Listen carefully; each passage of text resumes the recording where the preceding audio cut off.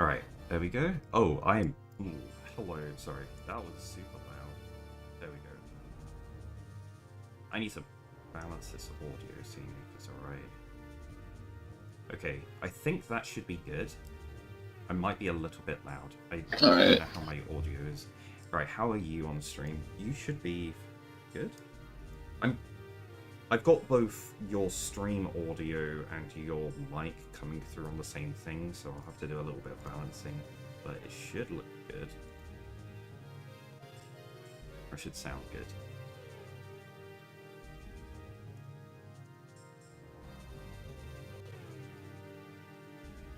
Is my Discord stream having issues? I see the little warning.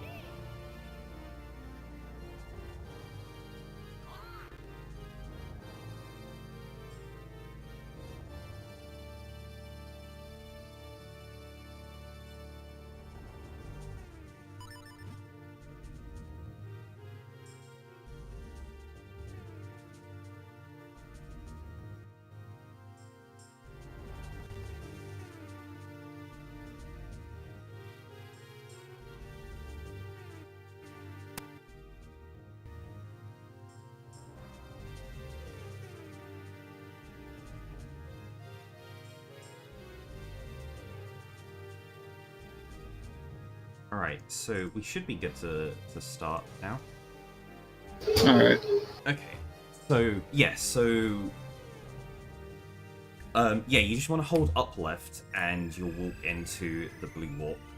You can literally just hold up left from the save and quit. And yeah, if you notice, the RNG value will have changed from, like, every time we do a room transition, a screen transition, or anything, it's gonna be changing RNG to decide certain things on room load. And it means that, like, it just means that if you go back and forth between a room, it's gonna change your RNG a different amount. So don't expect the RNG like manip to work if you ever have to go. Like, you shouldn't have to for this manip, but it's kind of just like good practice when thinking about other manipulations. Like if we're doing the Dark Hyrule Castle manipulations where we go and fight the Dark Nuts, like, if you go to the blue warp here and you go up to the room above and get the heart pots, and then go down to go and fight the Dark Nut, the RNG value is going to be completely different.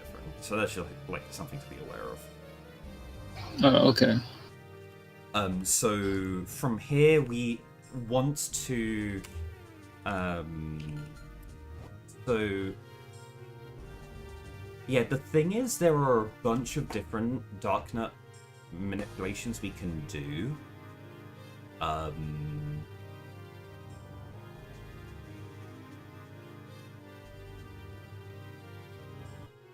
And I can either teach you my one, which is kind of a little unique and does things differently to the norm, or I can teach you Black's manip. Vlax's manip is basically the standard generic manip that everyone starts with and will mostly base their manip off when they decide to make their own. But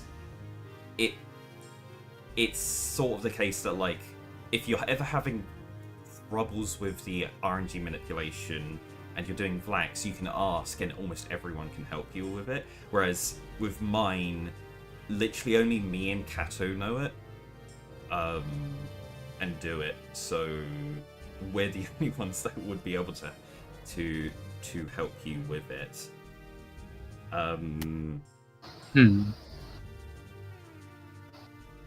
And also, I'd have to do a quick refresher myself on Black's manip. I've got a video of it, so it shouldn't be that hard to follow that. I have a playlist of all of the different RNG manipulations. There's like 8.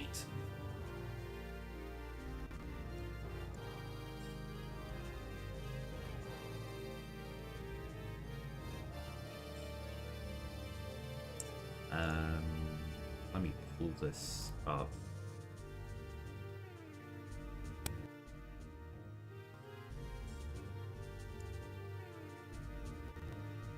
I think the way to decide is literally watch them both back to back and then pick the one that you think looks cooler.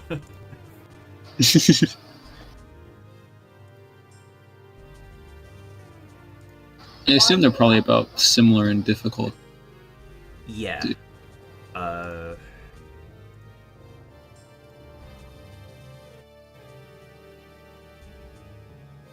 There's different spots of them that make them a little bit tricky, but like not that bad.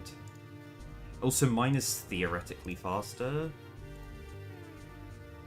At least in any percent I know it is, but in this we have to do... Okay, so there's a weird quirk between any percent and Glitchless. Because any percent doesn't do all of the stuff that we do in Glitchless, it skips some of the Darknet fights. That actually happens to affect the RNG as we go through these rooms. And it means that in Glitchless, we need to advance RNG 4 less times than we would do if we were doing any percent. So because all of these manipulations were designed for any percent, it means that you just do the manipulation that was like done in any percent, but you just remove 4 of the rolls that you do. So like some of them are like, oh, you do 9 rolls in total going through all of these rooms. So if you're doing it in Glitchless, it's like, well, okay, I'll just do 5 rolls instead, and it works. But if you're doing 5 rolls it's like sometimes you're just having to walk instead of roll, and it's a little bit slower. My manipulation, I do 2 rolls and I do a boot dash in this whole section.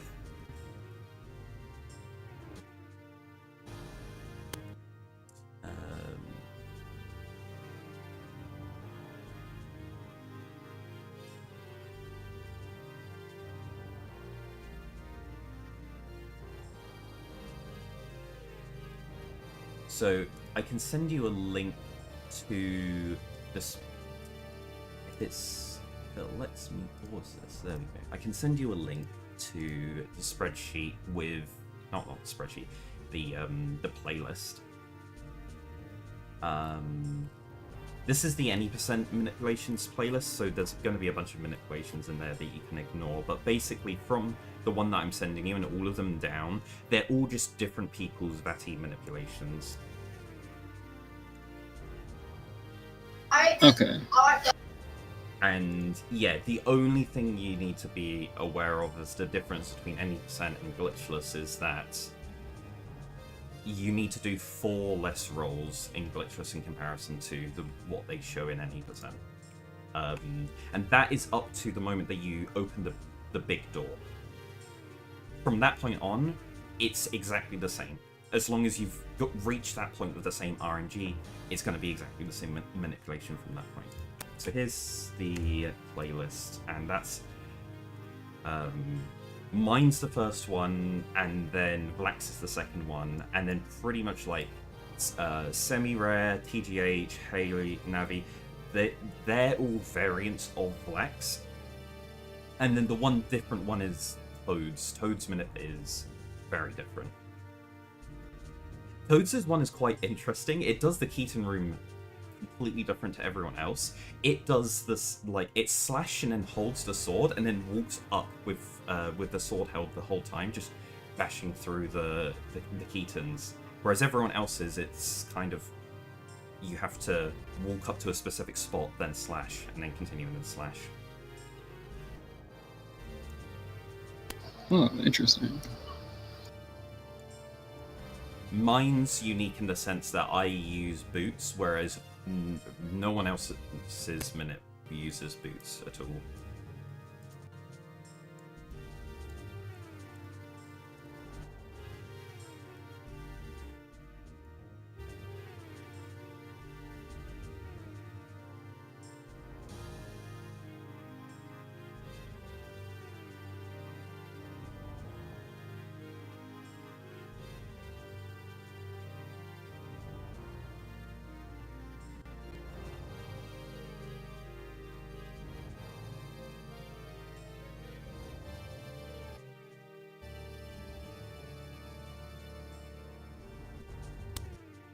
Um.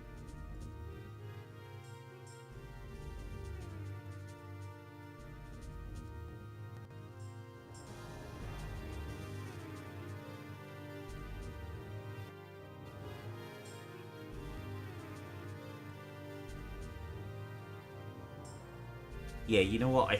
I think it's probably best to go with blacks because it's just the more versatile one, and it's not that hard, is it?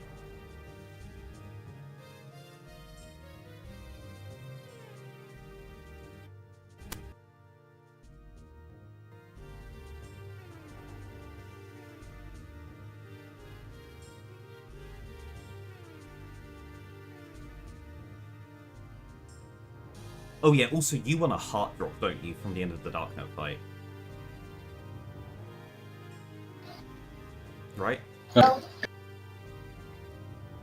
That's like one of the big bonuses with Flax. I mean, yeah. It literally yeah. drops a heart on your head as you're about to go through the low transition. We'll go with Vlax Minute. So yeah, on the video for that, you'll get to see there's an input display. Okay. On the left, you have the TAS frame viewer, so it reads like a music sheet that like scrolls down. And you can see as the inputs get held, and as the new inputs from the bottom of the screen come up and hit the blue bit, and then and that's the frame that they get executed. And then at the bottom it shows what the RNG value is, and then the current number of RNG rolls that we've gone through. So, yeah. In Vlax Minute, we want to get to the big door in 56 RNG changes, which means I believe it was 9 rolls in total. 1, 2, 3.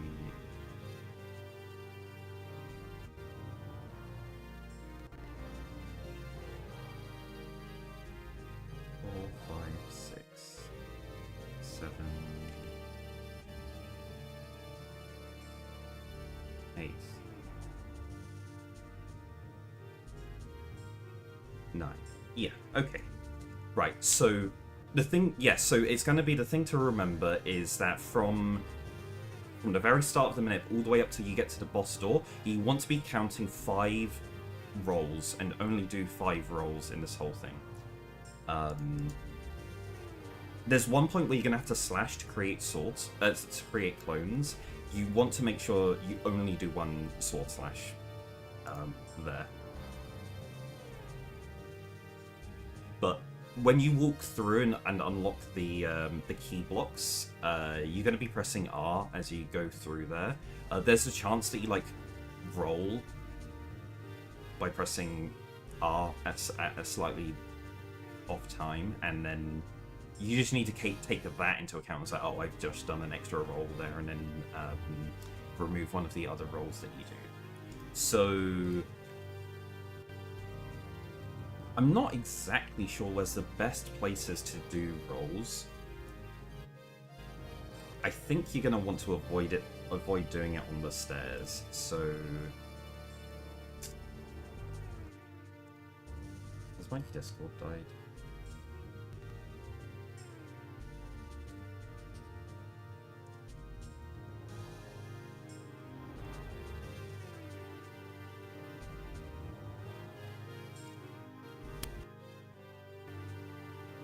Okay, cool. Yeah, so we're going to want to do one roll up into the next room from here. And then probably 1 roll right as well. Okay. 2, 5. Oh, sorry, not 5. But yeah, you count for 4 cane shots here. It doesn't matter when you do the cane shots. The cane doesn't roll any RNG, but each pot that you break does change RNG.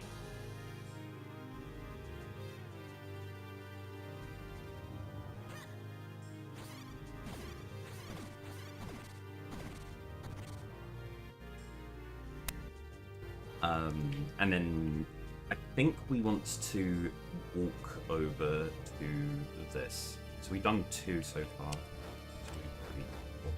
Sword slashing, create clones. 1, 2, 3, 4. Then we push the thing open. Grab the item and then equip the cape after collecting the boss key. So then I think it's 3 rolls from this point. So you want to do 1 roll here, 1 roll here, and then maybe 1 more over at this spot here, like between these spots. It's very sparse where we do these rolls.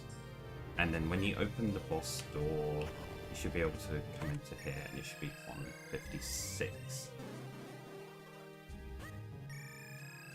If that's correct.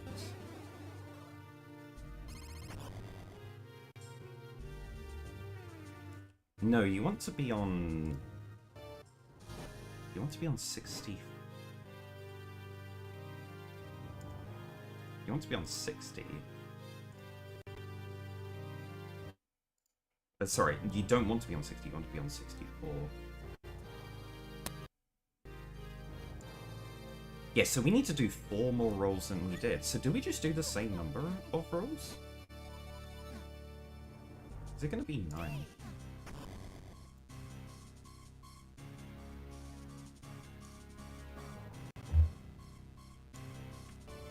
Alright, so resetting. Let's count 9 rolls. Wait. Now.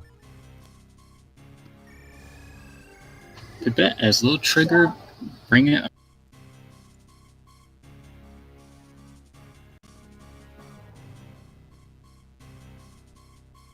Yeah, the Eslo trigger advances RNG.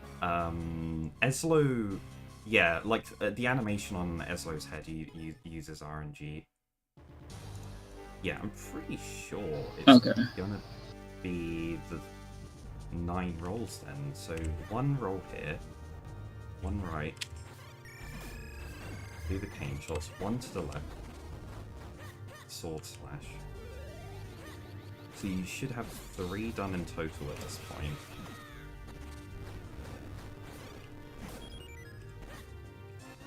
And then 4, 5, 6. Actually, you would have done more there. 7, 8, 9. And then we're on 64. That's so weird. Definitely on Glitchless because of the... And then here we're on 94. Is that correct?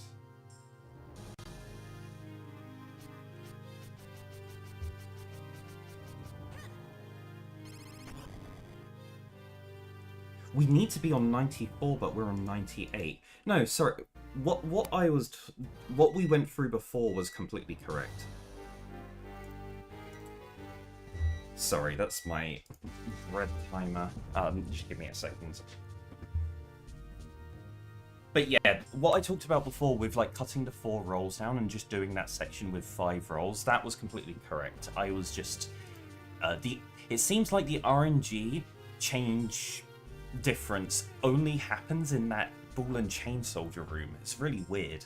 But yeah, when we advance into the Keaton room, we're if we don't do any changes, we do exactly the minute that is shown in the video with 4 RNGs too far advanced. So yeah, do 4 less rolls when you get to this point, and you want to be entering the Keaton room and have a value of 94 when Link does like the exclamation mark.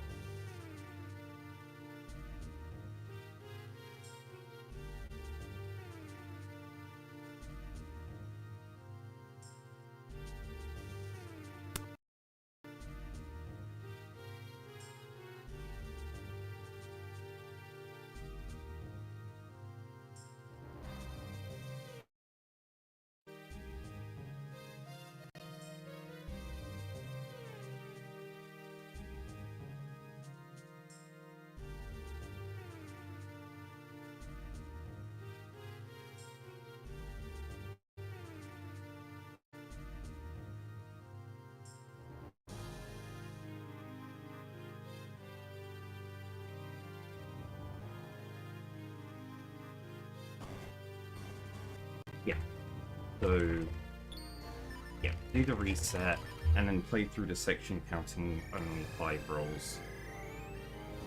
So, yeah, 1 here. 1 here. Yeah, because there's like 3 spots to do rolls before you get to the boss key, but then like you want to do loads more after that, but you only have that 2 left, so like 1.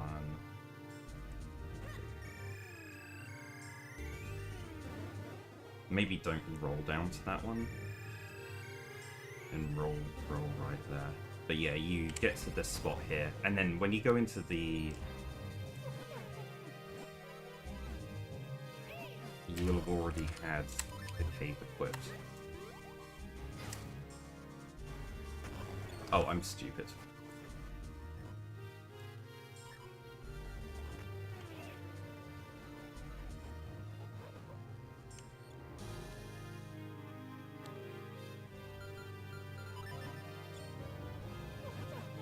Smash through the air, roll, and then do a cave jump over this guy.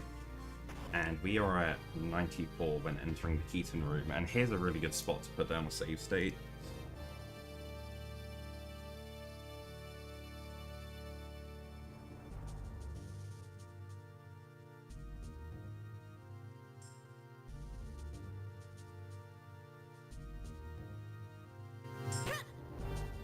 Oh, okay, man. Okay, that was weird.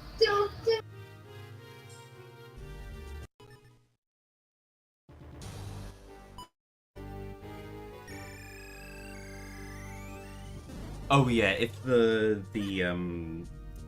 if you have the item equipped the other way round, do a save. Save and then reset, and then it will put it to that value. So every time you want to start again from the beginning, you can just reset. You just do a soft reset, and then your items will be equipped the right way round. Sorry for having sword on A. Everyone always complains about me playing sword on A.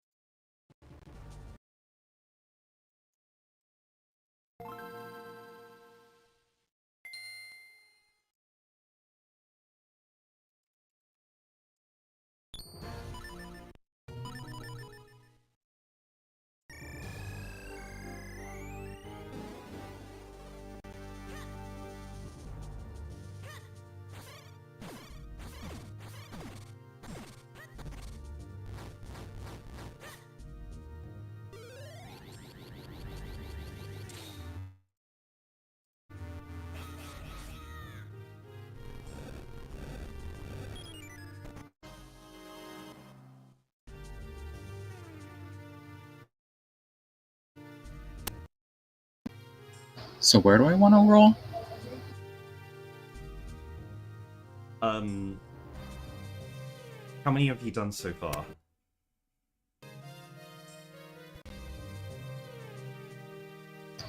I think 3. Is it Yeah, it should be 3. So then I think you want to roll once in this room leaving, and then the next roll that you want to do is like between the warps, when you go from the blue warp to the red warp. I think that's kind of the best spots to do it. You want to do it anywhere that you'll get the full length of the roll and not get interrupted anywhere in between. But yeah, you should, 52's correct. And yeah, make sure you don't roll into that Eslo trigger and then mash through it quickly. Then you roll here and jump over that guy. Yeah, and then you should be on 90. Okay. Yeah, and you want the save state just before you enter.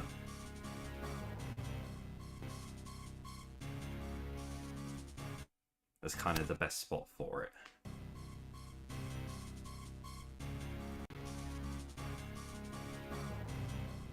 And then yeah, when you enter the room, you'll get an Eslo trigger, which you'll cancel, and then like immediately after you cancel the Eslo trigger, you do an immediate sword slash and then move over to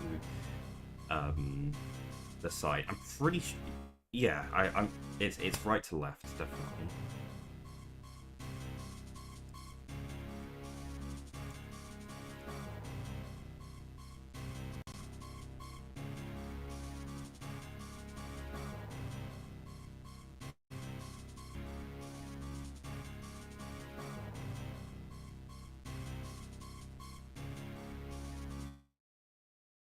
And you should know that it's worked. You're on the correct RNG. When you look at the top of the screen, you'll see that there are 2 Ketons, and you can see like one of them like stood facing down. You can only see its feet, but then one is moving to the right of that. If you see that visual cue, you know that you're on the correct RNG and like for this minute.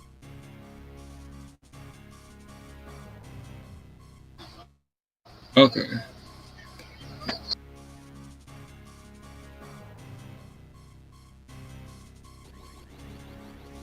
Yeah, so then you create your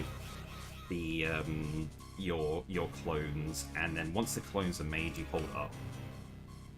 And in this entire room, you only hold up and you never let go of up from the moment that you like start creating your clones. And then you just want to slash at specific spots in the room. It should be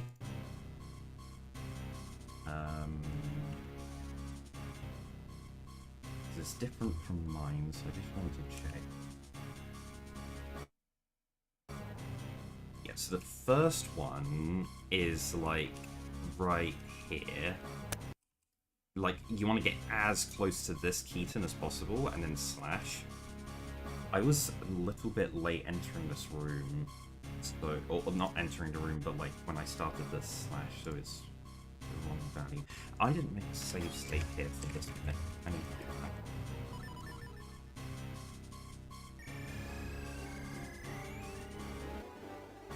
So 1, 2, 4. 3 rolls so far.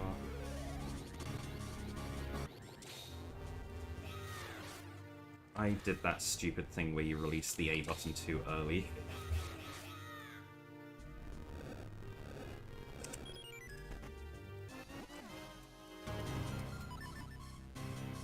One.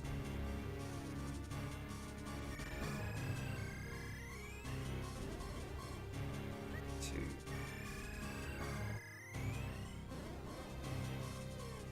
Open this key door. Actually, let me make sure I made a save state. Roll, jump through. I do it like here, during the fade out. From here, I literally just pause and then and make a save state.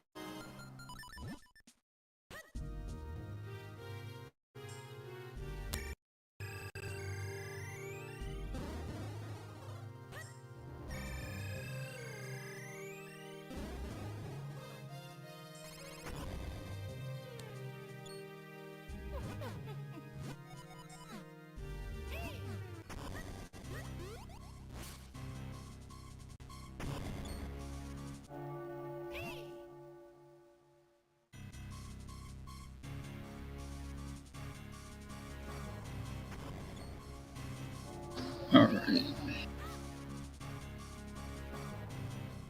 Yeah, so one of the important things with RNG manipulations is for some reason the text box, you need to be holding B so that the text box text gets generated faster. Otherwise, it does our advanced RNG one extra time.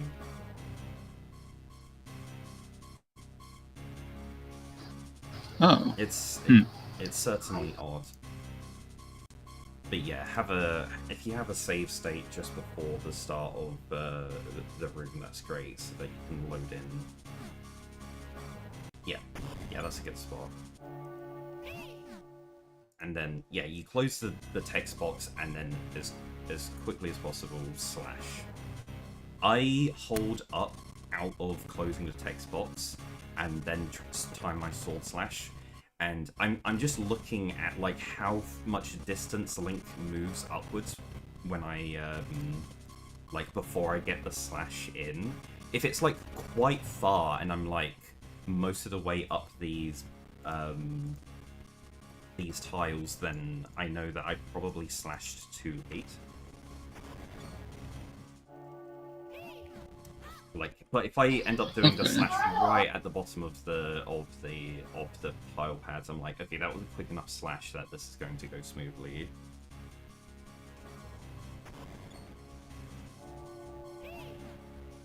Yeah, there is probably the upper limit on where you would want to, like, on how late you can time that slash before it wouldn't work. I'm actually curious to see if this works.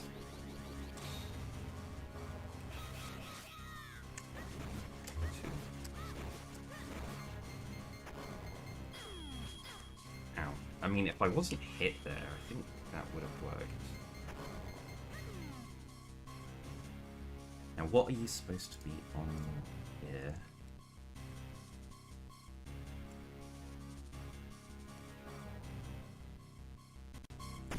Huh, it didn't... It wasn't correct. I was too late. But I think that was noticed from this.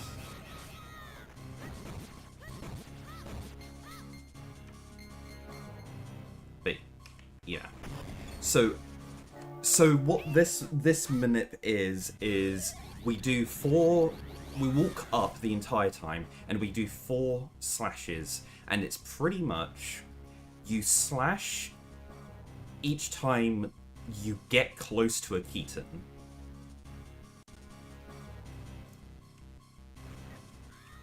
So as I go through here, like, I'm just watching, the first one's on the left, but like you just keep watching all of your clones, and as you get close to and are about to hit a Keaton, you slash as close to them as you can get. So here it's... That was too slow. 1, 2, 3, 4. And then you walk right and roll up there. And you should enter this room on 195, not on 197. I'm not sure what I'm doing wrong there. Hmm.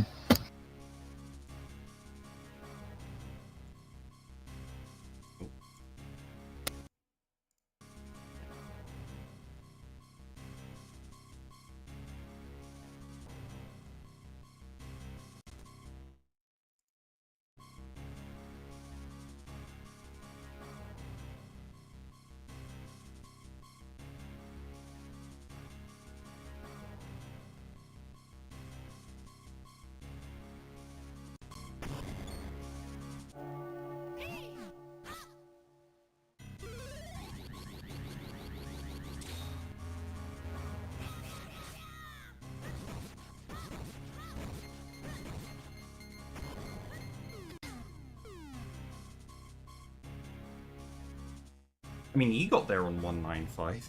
That's correct. And then, yeah, and that's ideally what you arrive into the Darkner room on. When you get into the Darkner room, and if it's on 195, that's a good place to put another save state down. Yeah, I think only one of the slashes is kind of tight, where you're trying to hit multiple Keatons. I stopped doing that. Hmm.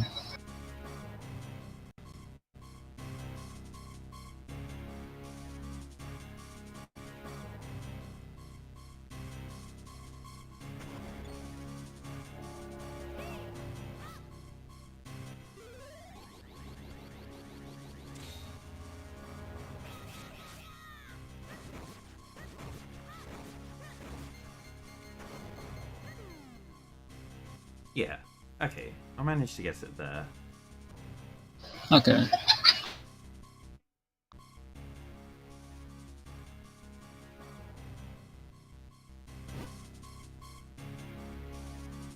So Triple Dark Nuts is up next.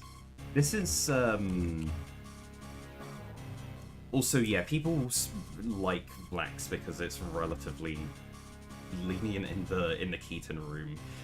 It's my minute is certainly a lot tighter in the Keaton room. I don't think it's that hard, but like you have to think about it a bit more. And now going through blacks, I'm like, oh yeah, it is pretty easy. It's just that there's a big window of leniency in all of them, whereas mine, like, there is one slash that is like you have to time it like to like a 10 frame window. It's not the tightest thing, but it's also not like you have to pay attention.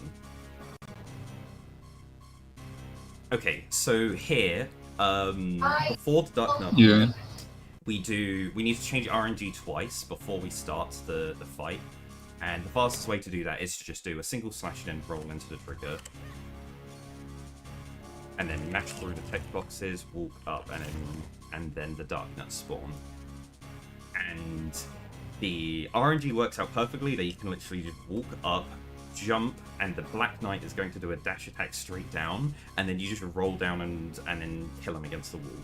And you can just kill him in 7 sword slashes. So here we jump, roll down, 1, 2, 3, 4, 5, 6, 7. Literally just doing that alone halves the time of the fight, because yeah, Black Knight's dead. Don't even need to worry about him anymore. You should be able to always get the minute up to that point. The other 2 Dark Nuts can end up being a little bit trickier to kill, but honestly, with one of them down, the fight is so much easier from this point anyway. Okay, yeah.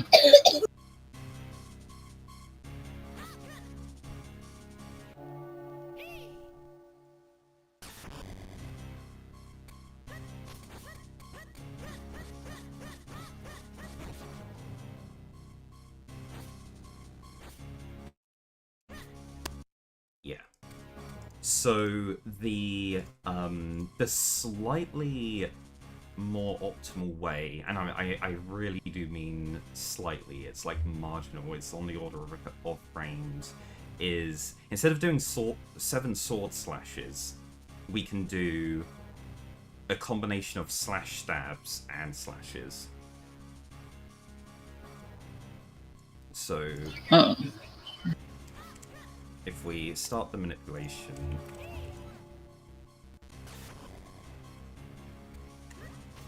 and here, it's slash stab, and then slash. So yeah, two slash stabs and then 4 slashes. And it does mean, so it means that you're only having to press the sword button 6 times instead of 7.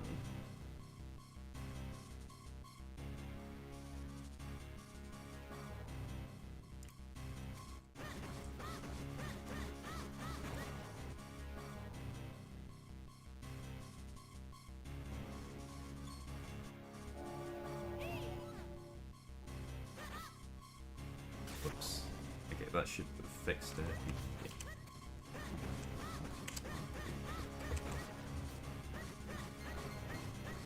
Yeah. So then the next part of the minute is we, like, as soon as the Black Knight dies, you do a roll to the right, and ideally the this red Dark Nut should be doing this attack during it. It should do it should do some slash.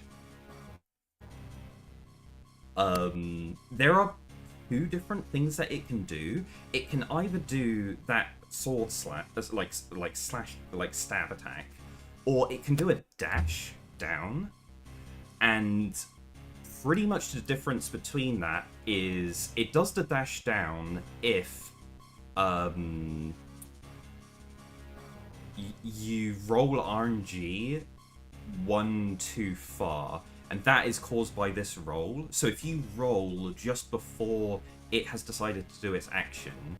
You advance RNG one more time, and then it decides to do a dash attack instead of the sword, the stab. So this roll here wants to be slightly delayed. It's not a problem at first, but when you practice and optimize and get like super tight with all of the timings and stuff, and you end up going too fast, and then you cause it to start dashing down. And that's a problem I see a lot of people have. They always come in with the complaint. It's like, I was practicing the Dark Note fight, and now I'm suddenly failing it every single time. And you're getting too good at it, you're going too fast. So yeah, that's just something to be aware of. You can delay this ever so slightly and just roll. Don't roll like instantly, but like as soon as you see Link, like after you kill the Dark Nut and hold right, it's the moment that you see the reaction of Link facing to the right, you can then start rolling, and that is just enough of a delay to make it more consistent. Or you just don't roll at all because you missed the button.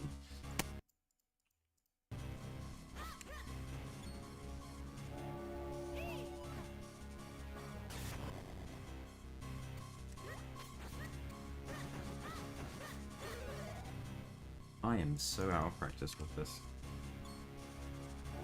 I'm so out of practice, I'm not even checking the RNG. There we go. Okay. Jump. 1, 2, 1, 2, 3, 4. Roll. 1, 2, 3, 4, 5. Welcome in. Okay. Hey, I'm sorry, mate. I hate to interrupt, but just a quick question about Book's quest. Yeah. Ginger just loaded a save state that was on Hyrule Town Warp, and he, like at the start of Book quest, he went to the Minish in the library, save and quit with Boots and Bottle. Yeah. But he respawned at the bottom of Hyrule Town. The bottom? Yeah. That's because on whatever save state he was on, he entered Hyrule Town from the bottom and then used the warp and warped to that warp point in Hyrule Town and then made the save state. Oh, okay. Yeah. Yeah, I was just confused. Yeah, okay. It remembers your most recent enter, like riding the warp doesn't reset that. Or, okay. Using Zephyr to fast travel. Yeah, that's what makes sense to me. Okay. Yeah, thank you. Yeah. No problem.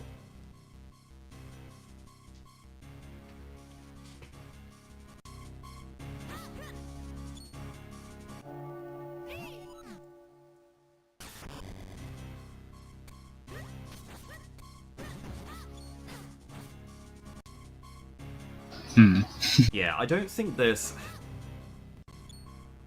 I really don't know why we do the slash tabs. It's like it's literally just because it's marginally more optimal. But there's absolutely nothing wrong with just doing 7 sword slashes. Yeah, and then you roll right, and then you want to pin the red knight on the right against the other one. And it's kind of a little bit tight horizontally where you want to stand to get that to happen. Where was I stood here? Yeah, you pretty much want to be perfectly, tied on here. But yeah, when you slash, you'll notice that it recoils either up or down or straight sideways, and you use that to adjust up and down yourself, and you can do that adjustment in the mid, like in between the sword slashes. Okay.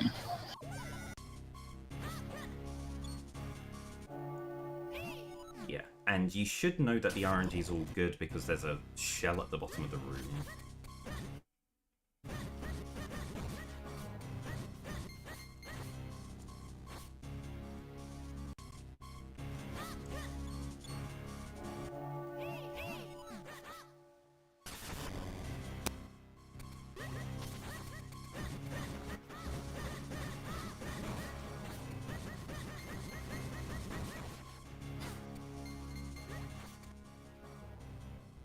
Cool. And yeah, when you do the 5 sword slashes to kill it, you then want to go to the very top of the room and go and stand in front of the doorway.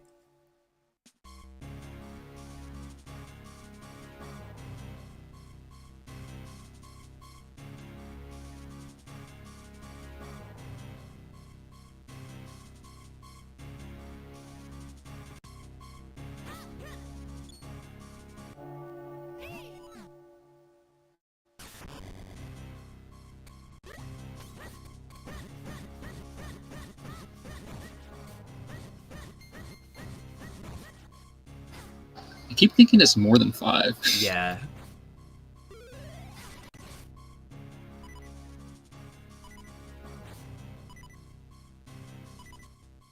Yeah, it's...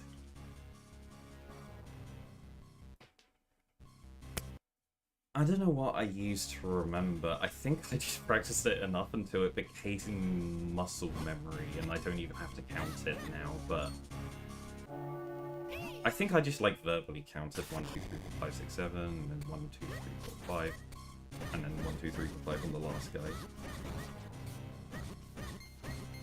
Yeah. So, make sure once you've done that 5th slash, you don't walk to the left, you walk straight up.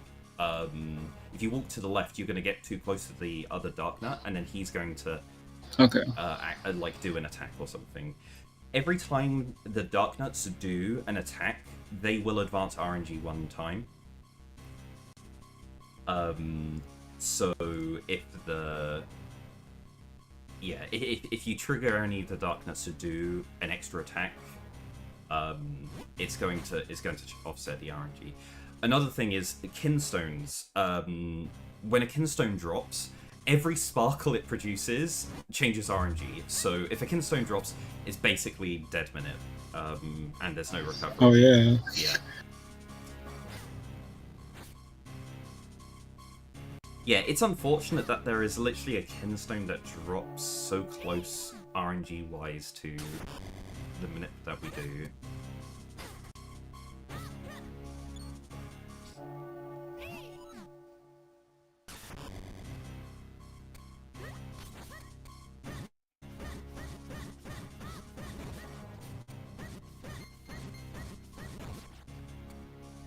Yeah, and then that guy triggers a, he gets triggered into doing a dash attack, and we just jump over the top of him and then do 5 sword slashes to kill him against the top wall. And I believe, I don't think there's any other RNG adjustments you have to do after that. It will just drop a heart.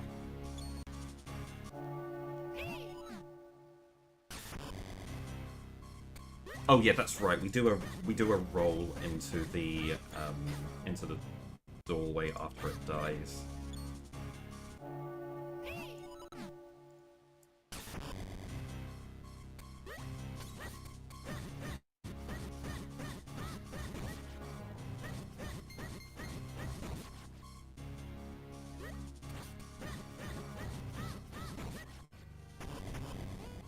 And there's your There's your heart, and yeah. So the manipulation continuing into Vati does require 1 slash before you go into the fight. For Vlax's Manip, I know TGH specifically did an alteration that doesn't do that slash and just goes into the fight immediately, and it does a slightly different beginning of its Vati 1 to like offset that the RNG is 1 earlier. But that's all you need to know for now.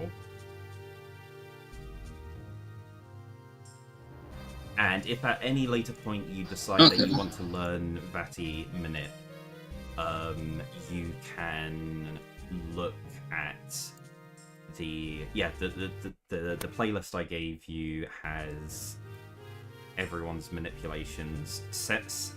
Black, Semi, TGH, Haley, and Navi pretty much all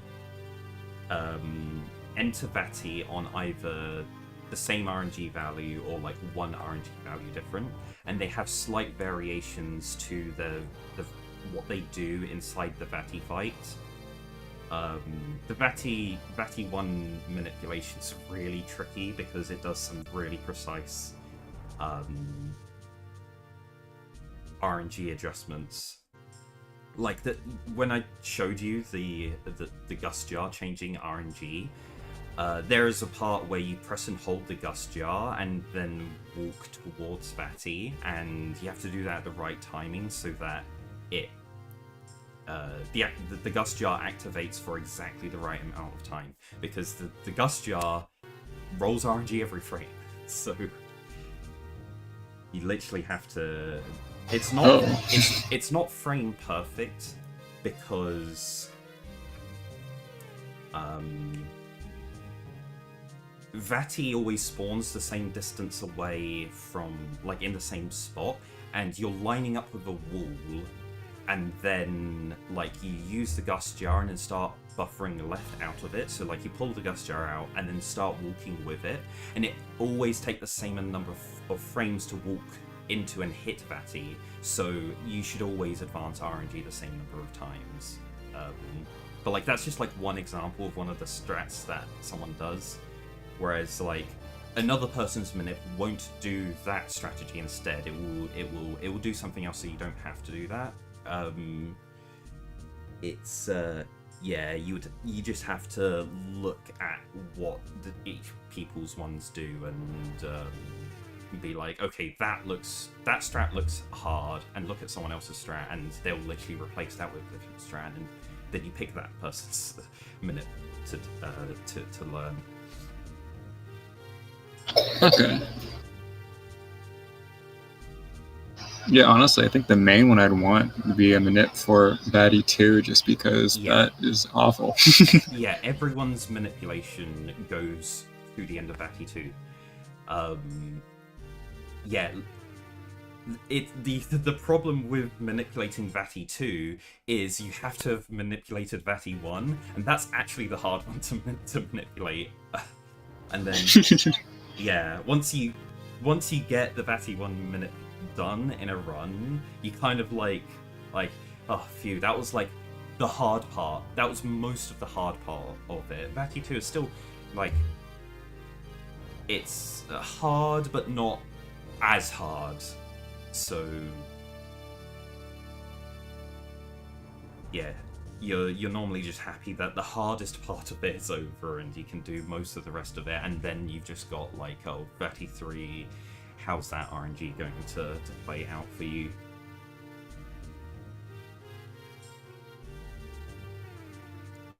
But yeah, there's normally a point in the middle of Vati 2, especially with my manipulation. The hardest part of Vati 2 is literally the first cycle. Once I've done the first cycle and I start doing the second cycle, I'm just, like, completely relieved. I'm like, oh, okay, right, it's done. I can finish off this manip for free, and it's and then finish this run, and I get to PB.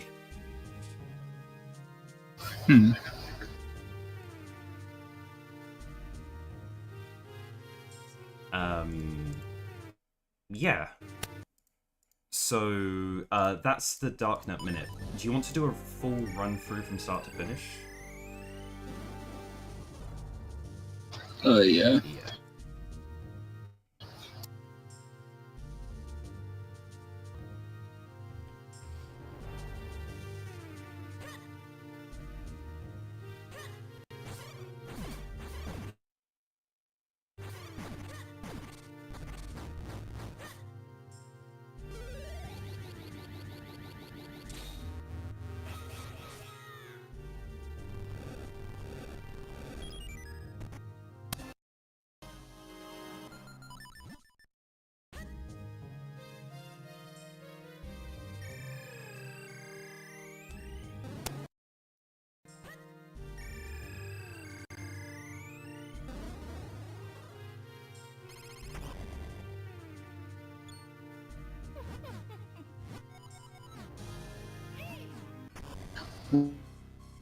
Wait.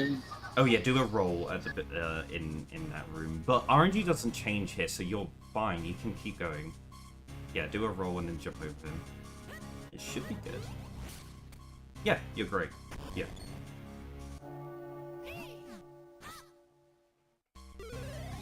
I didn't actually know that. That's good to know.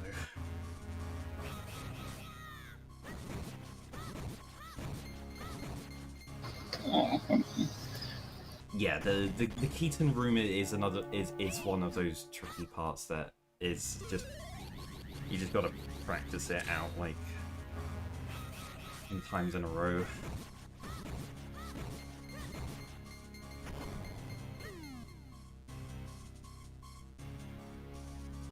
Yeah, all of like I swear that the manipulations at this point of the run are some of the most practiced parts of the run I do.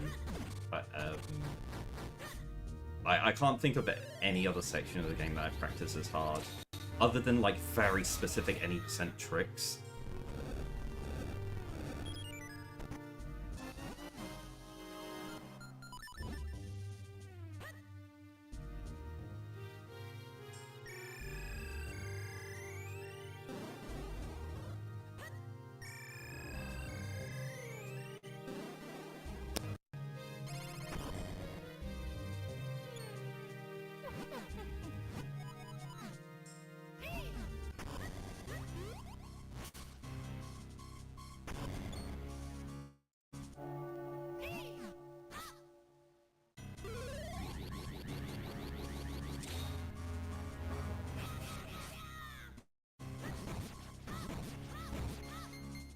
Damn, that's it.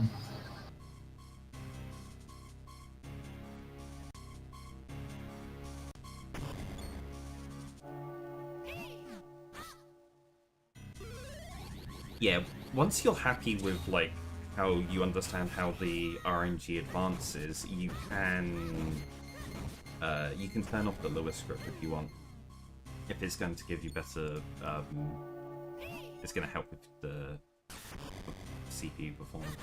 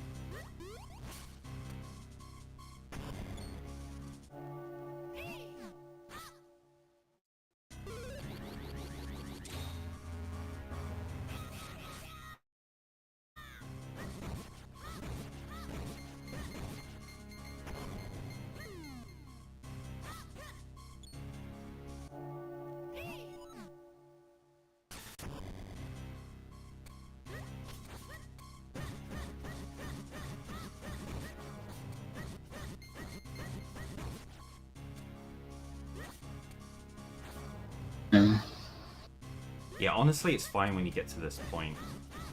The one concern is just like being worried about the shell, because if you pick it up, if you haven't picked up a shell already in the run, you're gonna have you're gonna pick up a text box for it. Yeah. Yeah, so I think one thing to point out before like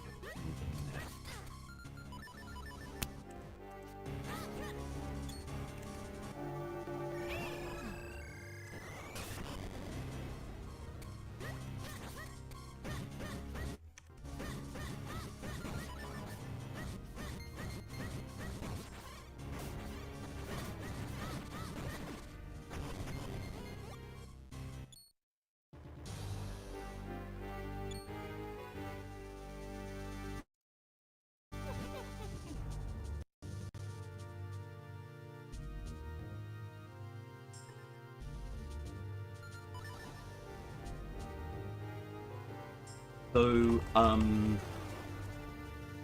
so one of the things with RNG, I guess it's not specific to RNG, but it's more to do with item drops and drop tables.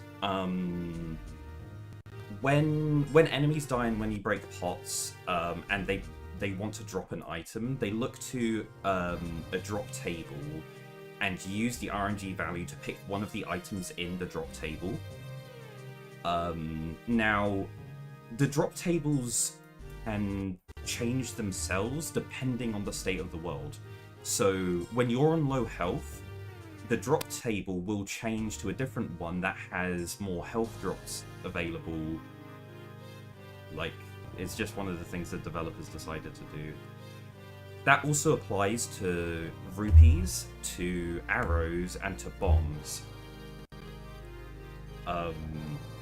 If you get to this point of the run and you have 0 bombs, when you start the manipulation and play through and smash the pots, those pots are, you know, RNG is not going to advance any differently, but when you break the pots, they're gonna be looking at a different drop table, and where they would normally be looking at entries that resulted in no item drops, they do result in item drops. And one of them is a shell, and it specifically happens when you have 0 bombs.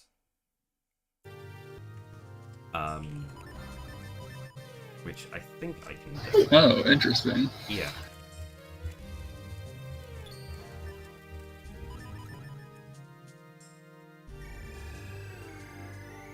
And as far as I'm aware, the Dark Nuts don't drop any kinstones or anything because of this. But yeah, when you do this... Yeah, there we go. So, yeah, you have a kinstone drop. Sorry, a shell drop here, and then you get a text box because of it. Now, that is not a problem. The shell... Like, picking up the shell and having the text box doesn't change RNG whatsoever. So you can continue the manipulation fine. It's literally just a time loss, and it's just something to be aware of. You could literally... Okay. You can fix this by not doing 3 rolls at the beginning. You only do 2, and then you do 3 after you pick up the boss key. Because it doesn't matter where you put these rolls, but just doing that means that when you're breaking these pots, they do literally just get a different RNG value assigned to them. And if you remove one of your rolls, then yeah, it's gonna put it to a different spot. So if I do it instead and do like 2 rolls up to that point, it should mean that there's a shell doesn't drop. So I only do 1 here, and then yeah, 2. And then, yeah, there is a green rupee drop, but that's fine, because we've already picked up green rupees earlier in the run. And then you just do rolls at different places. So, like, you do, like, 1 here, 1 here. I'm still not sure if that's a good place to do, but then, yeah, 1 there. Just because we roll into the blue warps, I'm not sure. I'm sure it doesn't matter, honestly. Yeah. And then you enter here on the right RNG. So yeah, if you do your rolls that way around, then you basically never have to even pay attention to your bomb count, and that it won't drop a... You know, even if you have 0 bombs, it won't interrupt your manipulations at all. Okay.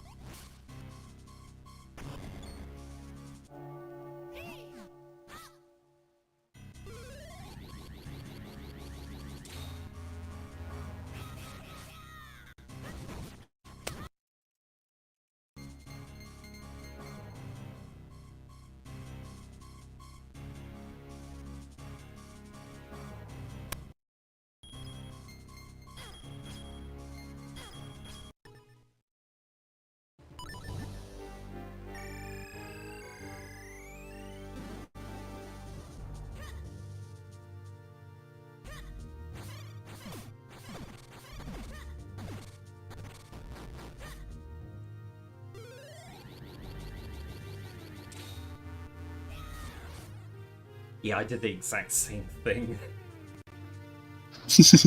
You try and rush it too quickly, but you have plenty of time to release the sword and up after you've already created the clones. There's no point in rushing it.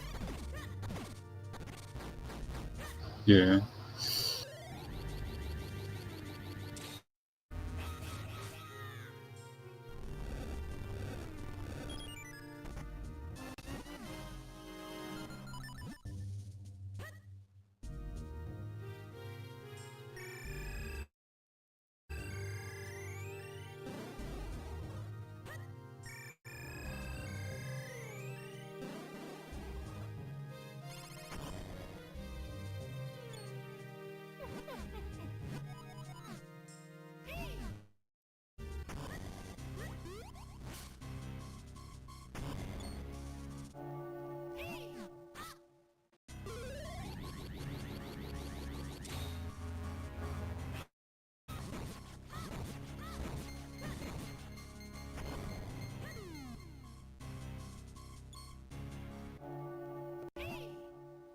Dang, forgot to do sword slash. It's fine, you can do this double sword slash before hitting the Dark Knight trigger.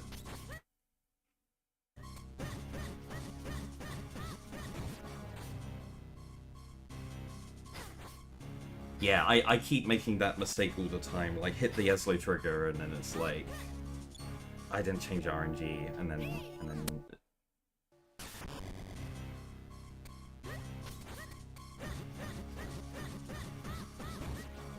He decided to dash quickly there, didn't he? Huh? Yeah, I think you were too high when you were doing your sword slashes. Try and get a little bit closer to the Black Knight.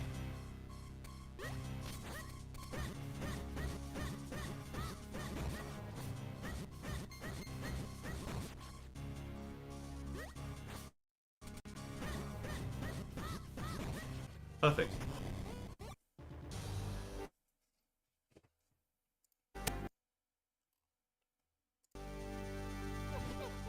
Now, hopefully I can get it all in one go.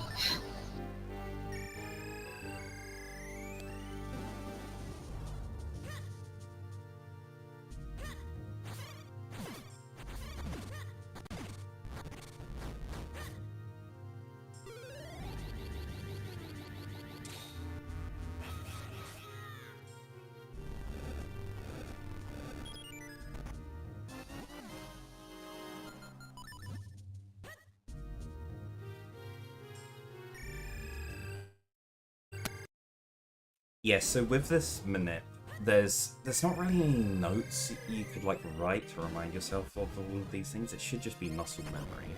But when we come to the Octo Minute, there are notes I'm going to give you where it's like, just look at this and read it, because this is too much information to remember. You literally just follow the steps that it says on the notes. It's a lot of reading and doing.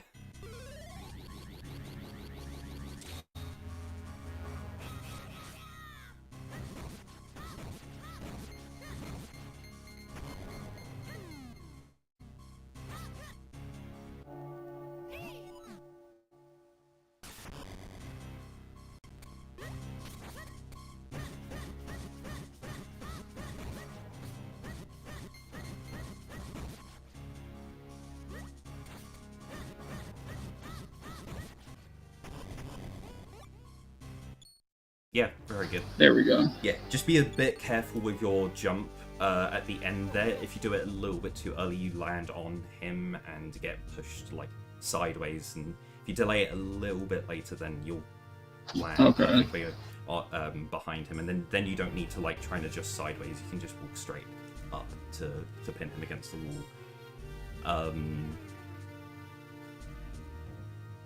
Yeah, I don't think there's so much of a rush to do that jump early, because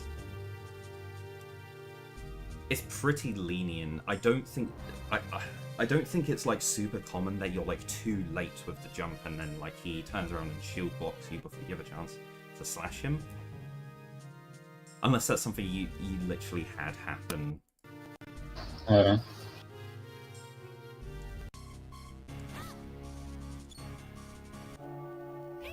But yeah, some strats are literally like they're easier when you slow it down.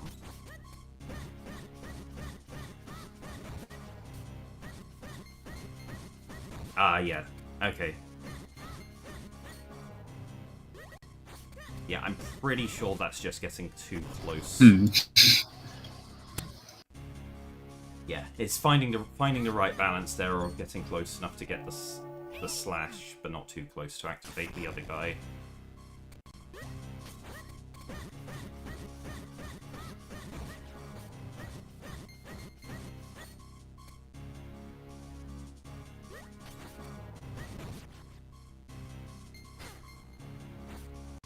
Damn, this Minip has so many Kinstone drops with the...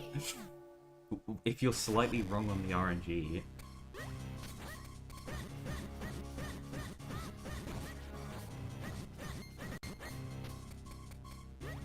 Yeah, mine I can slightly fail it, and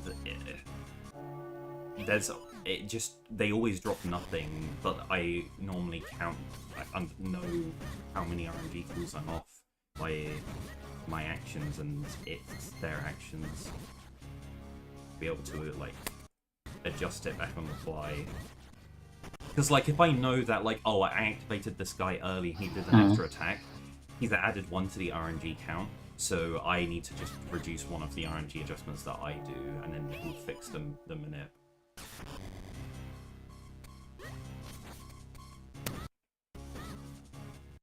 But yeah, this one is literally like, you get it perfect with instant drops.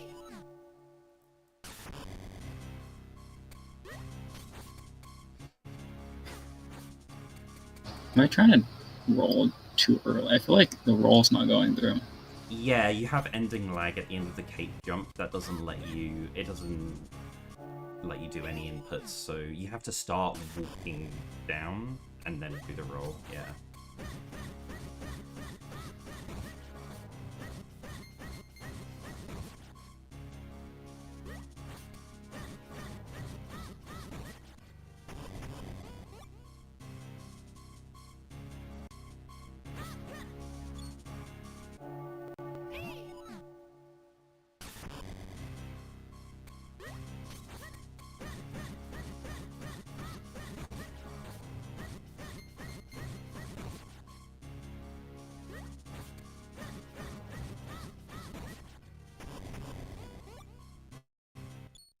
Yeah, how nice is it to get through that fight without taking any damage and to get a free heal?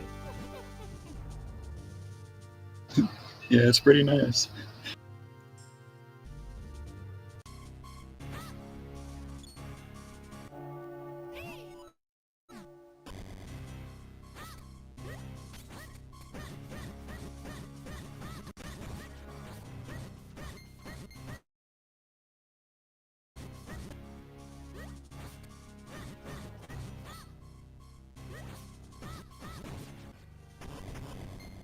Another Kinstone. Also, it literally doesn't matter if you mess up with the last Dark Nut, you still kill it quick and continue into the fight. The one thing you're not getting is the heart drop.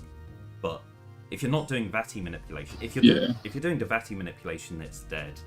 But if you aren't doing the Vati manipulation, then it doesn't matter, and the end of the fight can be a little bit scuffed.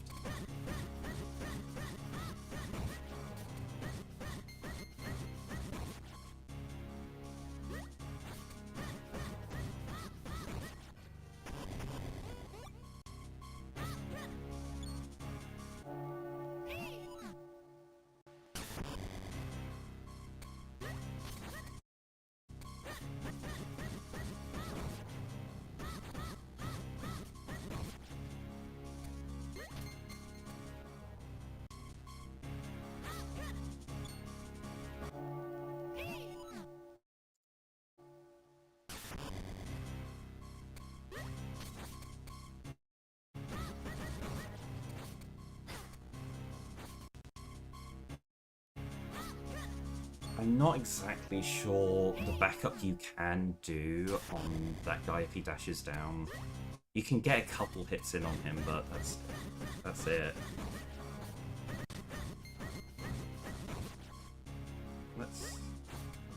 look at that. Yeah, is there a way to increase the RNG fast enough before he does it?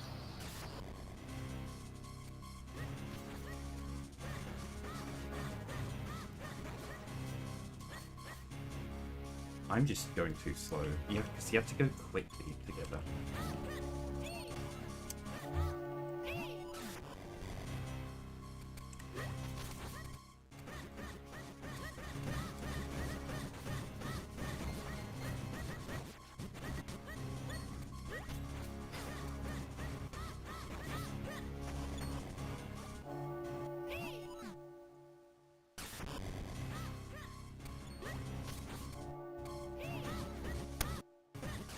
Seems to happen if you just don't do the roll down.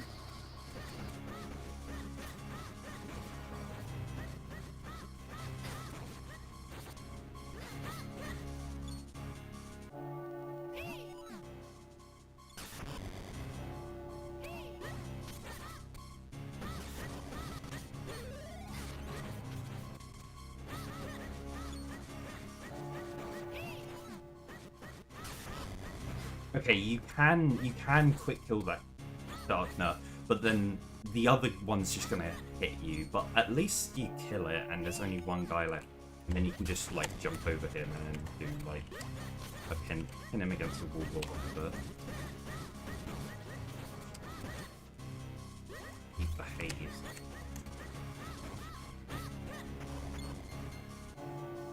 Love the kinstone drops. They're constantly happening.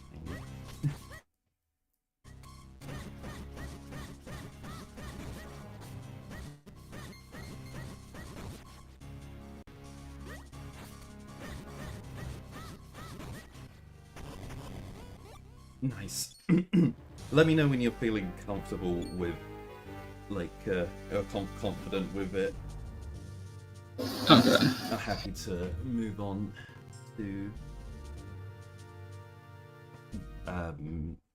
Octominute. How long have we been doing this? It's been about an hour.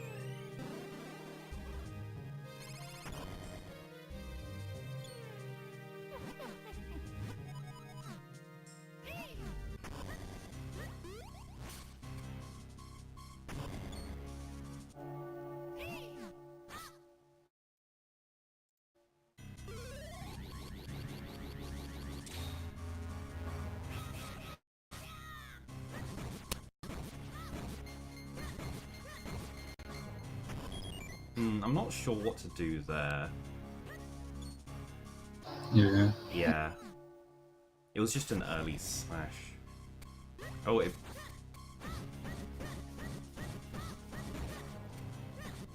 Oh, I messed that up. Well... Would that have worked properly all the way through? You were on a different RNG thing. It was surprising that it kept going. They just happens to pick the same actions on that sequence of RNG. Let me see if I can get that. I mean, I can... it's 200 or something. Let's have a look at this. Okay, so it seems if you just cut out the sword slash, you can fix it.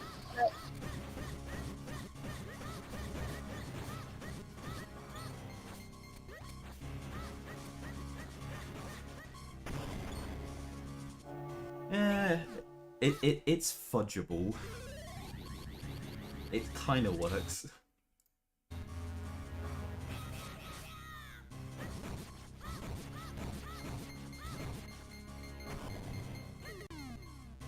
Oh, okay. Yeah, right, so... You are literally doing Navi's minute. I forgot to mention that.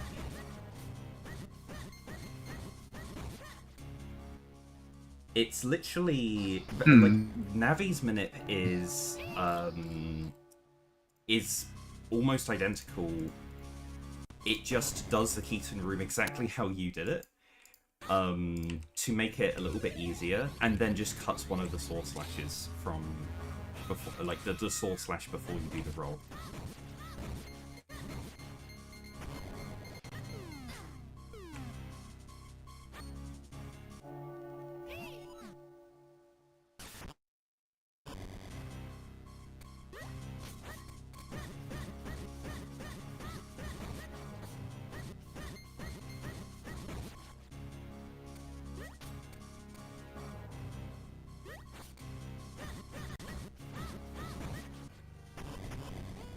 That still worked.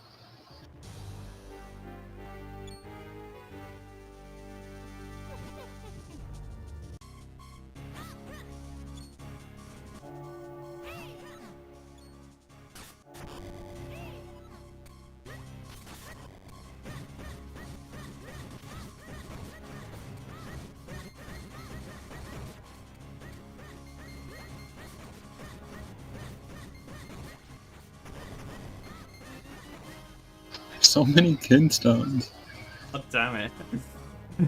Yes, you had a red and a green one. You had a blue one. I don't know why. Whenever I do my minute, I never get kinstone drops.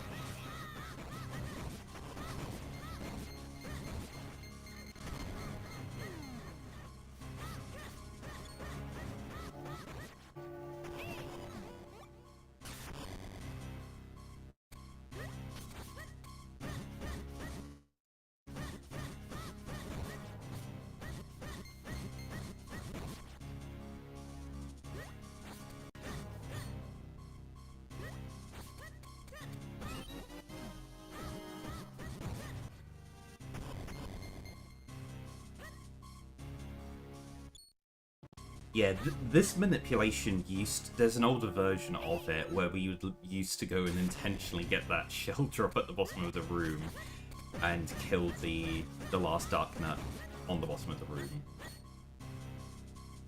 And then after the fight you would go up to the top and ignore the, like, as you kill it, you roll up and get to the middle of the room, and people realize, they're like, wait, there's like a heart drop at the bottom of the room, and it's like, yeah, but it's too slow to go down to the bottom of the room, pick it up and go and kill it. And it's like, why don't we just kill it at the top of the room? You get to you avoid the shell drop and you get a free heart drop. It's like, it's a no-brainer. And yeah, that got changed. And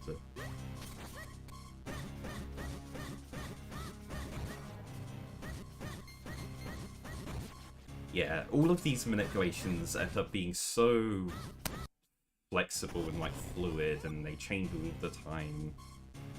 In any percent, there is another section of the run that we do a lot of different RNG manipulations in the swamp.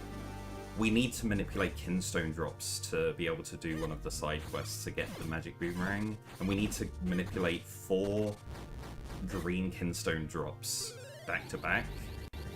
And there's a lot of different ways of doing it, and people come up with their own variations and stuff, and that's very, very similar in that there's so many different versions and adjustments and that have been made.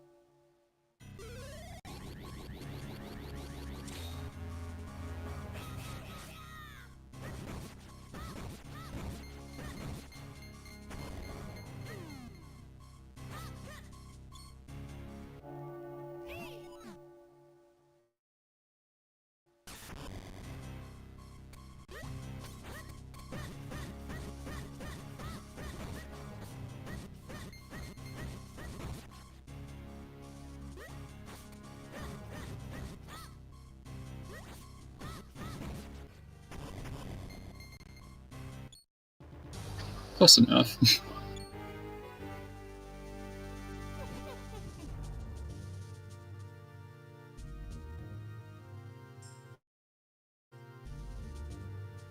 Don't know what happened at the end there.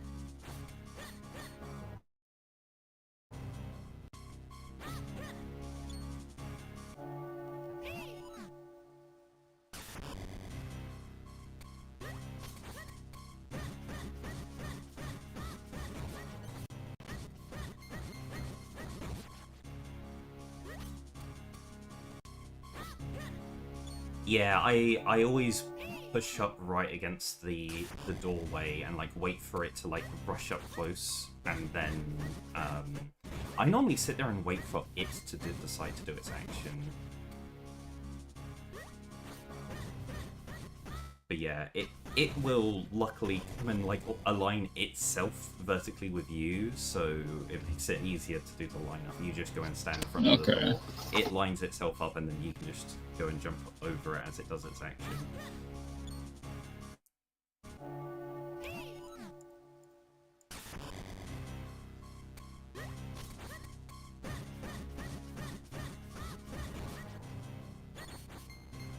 I think you were too low when you did the roll, right?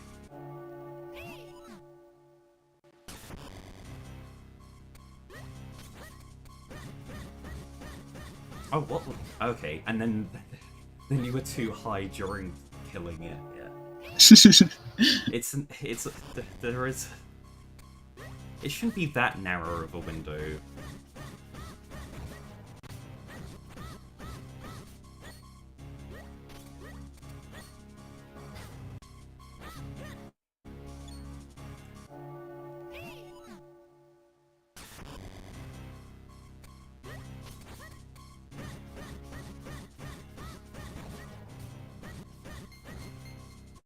Yeah, I definitely walk up after the roll and then move left once I feel like I've gone the right height.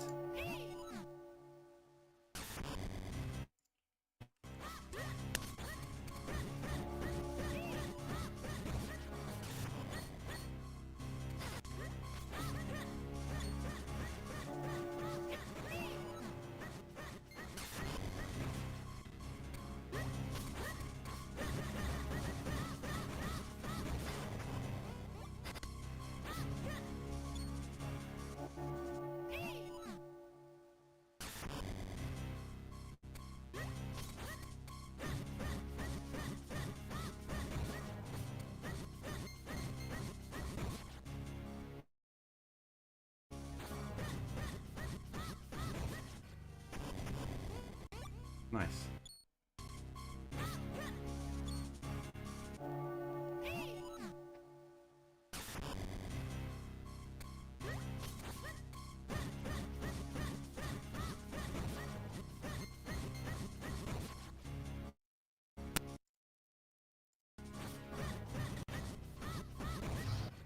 It's weird because like it's fairly lenient, but also there's so much that can go wrong at the same time. Yeah.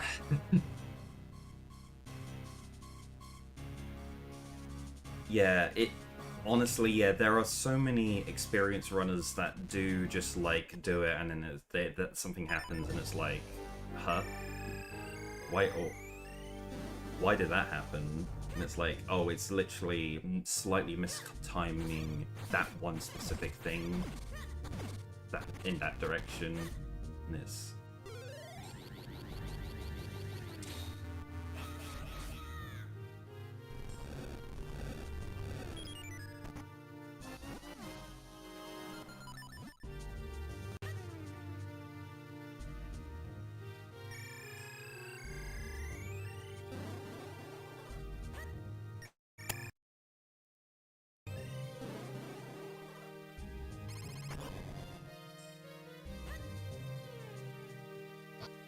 Yeah. Oops. Yeah, walk up into the trigger, and then text mash. That's definitely something I always that's caught me out as well. Is like, yeah, the trigger isn't on loading the room. In the next room, it is. Like the escalate trigger happens immediately.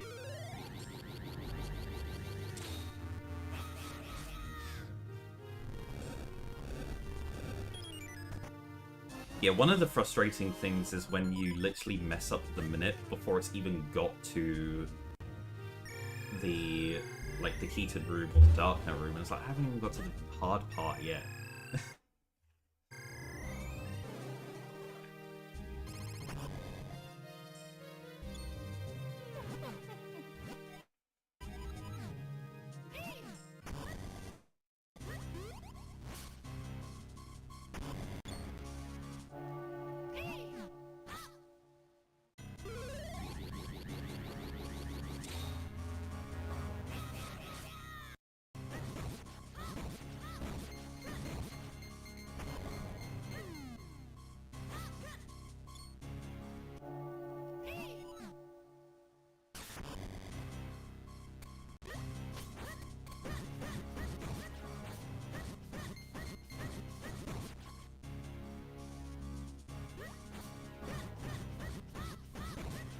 Yeah, excellent. All the way through in one go. Nice.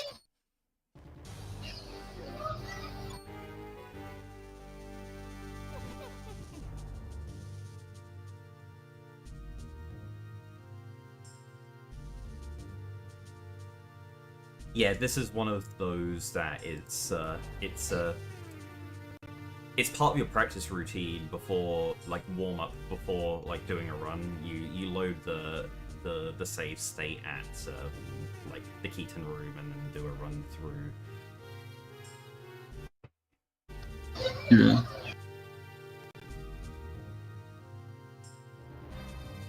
Yeah, definitely for warm up practice before I do runs. There's like yeah, I do that, but I normally go all the way through to the end of Batty 2 to make sure that that's fine.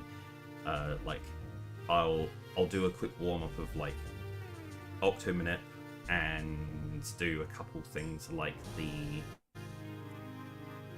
cannon strat in DHC, and also now what else would I do? Maybe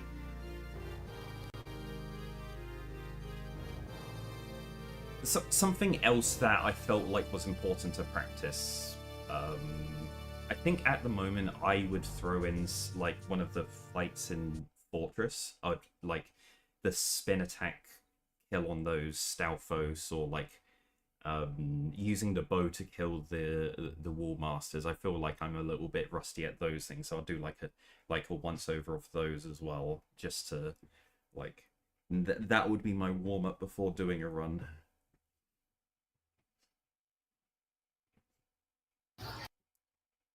Oh yeah, I should probably practice that Choo fight in a Cave of Flames. Oh yeah, that's right.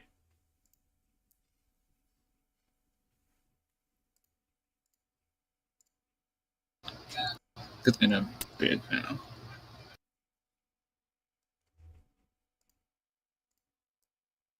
Did you want to do that right now as like an RNG cleanser before we go on to Octo? Before we do that, I'll be right back. I gotta get a drink. Okay, yes, same. I'll grab one.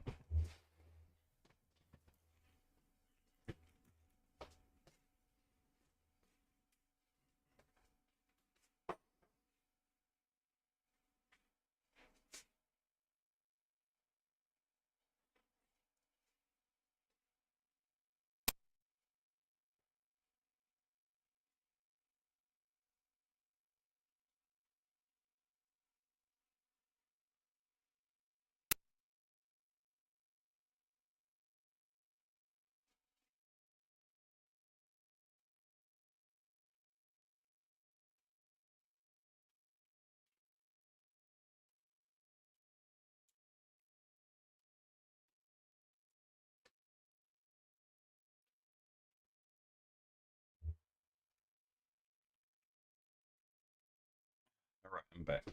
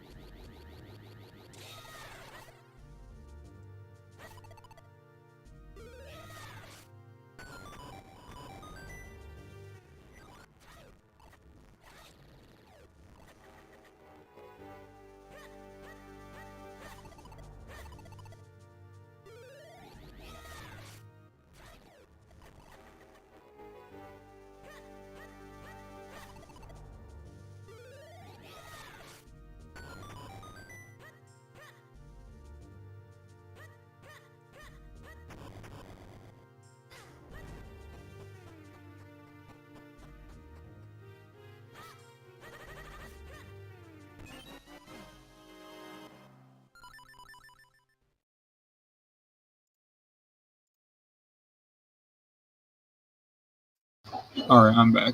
Yeah.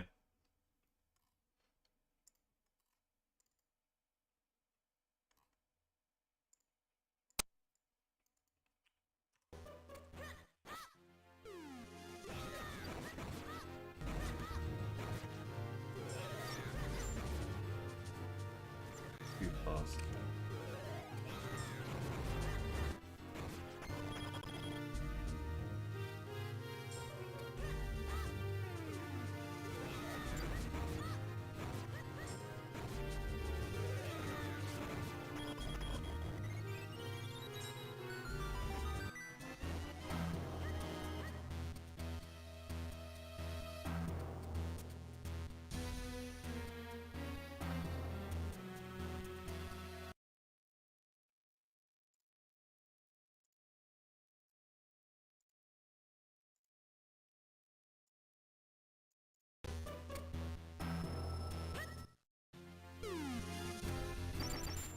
I feel like I think I know the lineup for the first spin, but then after that, I don't know where you line up. I think it's somewhere around here, right?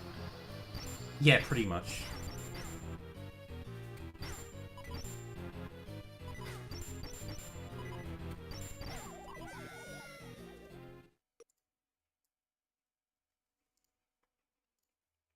Yeah,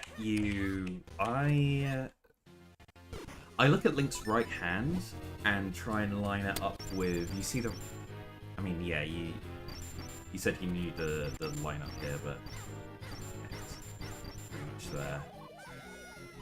And then you release the instant the clones are made, that all for like the spins charge, but yeah, the second lineup, I come and stand here, is kind of flexible.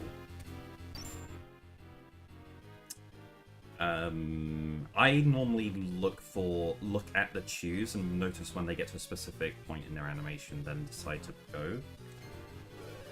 It's when the first one jumps. Yeah, you look at the first one as he like prepares to start jumping, then you hold down right and then release.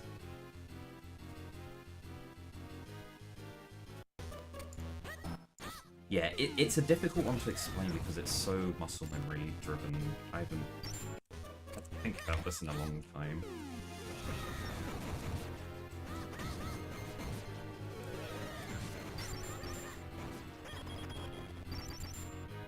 So I know that if the bottom guy is stunned and not killed, you are too early. And if the top guy is stunned and not killed, then you are too late. You can use that to refine how the fight goes.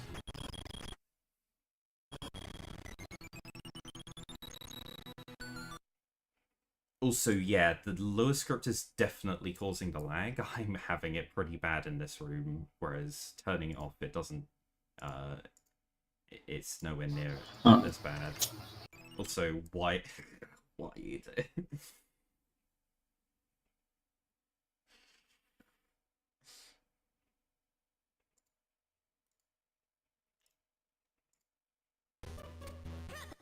No? Oh no. What is going on?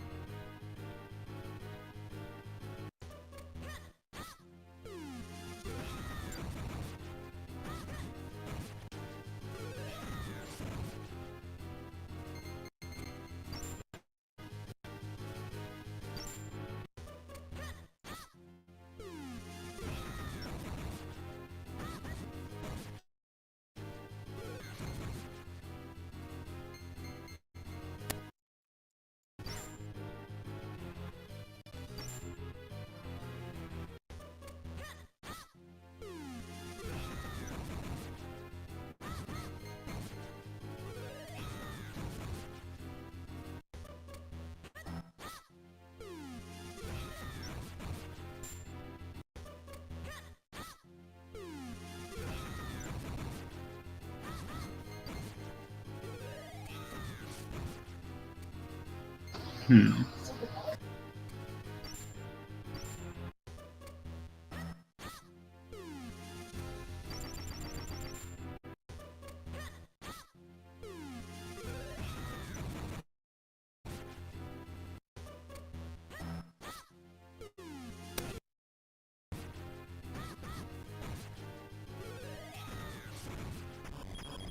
Okay, there we go. Nice.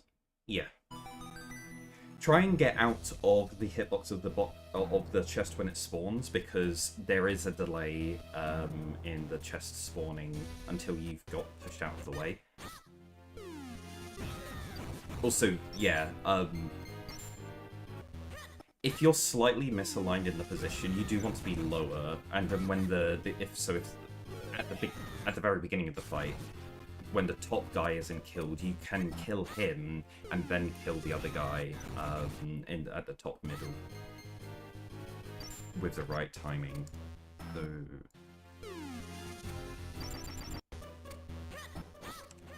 yeah, if I go low here, I can kill him, kill that guy, and then start.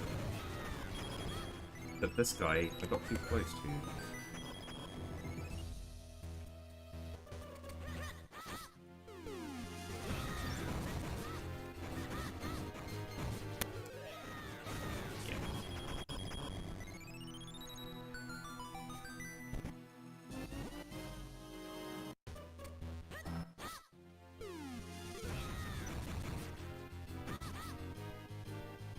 Keep doing that.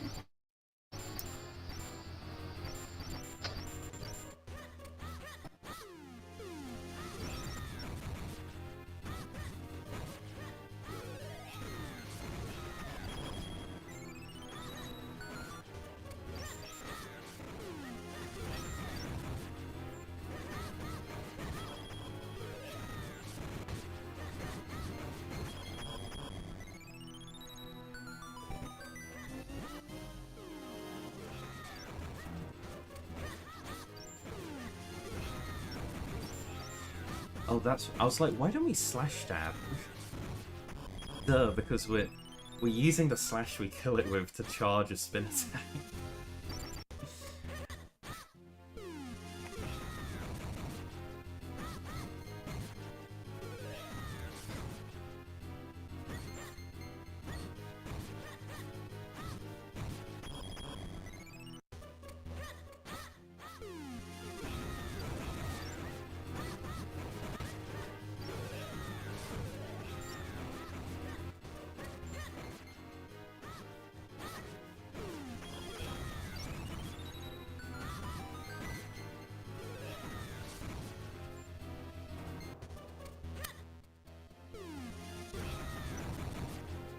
Yeah, I can never remember the exact spot you want to walk to when you release the spin.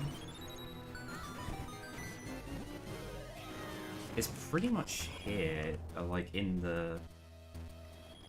Where did I release the spin? There.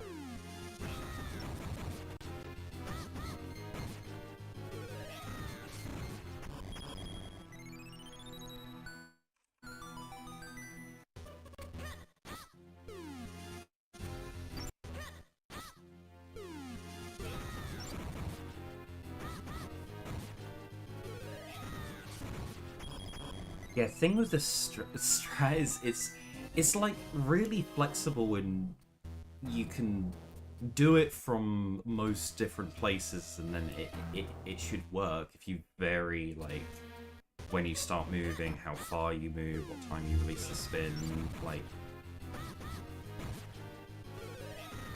But then also it's also tight in that like you're ever so slightly off, then one of them will get stunned instead of being killed, but it's a feeling out kind of thing instead of like hard requirements of this failed because of this action. It's like, oh, you need to just get the feel for it.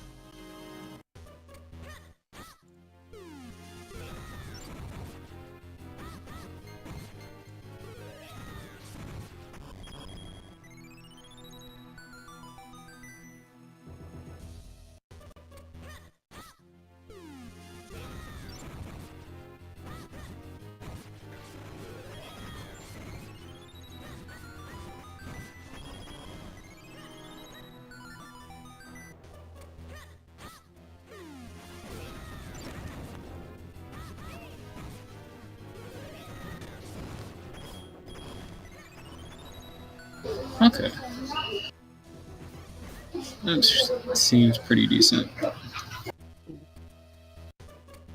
Yeah, I like doing, like, when I do practice, I practice the very specific thing that I'm, like, want to do, and then when I'm feeling, like, happy with it, I then do, like, follow-through practice, where I start somewhere much earlier, do the stuff that's leading up to it, do the thing that I was doing, and then follow through into the next thing, and then, like, do a little bit of that, and then it's like when everything seems to, like, flow naturally together, because you can kind of get a bit stuck. You get, like, save state muscle memory of, like, oh, something goes wrong, I'm gonna press my save state button or whatever.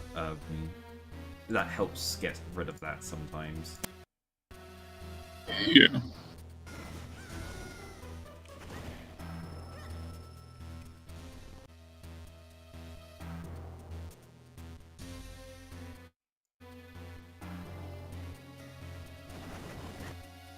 Yeah.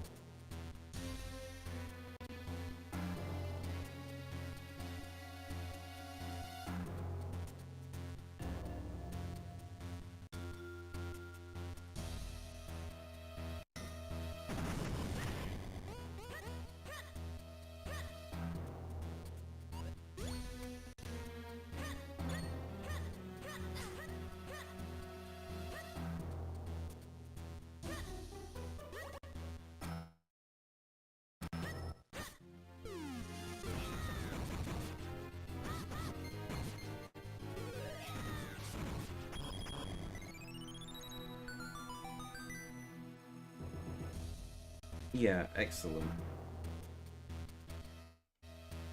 Do you want to go on to Octominute then? Yes. Yeah, okay. So, RNG tool back on.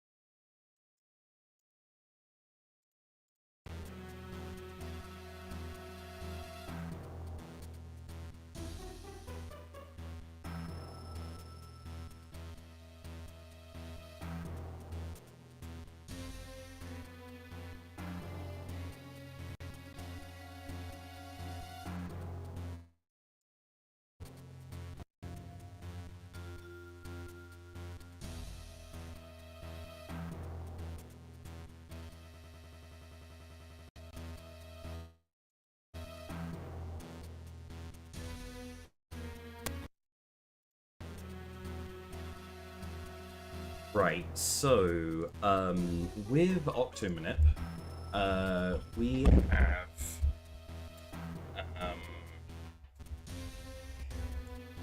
it's similar to the Darknut Minip in the sense that it was developed for the any percent speedrun.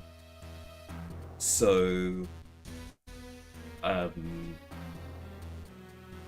there's a little bit of awkward stuff you have to do just before the boss fight in order to adjust it for glitchless instead of any percent.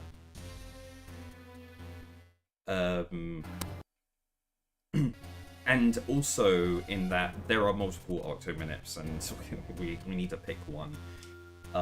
So there are two. There's pretty much only two. The first one was like the very first one made. It was made by Toads, and they like it's known as like the old Minip, and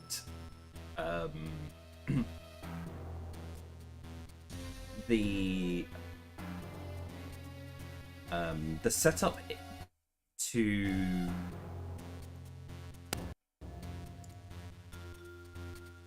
get for it to actually the setup for it to work going like at the very beginning of like before you enter the boss fight to get the RNG onto the right value, it's really simple. And I guess one of the main downsides to it was that we didn't quite understand how the Octominip or like the Octo RNG worked. So it's basically like do a bunch of actions in a certain way, and then at the end you look at all of the like you watch the rocks that fall, and you look at them and see if they match one of the pattern that's on in your notes, and then do the number of actions to force Octo to do a zeroing. And that's the general gist of that one.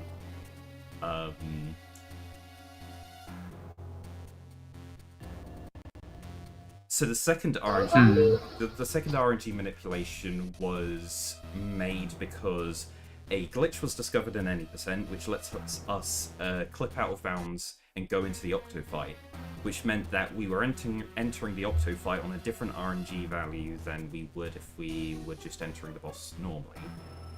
And that meant we had to generate a whole new Octominip for that. And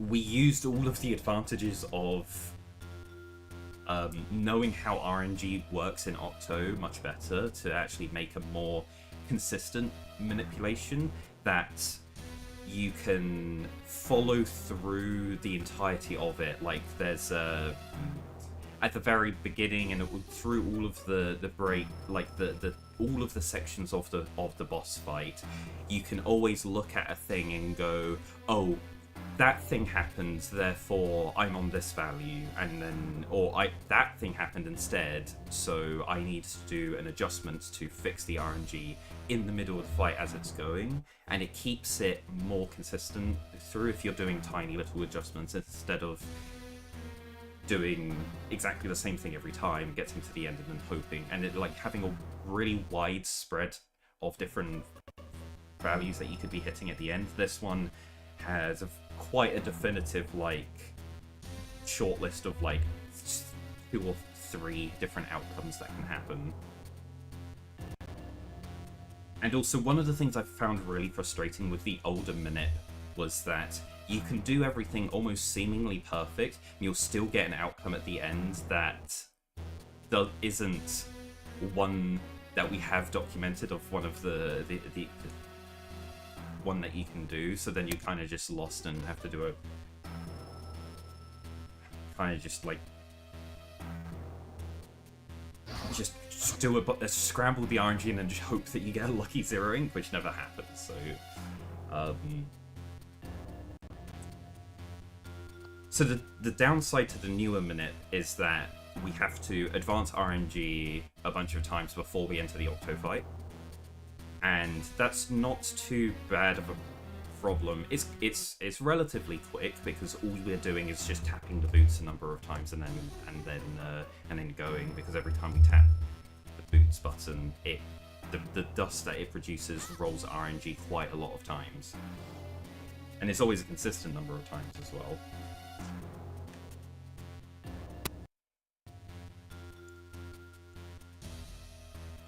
But again, like, the advantage of if you learn the newer minute is that it doesn't fail for no reason. There's always an exact reason why it fails. You should be able to see how the values advance throughout the run, so it's really easy to narrow down on any mistakes that happen.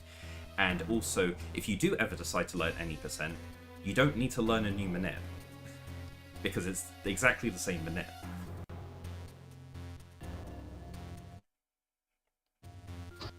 Oh, that's nice.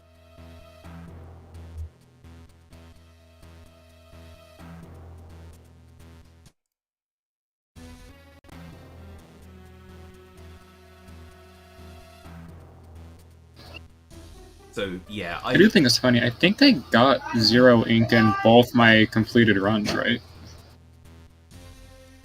I think you did, yeah. I mean, It's kind of funny. Great time to learn Octominute now, so that you know you'll never have a run that never got any inks, that ever got any inks. Yeah.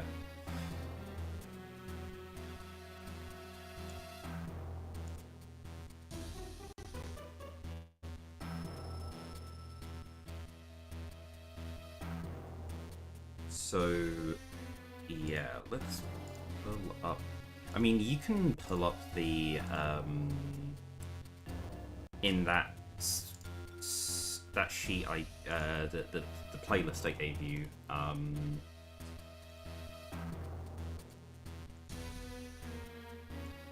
Okay, that one of the videos is called Octo Clip Demos, and each one is going to have a it's going to show the any percent trick that we do to clip into the Octo fight, and you can just ignore that for the time being. But from the moment that it enters the Octo fight, they'll be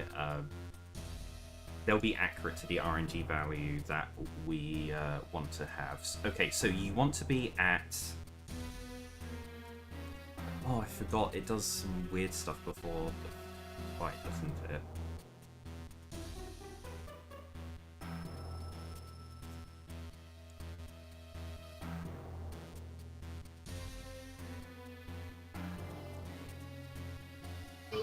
Oh yeah, this is a weird setup. Yeah, so the trick with... So the any percent trick that we do... it's really hard, and you can end up not getting it, like, first try, and then you have to do a setup again and then retry it. And depending on the number of retries you take, RNG's gonna advance a certain amount of times. So you take that into account when entering the Octo fight, and right at the beginning you just do an adjustment depending on how many attempts it took. It's just something that's written down in the notes of, like, oh, do this many adjustments if you have this this number of tries. Which means when in Glitchless... Pretty cool clip, though. Yeah, that's why we love ice physics. It's a subpixel dependent setup as well.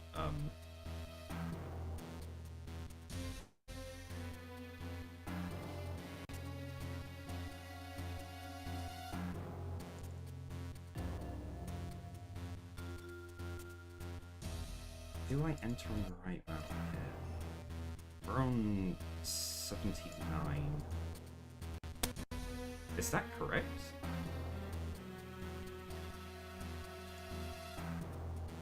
I guess. I'm just gonna do a quick run through of the whole minute just to see if this is indeed the correct number that we're supposed to be on. I mean, 94 is correct at this part. No, sorry. No, it's not. We want to be on 97. 99 into boot dash. Is that right? I just need to... this save state that I have, I just need to play through the whole thing. And just see. 'Cause it doesn't look right.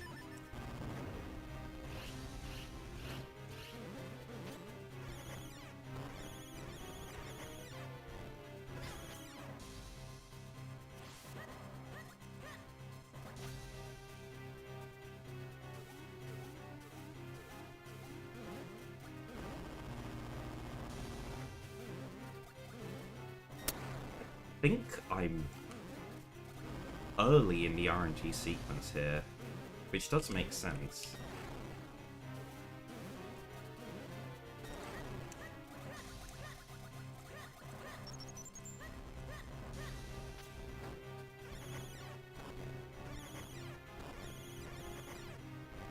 Okay.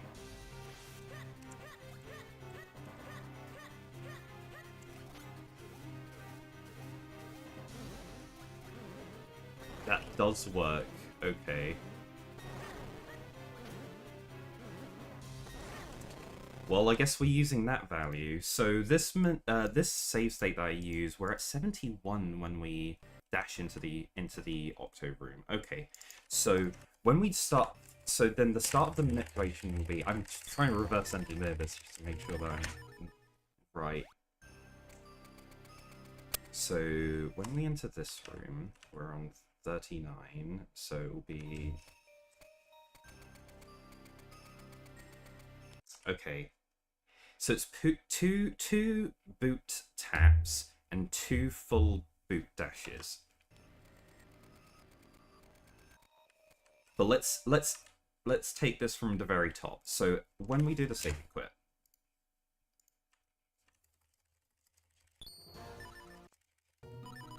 you mash through, and then you get to this part here. So as you spawn into Templar droplets, you hold down, and the moment that you land, you want to use the boots as early as possible. If you use boots too late, there are ice blocks in this room that use the RNG value to determine when they should do their shimmering ice effect.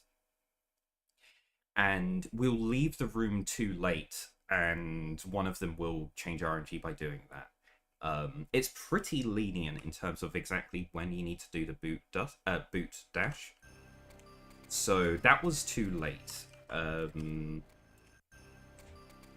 Yeah, when you're charging up your boots,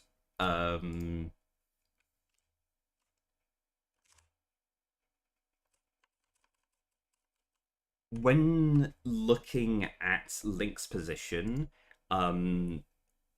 just below Link, there is this pattern on the ground that looks a bit like a frowny face. Oh yeah. You want to make sure that when you're charging your boots, that Link's shadow isn't touching its mouth. If the shadow is basically pixel touching it, that's borderline fine. But if you're stood over the if you're stood here, that's too low. And you started the dash too late. But that's pretty much the timing that you're looking for here. Something like that. And boot dash into here.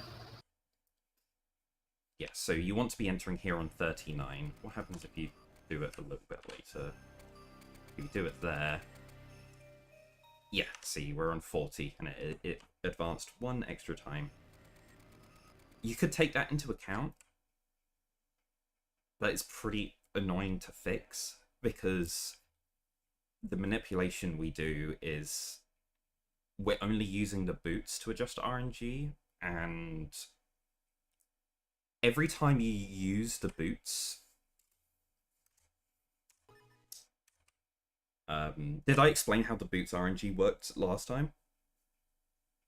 I don't remember. So, Sword Slashes advance RNG once, Rolls advance RNG once. Boots, when you use boots, when you charge up the boots, there's like 3 bits of dust that appear whilst you're not moving, and then you start moving. From the moment that you start moving, no RNG advances after that point. RNG only changes when you're charging up the boots. So when you charge the boots, if we just like frame advance here, when 1 bit of dust gets produced, it advances RNG 4 times. And because it does this exactly 3 times, it went from 42 to 46, and it's going to go from 46 to 50. And then we're going to get the dash and start moving. It means a full boot dash, when you charge up and do it, it advances RNG 12 times. So effectively, in the next room, we want to advance RNG 12, 24, 28, 30, 32 times. And it, you know, the calculation works out that doing 2, if you hold the boots just long enough to produce 2 taps of dust, and then do 2 full boot dashes, RNG gets advanced enough to for what we want. Huh.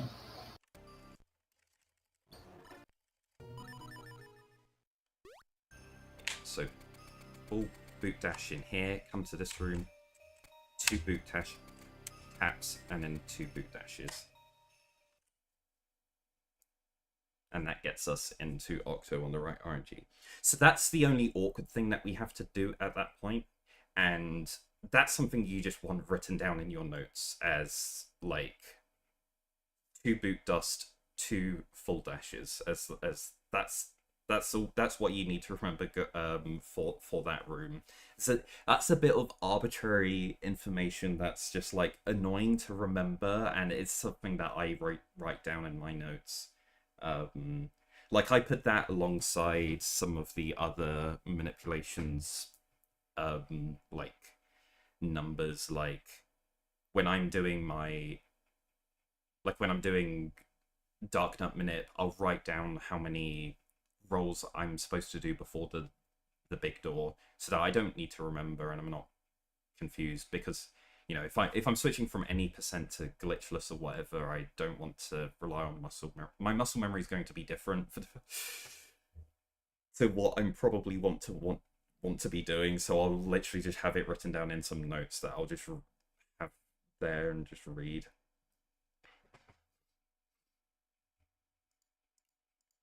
So yeah, the beginning of the Octo fight. The first cycle is pretty straightforward. All we're doing is we're just holding the shield, and you want to stand. You can stand completely still, and that's... Is it fine?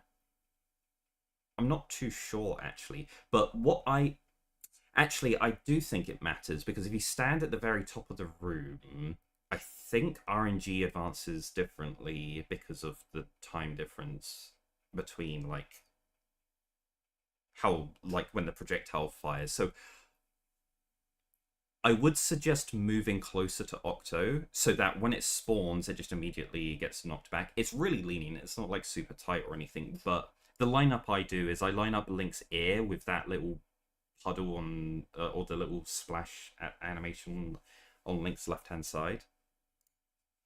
Oh, okay. Yeah, just line up with there, and then every time you get knocked back, you can just do a little adjustment. It's super lenient, like, there's nothing, you don't need to be super precise or anything, but that's just a lineup that you do, and just get all 3 of the rocks to get knocked back. If you go lower than that point, it's not, it's fine, and you'll still knock the rocks back at Octo, but at the beginning of the next cycle, like after this animation, this cutscene, Octo moves up a little bit, and it will be close enough to hit you immediately, and you kind of don't want that to happen. So don't go any lower than this position. And I'm sure that if you go up, it won't. Let's have a look. Let's just stand at the top of this room and see if RNG is going to be different.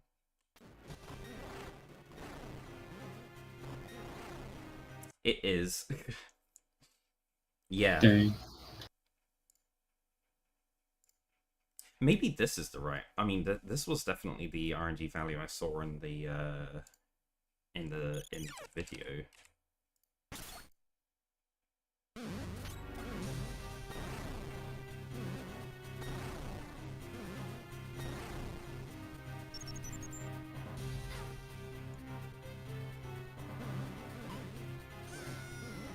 Yeah.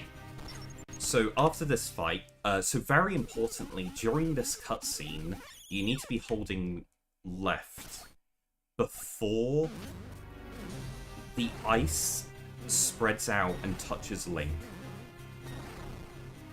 There's a very bizarre mechanic where the game remembers what your last input was,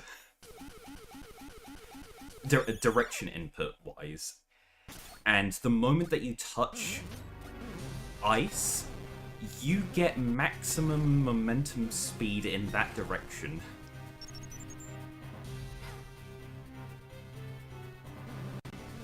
So if you press... If you, it defaults to down because of being, entering this fight. And then, after the cutscene plays and the ice spreads, and you're on the ice, it then gives you maximum momentum down, and you get sent down into Octo. So that's why we press left, so that it knows that, it will remember, oh, the player has pressed left, so that at the end of the cutscene, you'll get maximum momentum going to the left. But yeah, then, all we're doing at this point of the minute is we're coming and standing on the left-hand side. You want to stand at the top of the room. You see there's like the wall, and then it turns a corner, and then it goes on against the actual wall, the big wall for the full room. Yeah. You want to align yourself off the left-hand side of that at this spot here, and just below Link, there's some light glistening off the ice. You want to be just above that, but it's really lenient in where you stand, honestly. It's just anywhere in this rough region. And because you're sliding with ice momentum, you're never going to stand at the exact same pixel spot or whatever, but this general 2x2 block, the tile region is perfectly fine to stand in, just in that spot there. And you're looking for Octo to begin to start moving, and then you do a boot dash.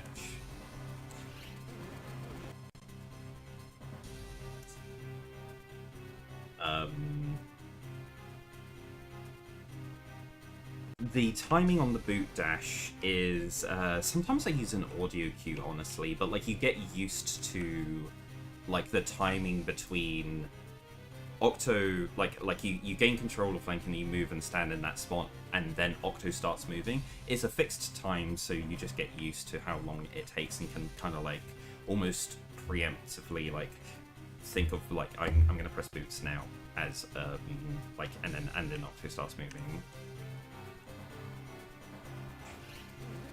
Or just do it out of reaction. The boot dash you do, you want to drift down whilst you're doing it, and I dropped my input there. That's interesting.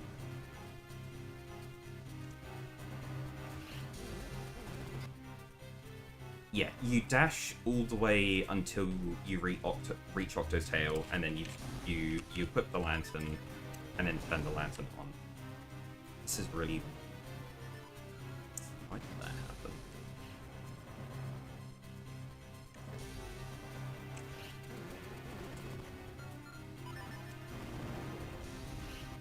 So the tail on Octo is actually a really big hitbox. I'm gonna go turn that hitbox viewer on again.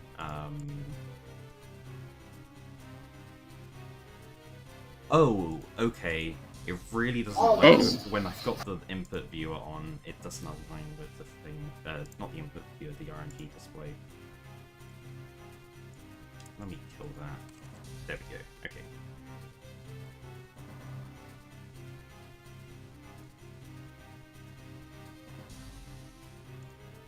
Yeah, it's kind of hard to see, actually.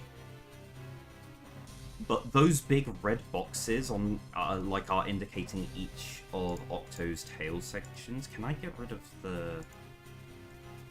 some of these hitboxes?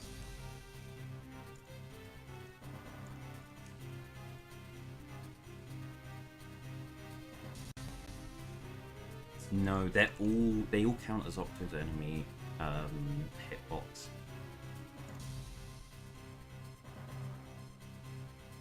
But that's like that big red hitbox at the tail. That is the size of the hitbox, so it's extremely lenient to hit this tail with the lantern. And if I turn off the enemy hitboxes and turn Link's lantern hitbox on, you can see the lantern hitbox when you like turn it on. When you're facing sideways, like it's perfectly aligned with the middle of Link.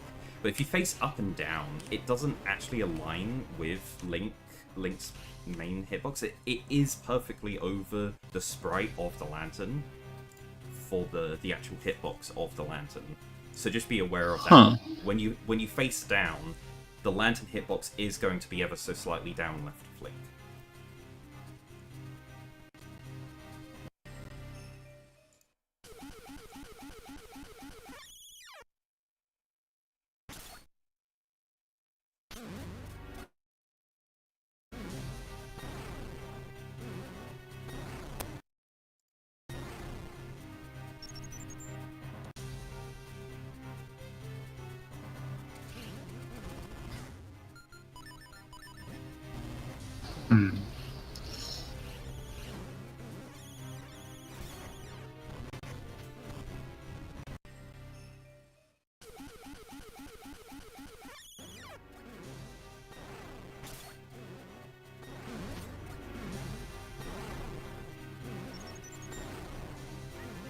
Oh my god, I completely forgot the rolls. When you move left, you want to do 2 rolls. Just the RNG, yeah. I don't know why I completely forgot about that. Yeah, you want to do... I was like, this doesn't feel quite right. But yeah, there's 2 rolls that you do to go to the left.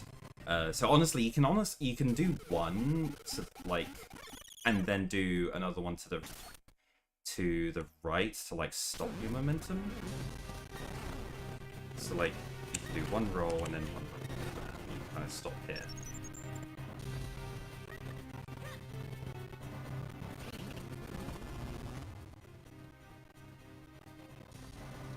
Yeah, do a boot dash here. Light the tail on fire. Ideally, like the point that you stop using your boots at is like right above the tail.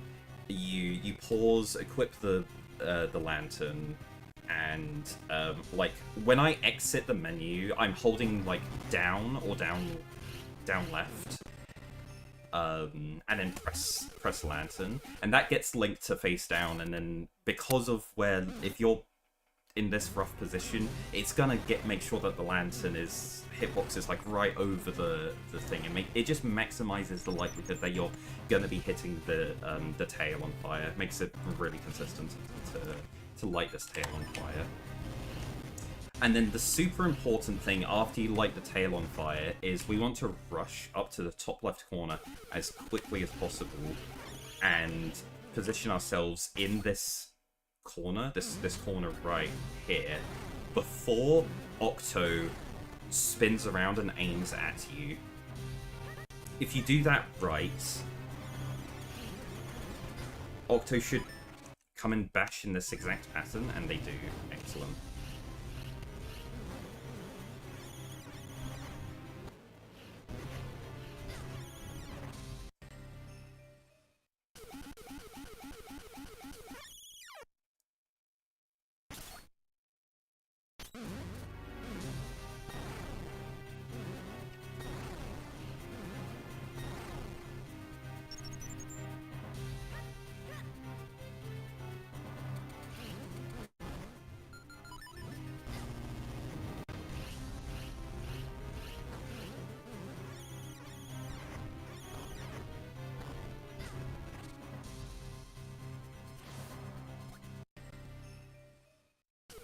Now, this is the first part of the minute where we have to refer to our notes and look at like specific actions and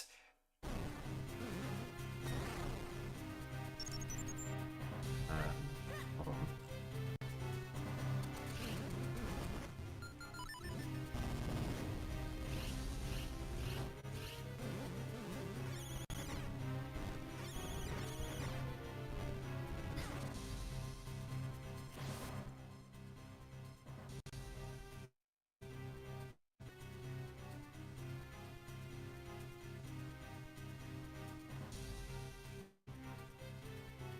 Need to adjust audio levels.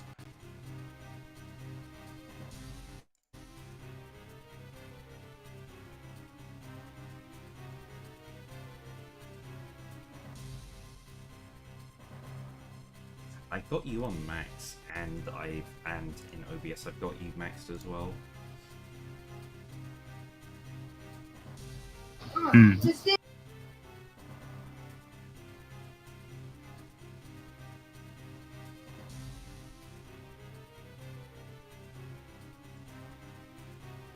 Maybe I need to apply some gain to it.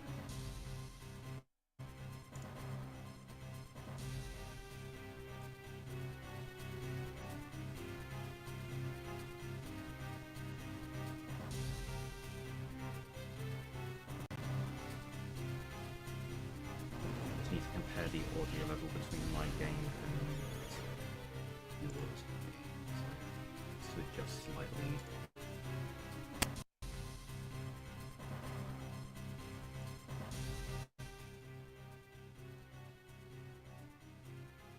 Right, that should be a bit better.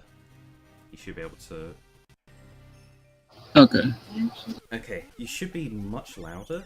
Yeah. If that's happy, if Wes is happy with that audio level now.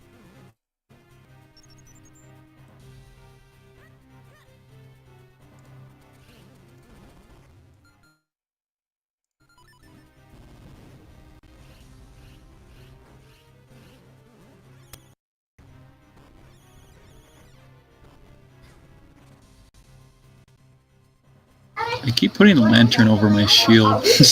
Oh, yeah. Yeah, it's, oh yeah, make sure that you've chosen what buttons you prefer to have items on, before, you do the, before you do the fight. So... because I have sword on A and boots on B, when I get to the end of the Templar droplets and get to that point and do the save and quit, all I'm doing is equipping shield over my sword and then saving and then quitting.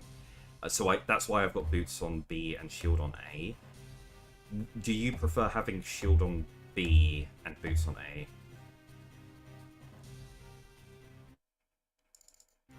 Oh, yeah. They said it. Okay, I've completely read that wrong. Apparently, you were really loud, and I just upped you even more. Okay, right. You should be.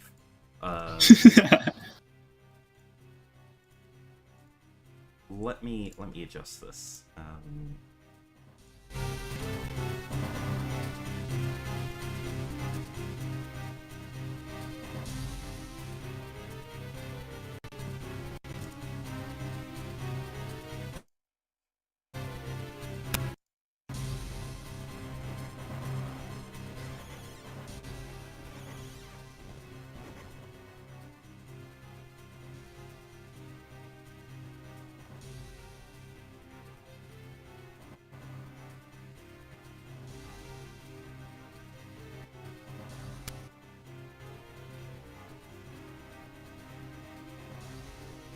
Okay, right, that should be...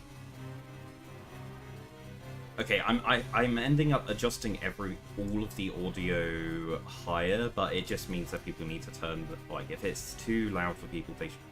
should turn the stream audio down, but everything should be more balanced now.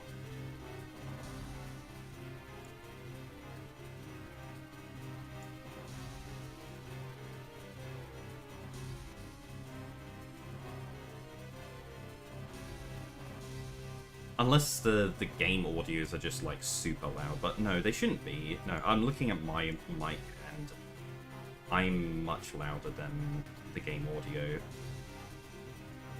I think.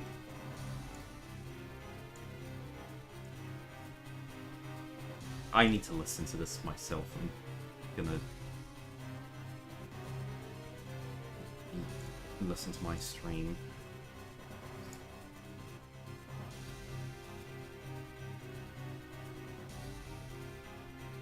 Oh, is everyone else offline right now? I think so.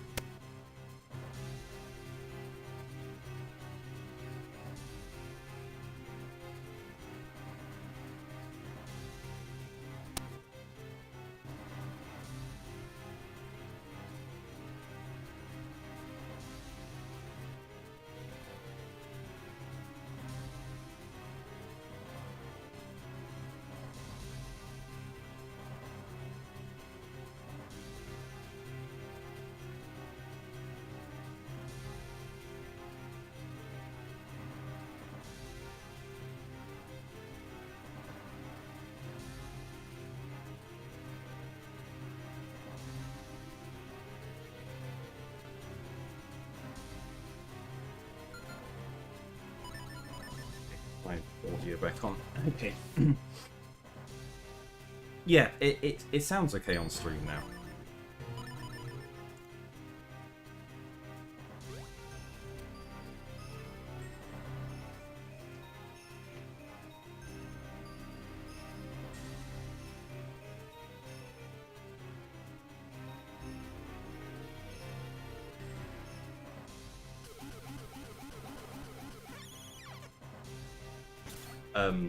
Yeah, so your item equip, yeah, you want to have boots on A, don't you? And then you would have sword on B, and then you would equip over the shield, like the shield over the sword, and do a save equip.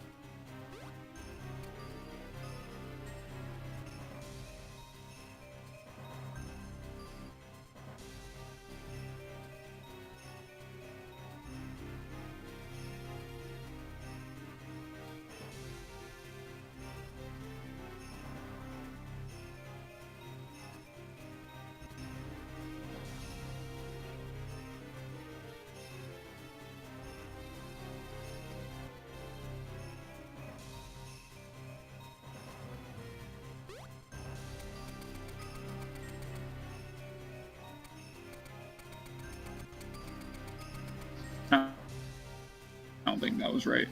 It looks right to me. Should be on 71. Yep. Oh, really? Yep. I feel like, I don't know, it sounded like I had too much dust kicked up that second time.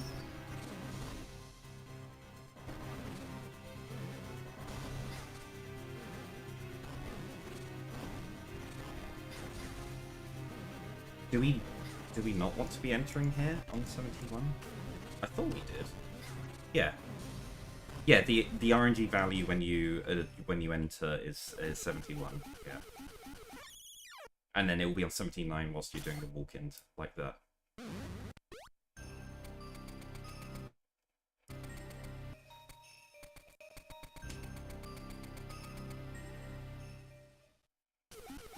Oh, it wants to be 79, so yeah, your 8 Sure. Yeah, you need to get the... So, when you press the boots, you need to hold it long enough for it to produce dust.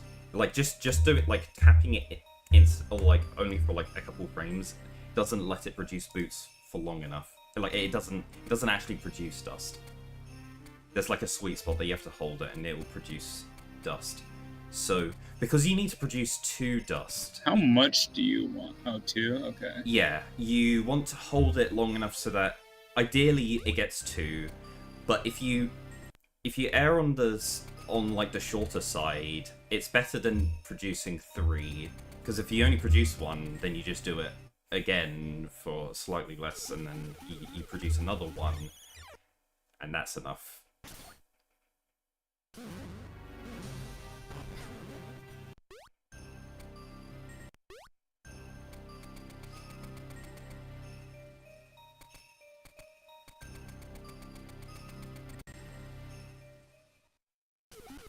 Yeah, it's 2 dust, and then a full dash, and then another full dash.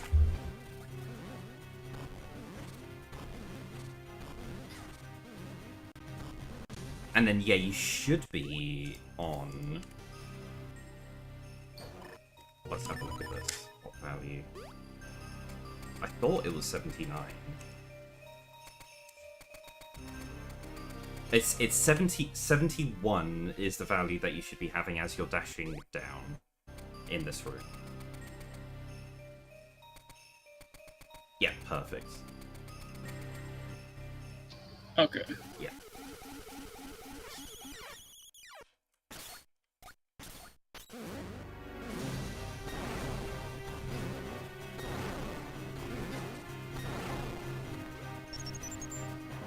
Three rolls left. Boot dash down. And go to stand in the top left corner. Yeah. This is... Now, will the RNG at that point be the same every time? No, it won't. And that's not your... That's not your fault. It's because of basically the exact time that you use the boot dash. Like, you do the boots. We can't control it so that it's exactly the same time every time. And it doesn't have to be. It just needs to be roughly at the right time. Because we'll be able to spot the rock dropping as Octo is bashing the walls and we're stood in this corner. To know what RNG value we are on and be able to adjust it to a good value if it's not already at that.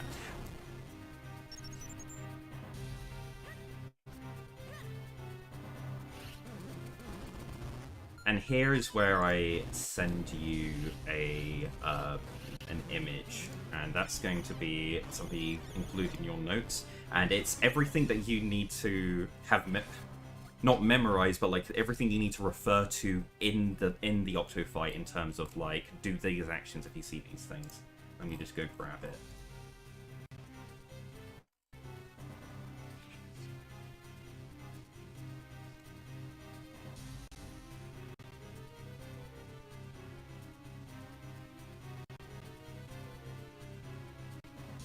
Alright, here you go.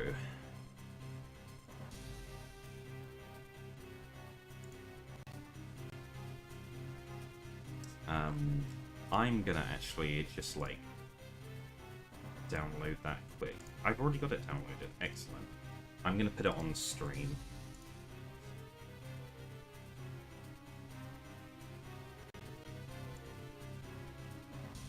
I've already got it. Nice. I've already used it in OBS, so I can just grab it and throw it here.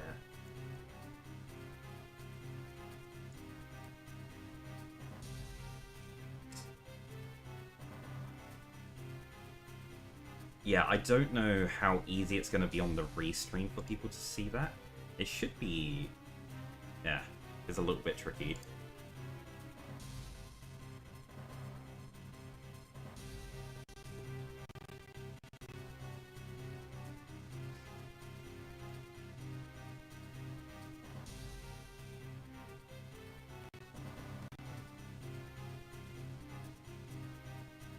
Okay, so there's like two halves to this image. The top half is for the second cycle. It's this part of the fight. The bottom half of the image is going to be for the end of the fight. So in this part, we're following just like a sequence of like each time the rocks fall, you need to look at a specific thing to occur, and either it happens or it doesn't.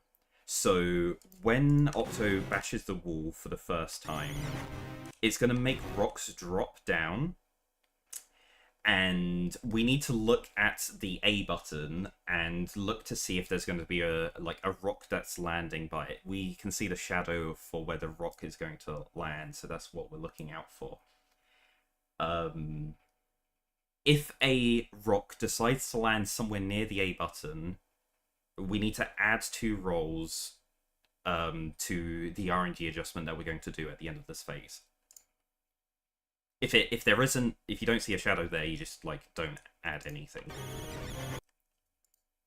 So that's all you do for that first wave of rocks. The second wave of rocks that hit you, well, they hit you. That's they literally all land on that spot.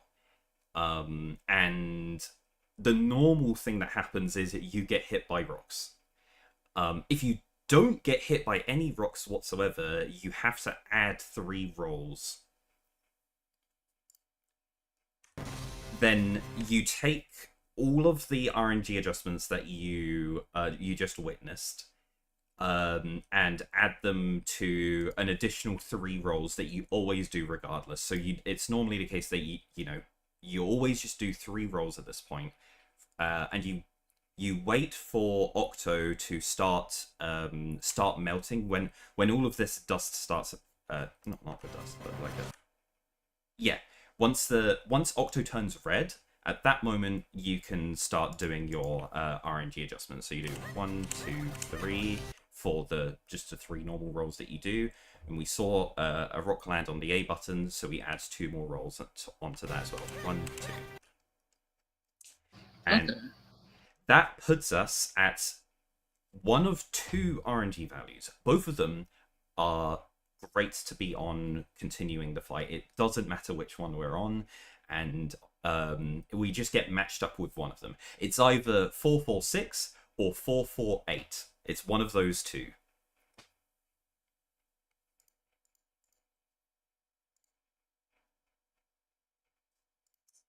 So one of the other things that's kind of important and is determined entirely by coming and standing in this corner at the right time as Octo rotates. So after you light the Octo's tail on fire and you're running over here to this corner, Octo's rotating around, and what Octo's doing here is they're aiming to face at you, and the moment that Octo's like facing direction like intersects you, it then locks into starting to do its dashing pattern. So the pattern of Octo bouncing against the walls in this cycle is entirely determined by the moment that Octo spots Link and what angle Octo has at that point and how much like rotational momentum they have.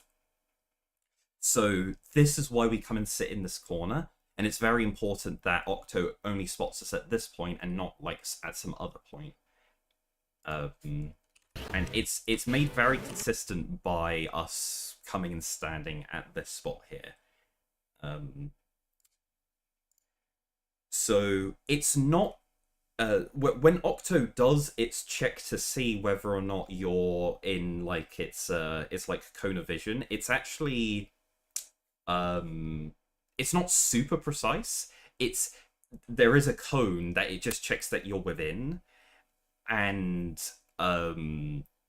so it means that if you're 1 pixel off to the side, it's not going to massively change the value. You just need to be within like this certain range of just like anywhere in here and just like at this corner. It's pretty lenient as long as you're just like in this this general area somewhere, like just like around here, like is fine, and Octo's going to be pointed like at the right direction at the right time.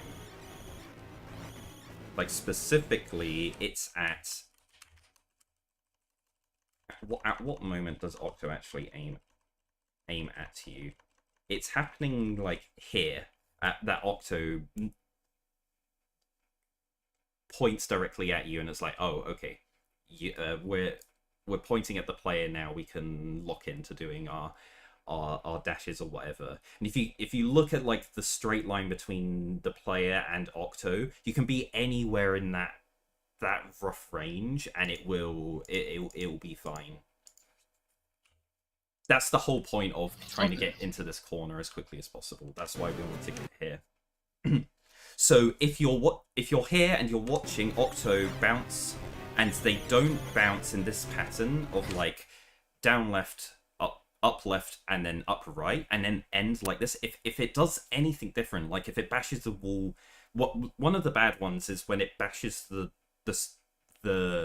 left hand wall like 2 times in a row, it will just like it will just bash into the wall and then like turn 180 and then run the other way. That is entirely determined by you didn't get to the corner at the right time when as Octo spun around. It was just late.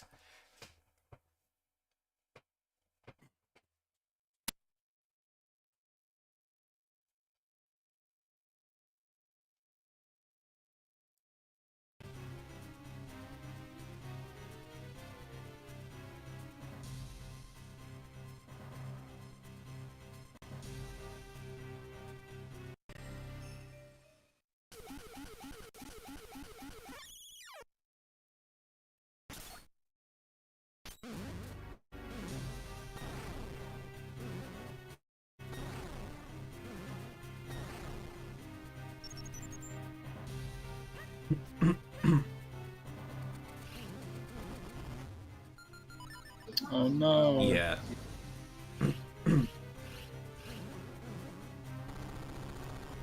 Yeah, I don't normally get that much success out of doing like one roll one way, then one roll the other way. I always do 2 rolls and then like slow myself down normally at that point.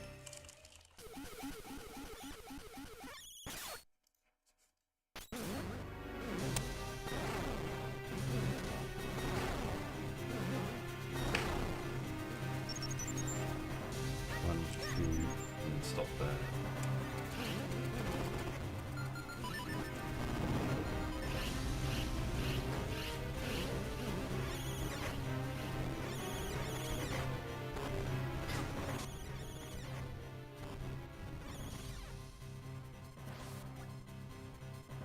All right. What were you watching the rocks? No. Yeah, this is a good point to practice up to. It's like all of this movement and getting into the corner, and then starting to look at the rock patterns to see what drops.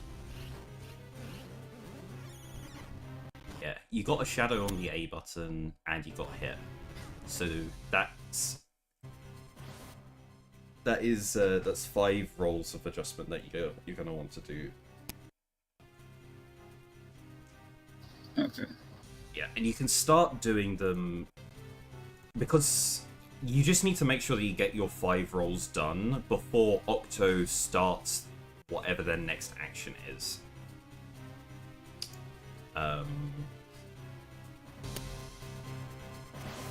But you can start from the moment that Octo turns red.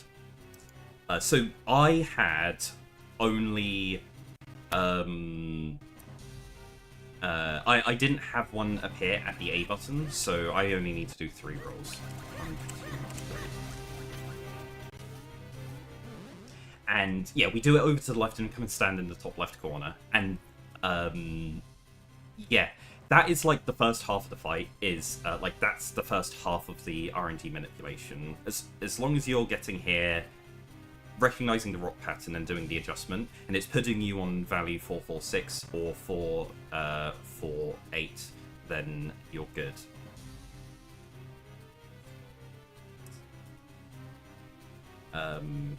Then you have the second cycle with the whole scripted thing of Octo does like suck attack, fires a rock, the suck attack, 2 rocks in a row.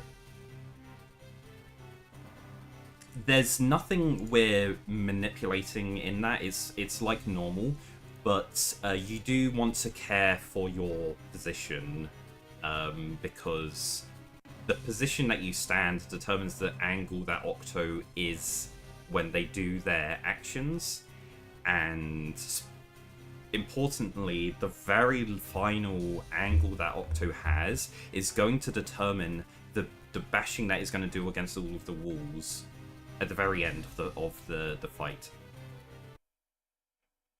And this is why we always come and sit in the top left corner, because if you just go and sit in the top left corner, it normalizes your position, and then Octo will always have the same angle. Okay. Yeah. So Octo does its suction, so we come and go over to the right. Do not walk directly to the left with the shield out, because you will just get sucked up again. But you can hold up left and it's fine there. Then you come and sit in this corner. Bait its suction attack, stand out of the way. It's gonna shoot some rocks at you, but you can stand in the top left corner, and then perfect. Yeah, it will hit the last rock back. And hopefully, Octo should have exactly the right angle here.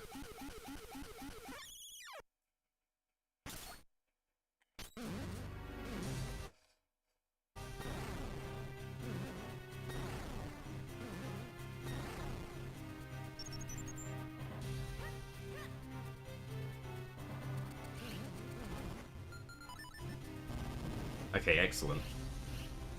Yep, that looks good. Yeah. A rock on the A button, and you got hit by rocks. Yep.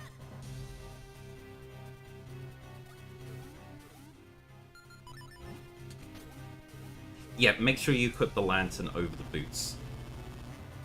Yeah. Yeah, you want to have the lantern equipped for the rest of the fight and not have to turn it back on. Luckily, turning the lantern on and turning it off doesn't change RNG, so it won't change things. But getting sucked and launched does change RNG.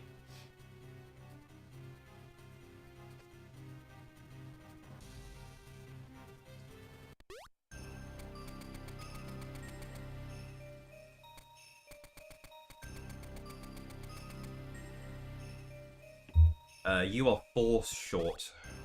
So that's 1 boot tap. The tap you did to produce 2 dust, it only produced 1. Or did it? Or did you stop your boot dash early? Yeah.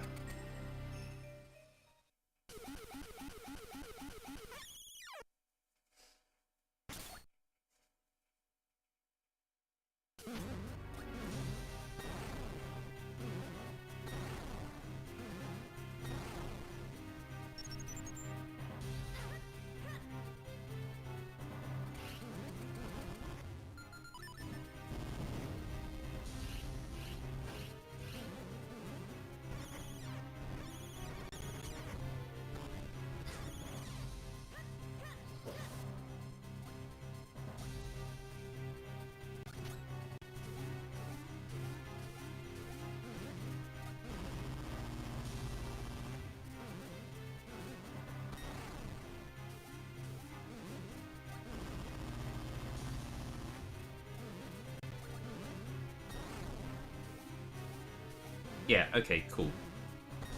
Excellent. Okay. So at this part of the fight, the moment that you knock the rock back, you want to move as quickly as possible. You do 4 rolls to the right. 1, 2, 3, 4. And then you walk over to roughly this spot on the ground here, where there's that, like, thing on the ground, and then do 2 rolls down. You want to walk that far so that, like, if you don't... So that... Like, if you roll down directly where you are here... Octo's still moving, and you're gonna like roll into Octo and hit its main body. So like just going this far lets you go around the body, and then light its tail on fire, and then 3 more rolls after you lit the tail on fire. yeah, you try and time these rolls so that like you are here, and at the end of the last roll you can just do diagonal movement, and it kind of like brushes you past the tail, and you should always light it onto fire at the same time. And then after it's lit on fire, just 1, 2, 3, and then you want to stop in the this doesn't matter exactly where you stop, but like you just want to stop before you go to the don't go to the very left hand side of the room, just stop somewhere in the middle here. I position myself under this this bit of like shiny ice at that part of the arena. But this is completely lenient. All we want to do is make sure that Link is still centered on the screen. If we go too far to the left, Link's going to stand here, and it's like he's going to be to the left-hand side of the screen. We want the cameras to still be panning with Link. Because the rocks fall in a pattern that is centered on Link.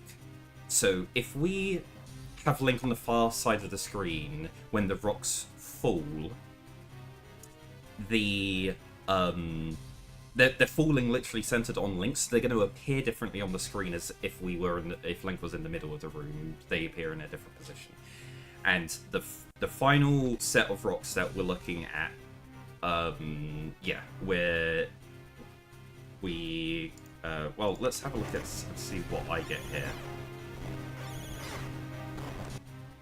I got hit in the second wave, which means I do 5 rolls. Okay. And like literally you just look at the bottom of the thing, and there's one or two outcomes. Either you got hit at one point or you didn't get hit at any point. Yeah, I got hit. It felt like a very weird timing that I got hit at, but yeah. Yeah, I got hit. I got hit by some rocks, and those happen to be in the second wave. So yeah, I need to do 5 rolls. When do you do the rolls? The moment that Octo turns red, you can do your RNG adjustments. So 1, 2, 3, 4, 5, and then come and sit in this bottom left corner. And if everything went well, I can just sit here, do nothing, and I got sucked because it wasn't 5 rolls. Great. Oh no. What on earth happened here?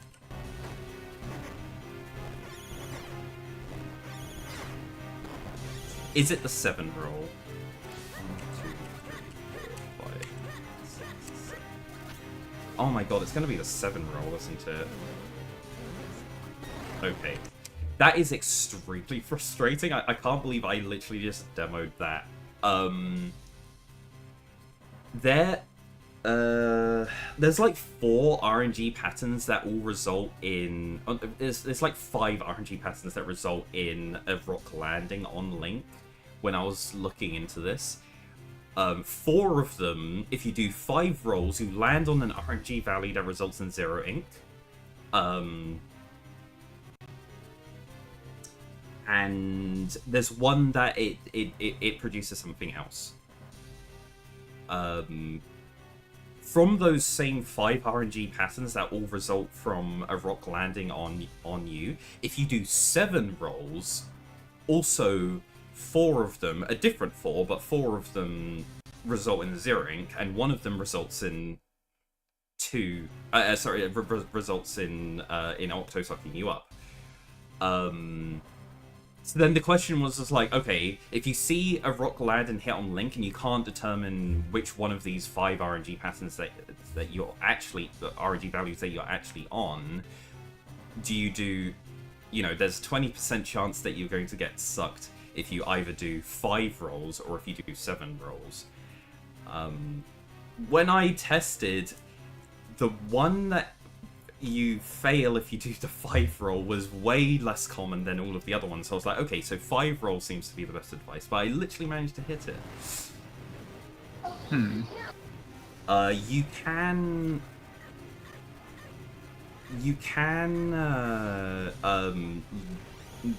memorize the drop pattern of the rocks when you get hit in a weird way like that, and go like, oh, if it looks like that abstract triangle shape. That's the weird 7-roll pattern. I was like, it can get really convoluted and confusing with Octo, and I tried to simplify it as much as possible with these, like, oh, if you see this very obvious thing, do this exact amount of adjustments to fix it. Because we're dealing with, like, a range of about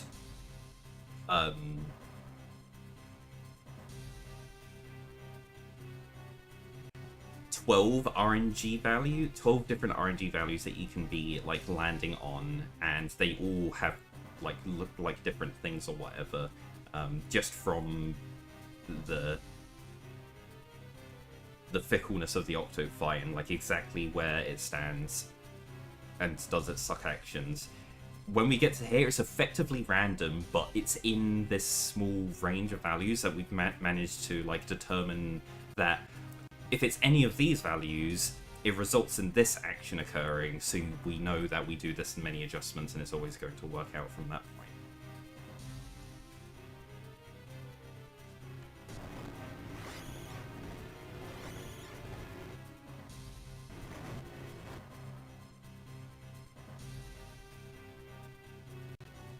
Let me just throw in a random roll here to just change this. Okay. So, this is effectively what normally happens. Like, if you...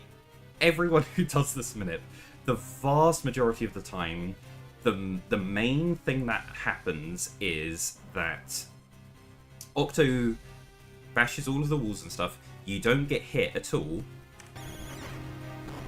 and then in the very final phase, all of the rocks land in a big clump on the right-hand side of the screen. And this is overwhelmingly the most common pattern, and it's very obvious to spot. When that happens, it's 8 rolls, and then it will result in 0.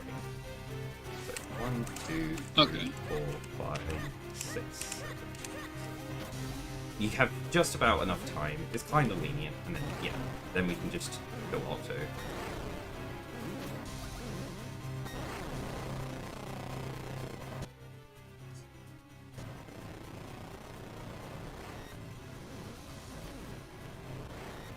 So, the important thing to know with the Octo actions is that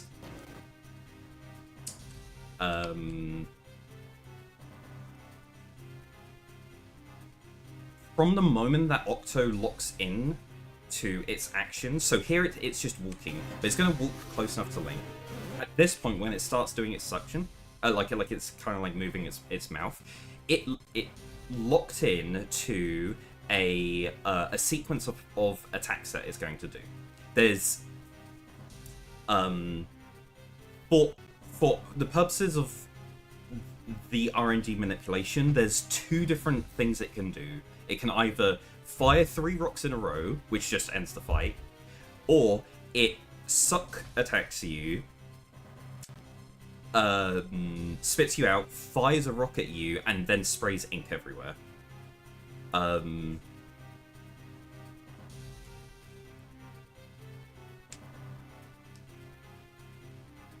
So when you do the manipulation and get to this point, and the moment that it fires a single rock, you're certain at that point, it doesn't matter what you do with RNG, you can completely scramble it after that point. It's locked in and it's always going to be firing 3 rocks. It won't ever do like firing 1 rock and then stop or anything like that. You're guaranteed always, it's going to finish firing those 3 rocks. That's not a guarantee for later cycles. That pattern breaks and it can do some different things, but for the first cycle, guaranteed is always going to do either one of those 2 things. If you get a single rock fired at you, it's gonna always be 3 rocks in a row. Okay. Yeah. So the very end of the fight, you can either just sit in this corner and just let it fire 3 rocks at you and do nothing, and then it will end the fight. And then Link very slowly walks from the corner all the way to the middle of the arena, and it's painfully slow. So we don't just sit in the corner. Oh, is that as far back as I'm going to be able to rewind? Never mind. But yeah, we do a different, like, we like hit one rock back at a time and then like adjust our position to move ourselves so that we're closer to the middle of the arena. And the aim is, as you kill Octo, you kind of like move into the middle of, so that when the cutscene finishes playing, Link only walks a very tiny distance and completely cuts out all of that time. But and then that is the end of the manipulation. So that's all of the information surrounding like the final stage of the Octo fight.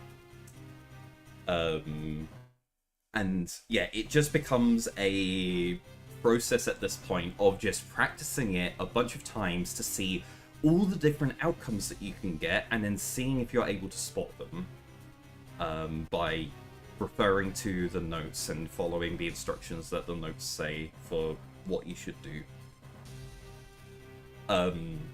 Important things to note is that if you're never hit, it's guaranteed you're gonna be able to do the Octo Manip. If it's either of like the 8 rock, or if you see that very specific pattern of like there is one special rock and you do 2 rolls instead, it's always gonna work. If you ever get to that part and you're hit by a rock and it's either in the first wave of rocks that land or if it's in the second wave, there is a chance that it doesn't work.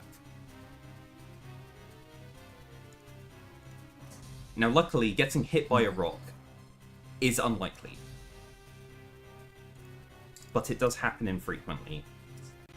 But if you do the action that it tells you to, you're maximizing your chance.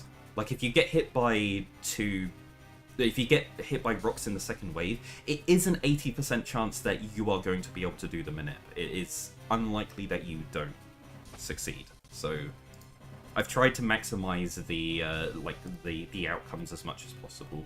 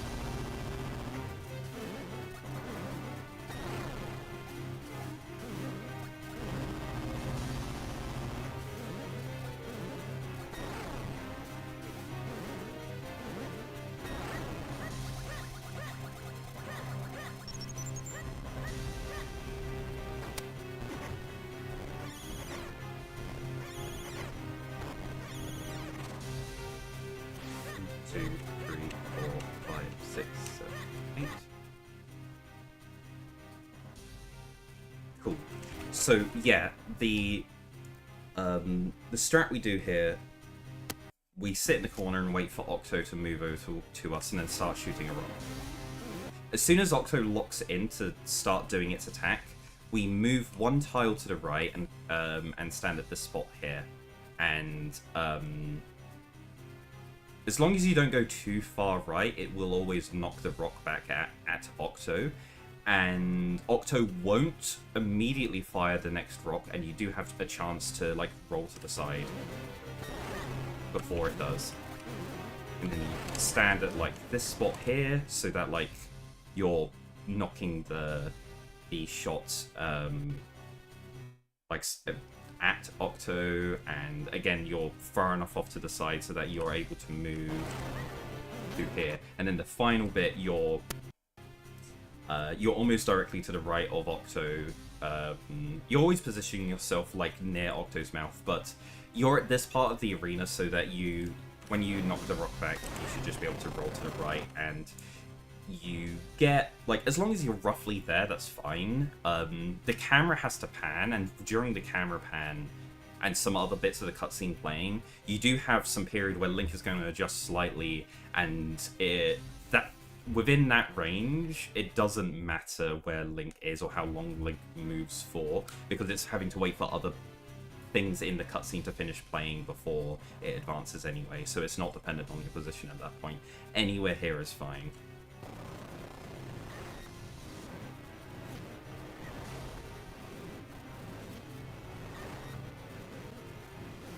Yeah, so the whole thing looks like this.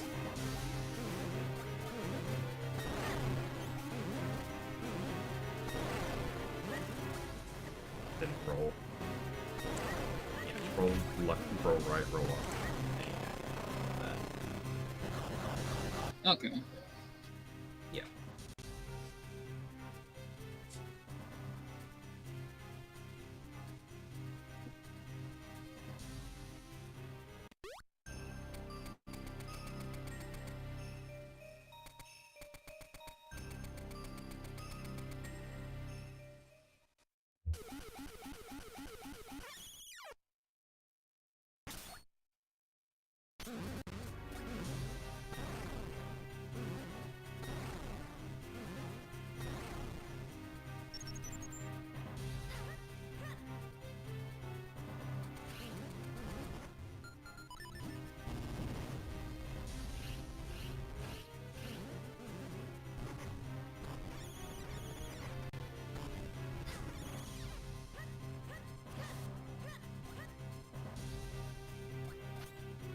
Honestly, I think it's fine to roll whilst Octo's still melting.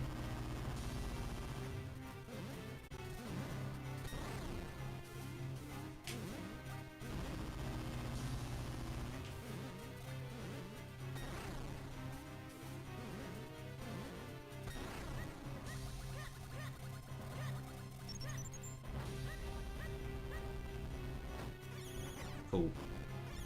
Alright, what do we get?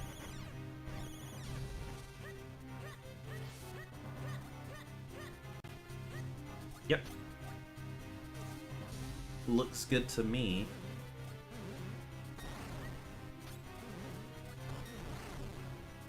Yep.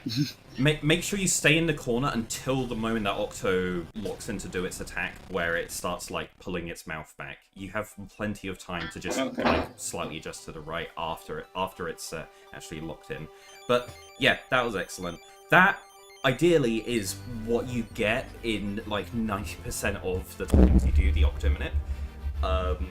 Every now and then you'll just get a minute where you'll get a slightly different outcome in terms of, like, oh, it's like, you know, there was a rock off to the side or whatever, and it's like, okay, I need to do 2 rolls instead. So that's why you just have the notes up, because it can end up being, like, months between you seeing certain patterns occurring and then going, oh yeah, that was a thing. Wait, what was that? And it's like, you just look at the notes and like, oh, I need to do 5 rolls. Okay. Yeah. But the 8 roll just becomes completely natural. Like, everyone who does it is just like, oh yeah, 8 roll is so obvious. You just look for that every time, and then it happens, and you just continue your run.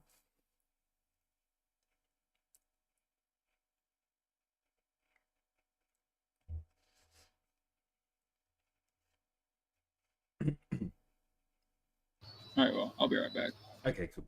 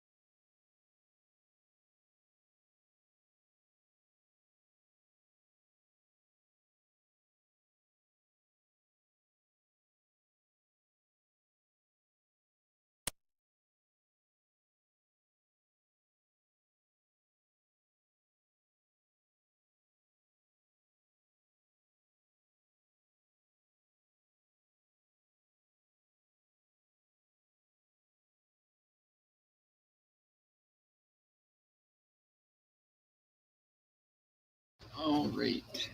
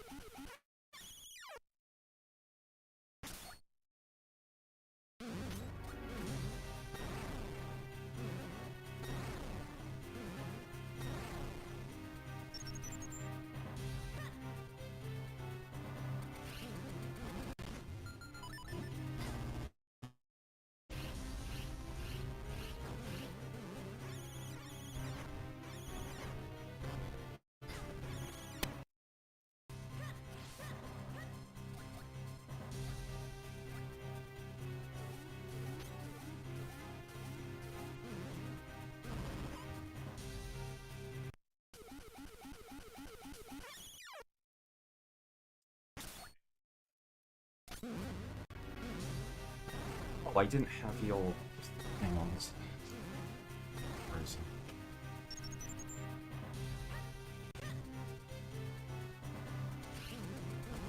Yeah, how have you been getting on? Got the minute again, but failed the movement you do. Oh, okay, yeah. Like at the end, yeah.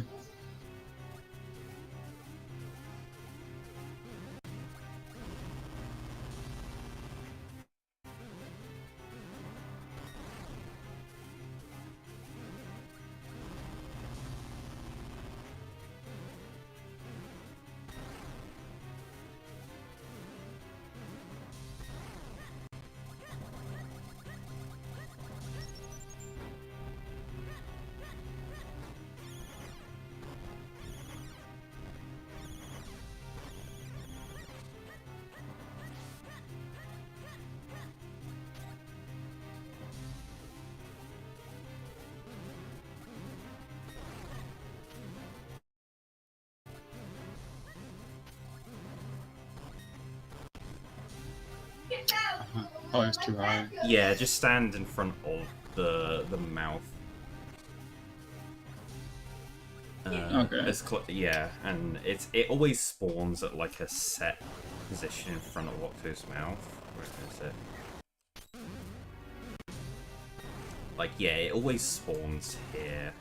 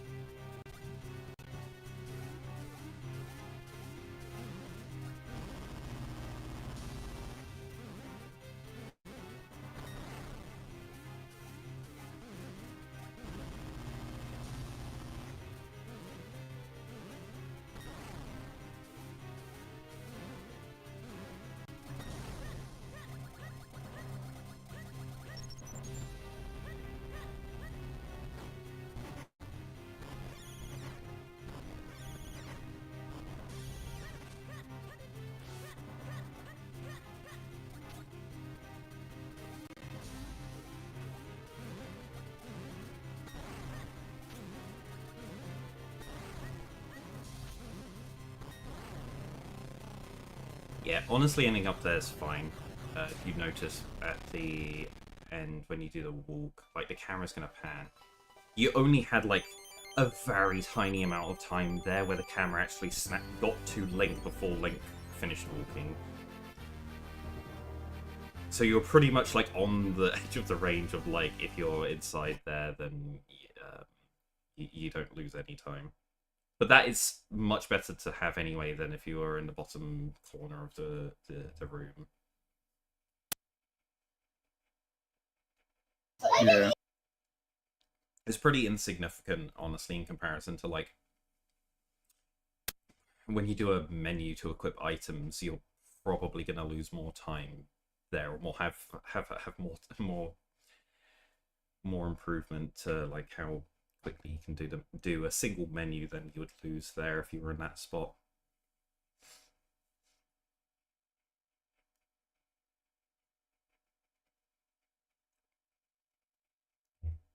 Yeah, so the whole Octomanip isn't hard, it's just convoluted. Yeah.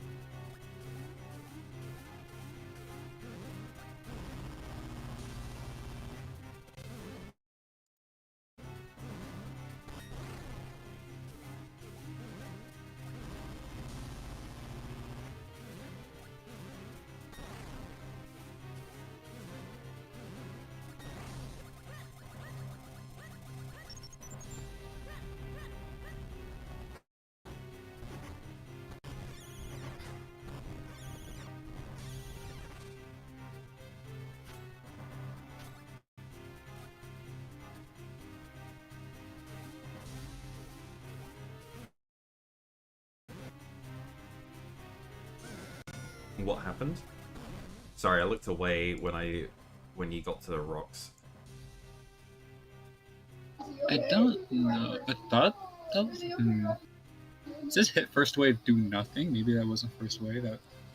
Oh, if if you hit first wave, it's a 50-50. Either it's do nothing or it's do one roll. I think if you did one roll, it would have worked. But yeah, it's a straight up 50-50 between those two.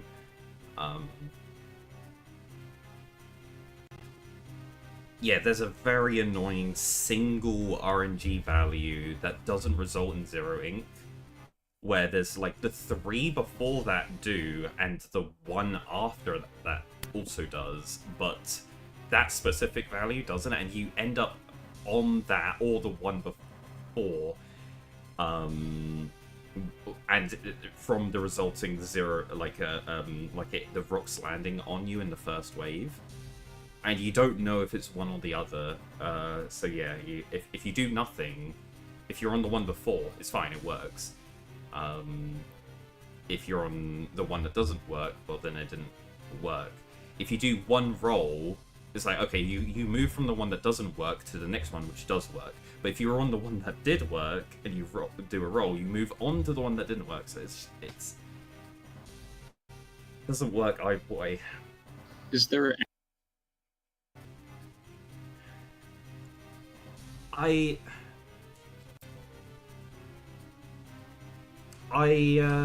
sure that we can spot like some difference in the RNG pattern between them, like the specific rock patterns. I haven't been able to get like both of them next to each other and just like do a like spot to see. It's like, what do they actually look like differently? Because then when you do get hit by rocks in the first, you'll be like, okay, then I need to look for one difference. But I haven't got recorded evidence of both of them.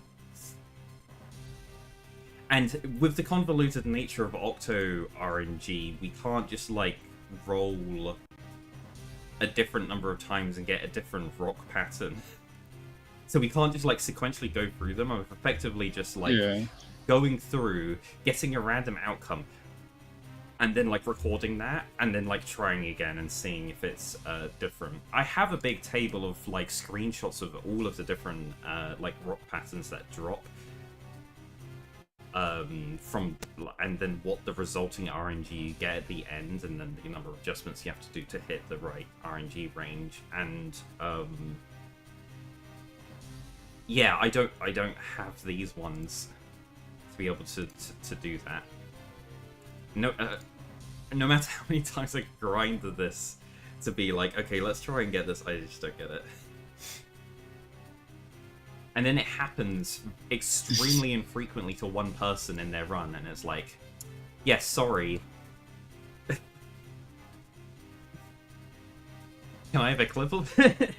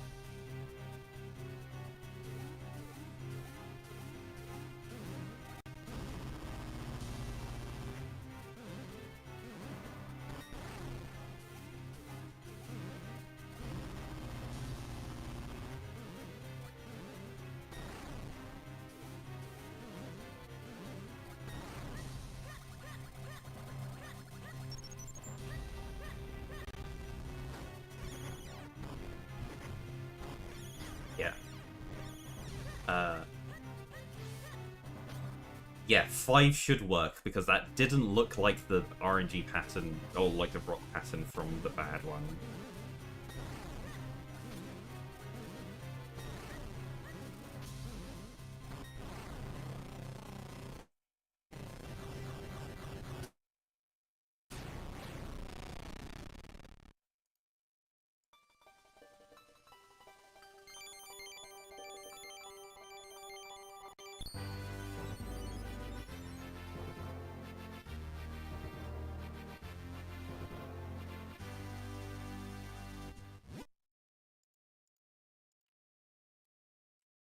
Would have been really unfortunate if that was the bad one.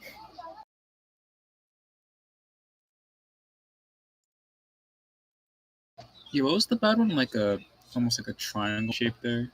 Yeah,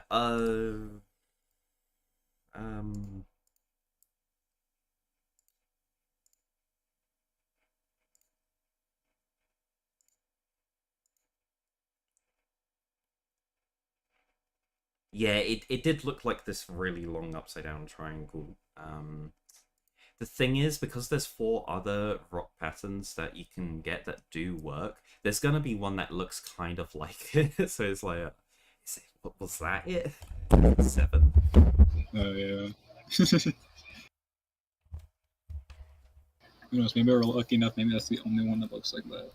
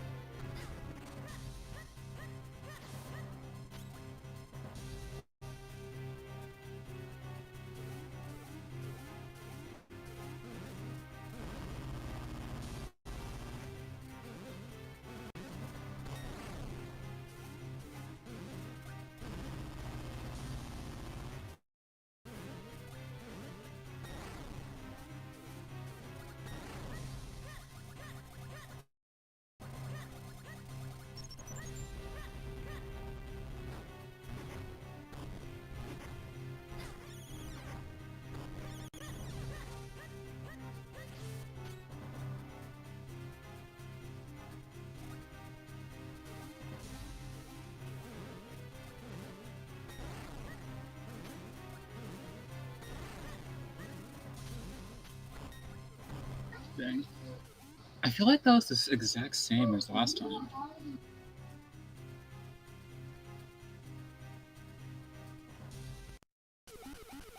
Yeah, the very end.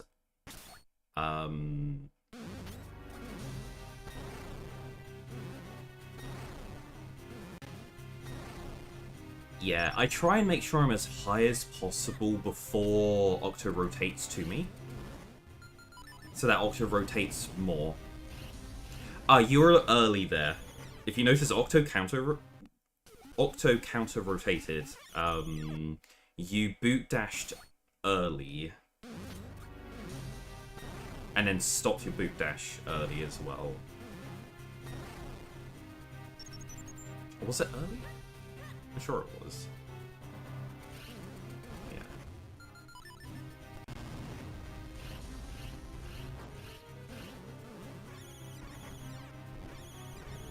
Okay. Oh. Oh yeah, this is a weird one. Wait, Oh, yeah, 2 RNG short. There was a lock block that landed. It landed on the A button, yeah. So, yeah, you didn't get hit by. Okay, I feel like it was like, I don't know. I feel like it looked different. So. Yeah, it was a really weird one, but yeah, you got the maximum number of RNG rolls that you're supposed to do there. Was it like, you're supposed to do 8 rolls? Yeah.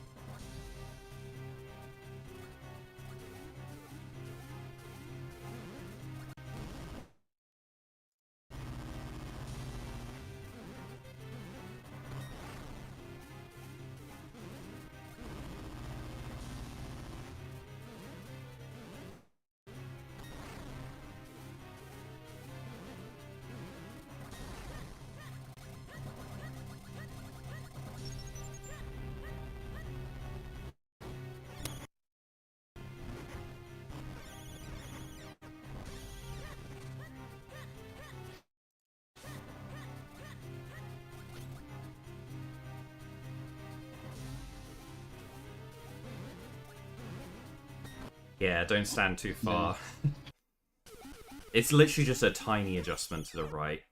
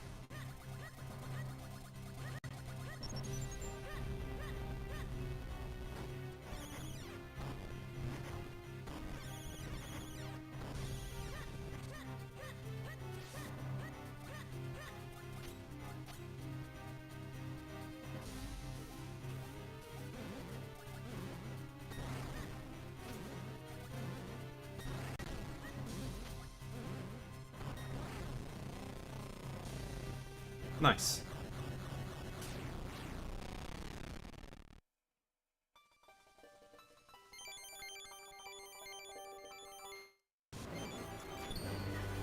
Do I not do this slightly different?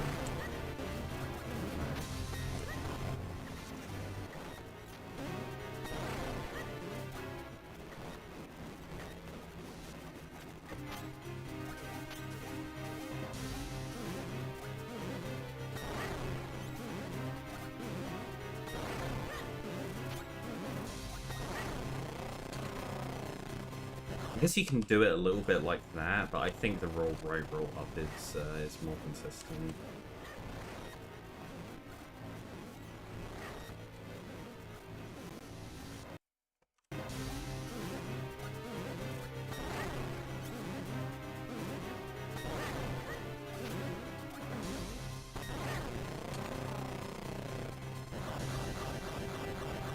Yeah, if you time the roll right, roll up well, you get Octo to rotate a lot further and be almost like pointing it horizontally, and then it makes it easy to do that like final hit and then roll to the right.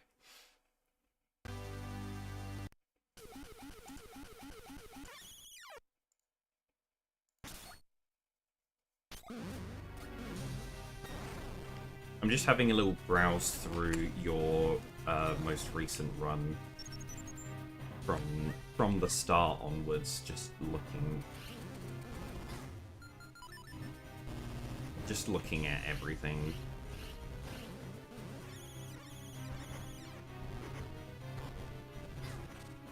What were you thinking of doing after being done with Octo? At that point, I'm not sure. Do you want to do, like, start to finish kind of run through where we just, like, stop anywhere that, like, it seems like something important to work going over in practice or whatever?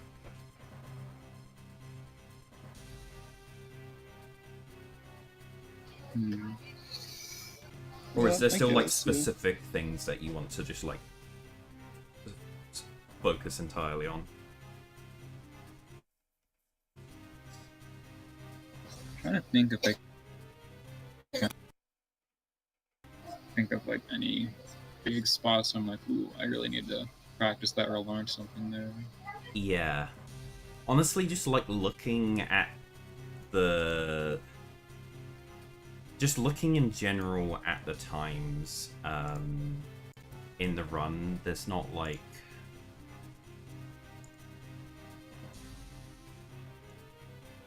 You don't have like a huge like swingy thing that like, you know, you either save loads of time or lose loads of time on that like we could have a look at.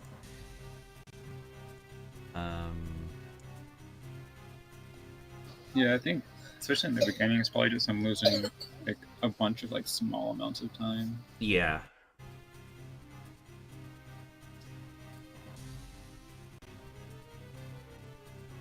Yeah, one of the big goals to aim for early on is to get a sub 18 Earth element time.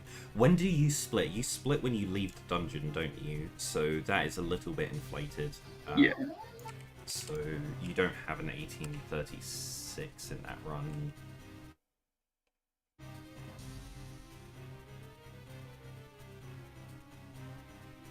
Yeah, you have an 1818. Now, I was looking at some of the bits earlier on, and I was like, oh yeah, there's like... It was just clearly like a mistake that you made there, where you tried rolling and then rolled the wrong direction, and then then rolled into a wall or whatever, and I was like... I mean, that's just self-explanatory. Yeah.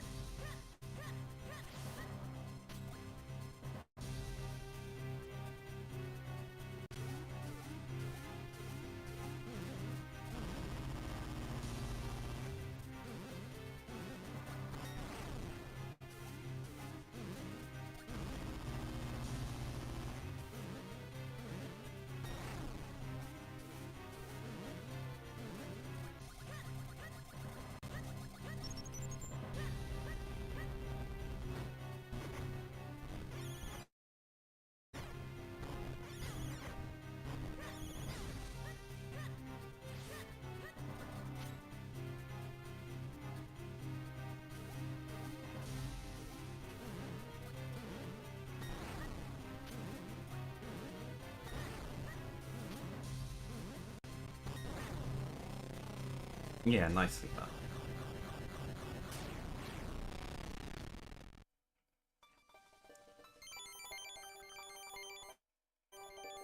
Yeah, like, I had a skim through Deepwood, and it's fine. Like, it's... Yeah, you're not doing anything wrong, and everything in general is, like, good. It's... I think it's just, like... You just need to...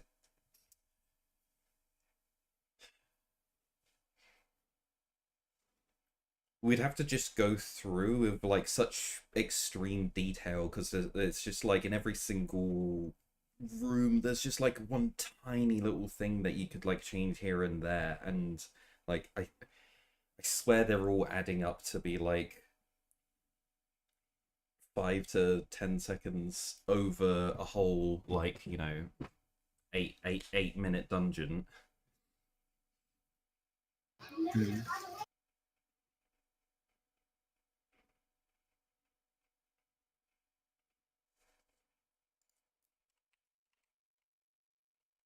But just, yeah, it's, I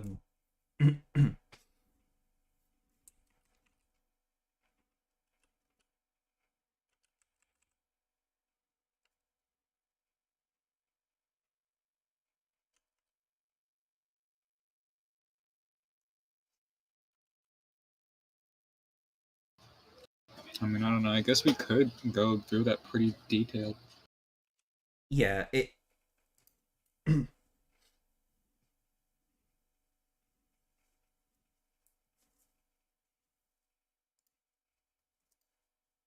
Yeah, it might just be good to go from the start and just go through the whole run, just because there just might be things that I'm just overlooking, and, like, when we go through it's like, oh yeah, like that's something that can improve or whatever.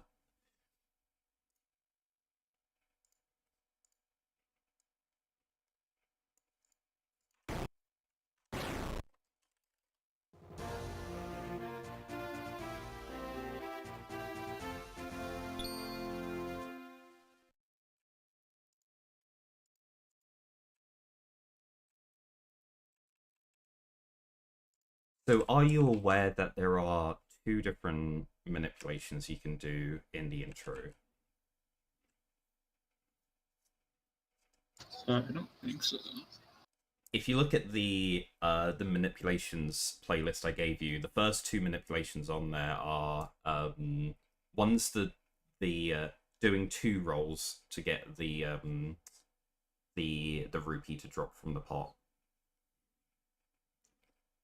which is, like, the normal one. But then there's a different one for doing three rolls, and it literally lets you save half, like, a quarter second or whatever, because in that first room you can do three rolls instead of two rolls, and it's slightly faster. We to get that to work, we need to advance RNG on the title screen before we load the file. And that costs us, like, I can't remember what it was, like 8 seconds before a run. So, like, if you want, every time you start a new run, you have to wait 8 seconds longer before starting a run, but you get to save a quarter second to doing this other manipulation. Not that many people go for it, because it's like, I just want to jump straight into the run.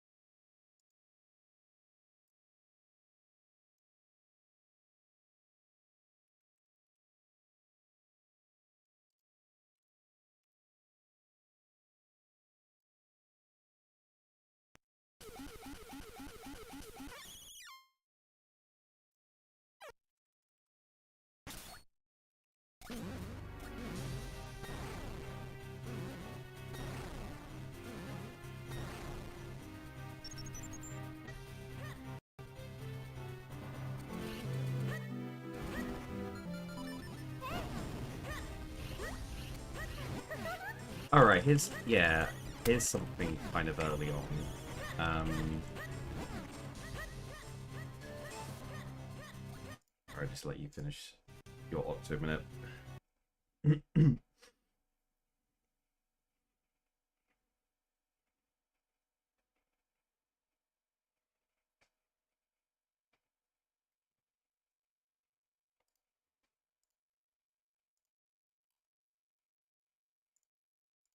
You can finish your Octo attempt. Oh, okay.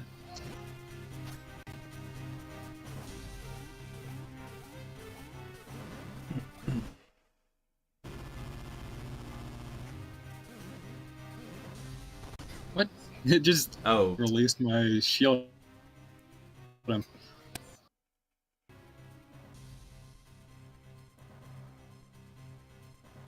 Yeah, so this is something that like TGH pointed out. So like a lot of the movement we did in the that we do in the run, like we basically just base it off of what the task does, because when developing the task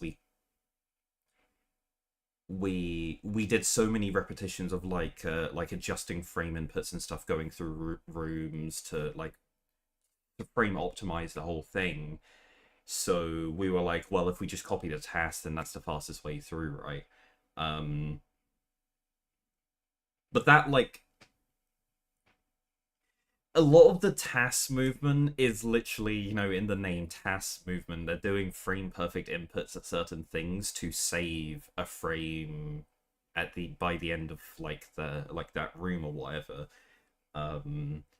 But for RTA, there's some simpler strats that we can do that are like, you know, theoretically 1 frame slower or whatever, but they're almost automatic, and if you try and replicate the frame perfect task movement RTA, you're never going to be doing it frame perfectly, and you're going to be losing more than 1 frame or whatever, and you'll end up being slower than if you did the easier RTA movement. And so yeah, that was just like one of the things that TGH noticed in this room specifically. So what the task does here, the task does 1, 2, 3, 4. Those were awful rolls. What? 1, 2, 3, 4, 5, 6. It does like rolls like that. But we don't need to. We can hold up left the whole time here, and then like talk to her like that. It's that ends up being like 1 frame slower than perfect task. Well, I think the rolls want to be a little bit better. No, you definitely want to hold up left.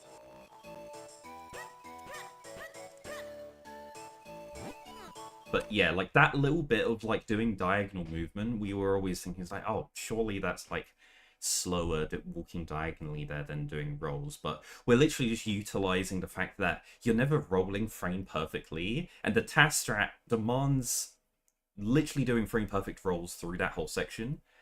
Whereas doing it like this, if you're holding up left, it doesn't matter how well timed your rolls are, because at the end we're still holding up left anyway. So having some up left movement in between each of the rolls, it doesn't matter if it's before or after all of the rolls. Literally moving it like the exact timing that you do the roll input doesn't change the final time that we get to it within range of talking to Zelda. So yeah, that is not something that I've looked very much into in the whole run. But TGH pointed that out, and it's like, we can probably make a lot of the movement easier by coming up with these kinds of strats that it's like, oh yeah, just move like this, and you know you're gonna be doing it faster than if you tried doing absolutely you know, trying to replicate the task.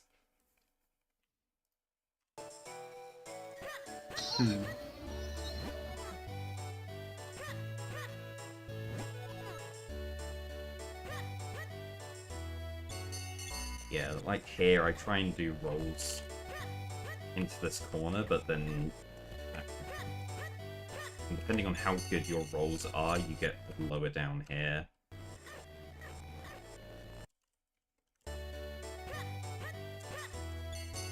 Yeah, ideally you're as close to in line with Zelda as possible. You can do 3 rolls there. Do you do 3 rolls?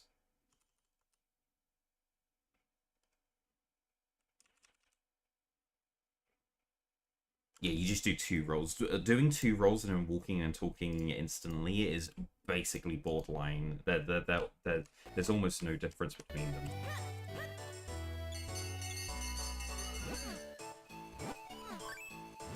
But that's just easier if you just do 2 rolls, walk with the line.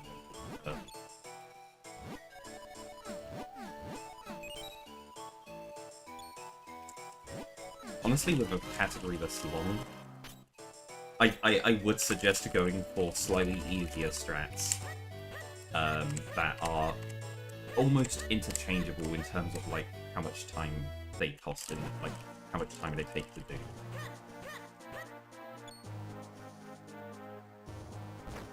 Yeah.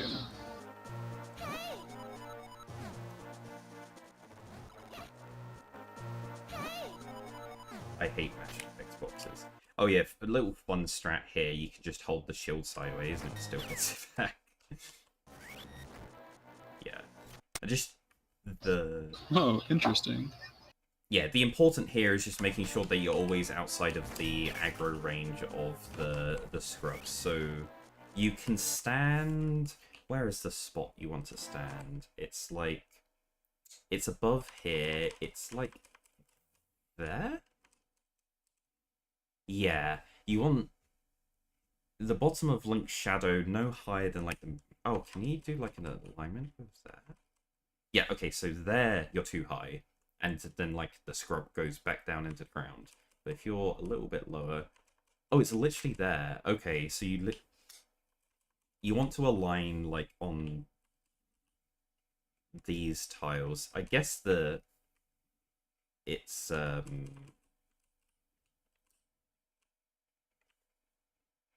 if you're looking here in line with like that bit of the flooring, or maybe those flowers over to the right, you just want to be in line with that like tile aligned.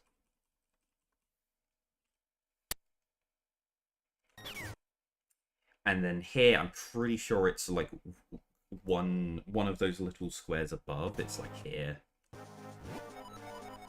There's a lot of little strats like that where when a cutscene's about to play, you want to position yourself so that when Link gets force walked to a specific spot, you want to be within a pixel of it. If Link has to move for 1 frame, regardless of even if you're pixel perfect on the spot, you can be 1 pixel away and Link will move for 1 frame onto the right pixel, and then it's no slower than if you were exactly on it.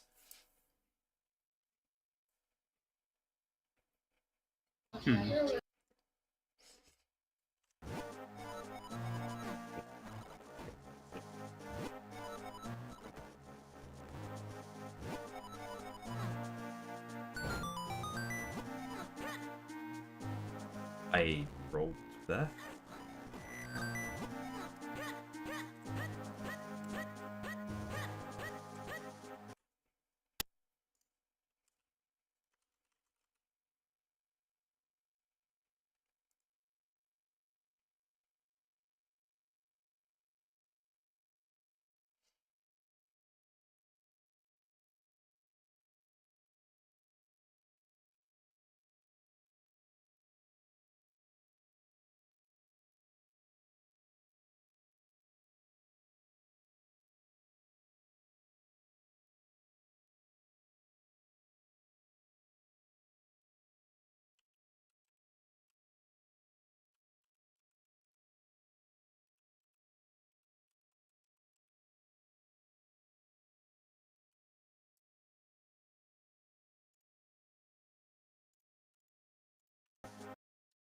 Yeah, in this room, you do want to move slightly to the left when you're moving here.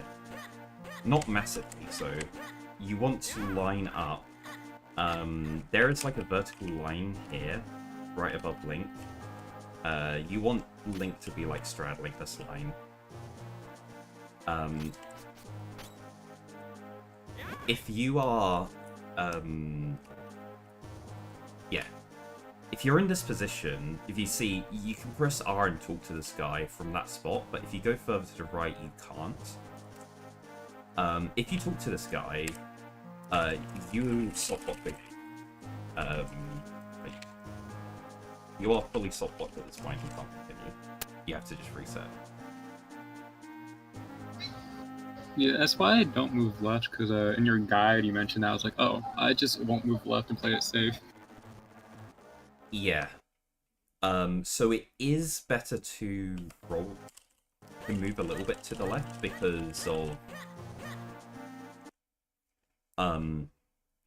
there's two parts of that cutscene. There's like Link moves to walk directly in front of that guy, but then after that action's finished, Zelda moves to her spot slightly to the right, and when the cutscene starts, Link and Zelda basically like merge onto the exact same spot, so they both have the same start point and move to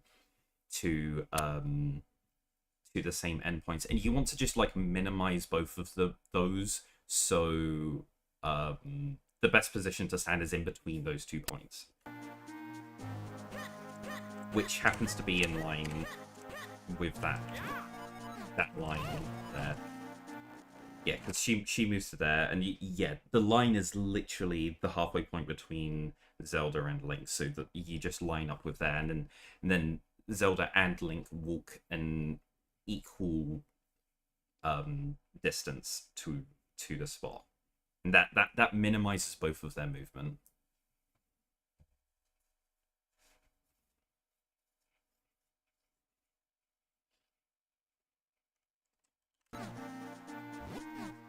And this cutscene sucks.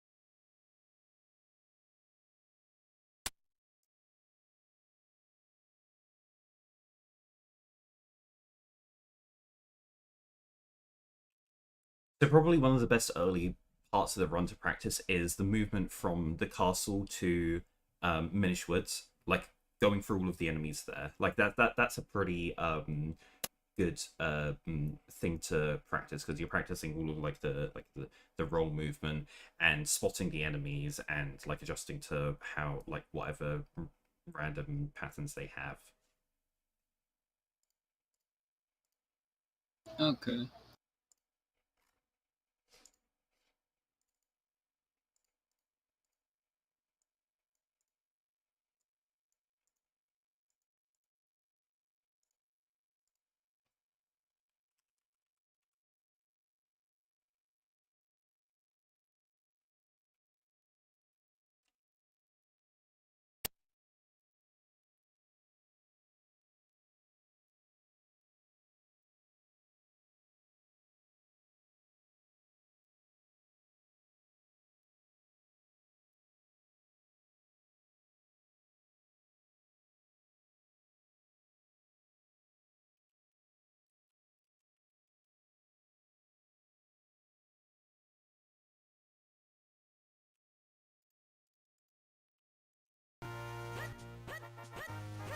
Fall down, cross, jump.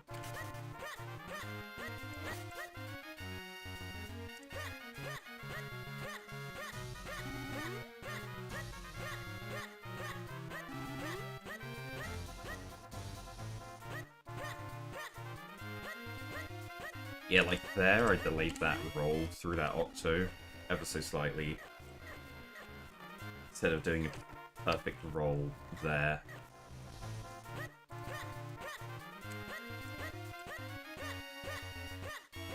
Yeah, specifically, there's always, in this room, there's normally always an octo roughly in this spot around here when you get to the bottom of this, this stairs.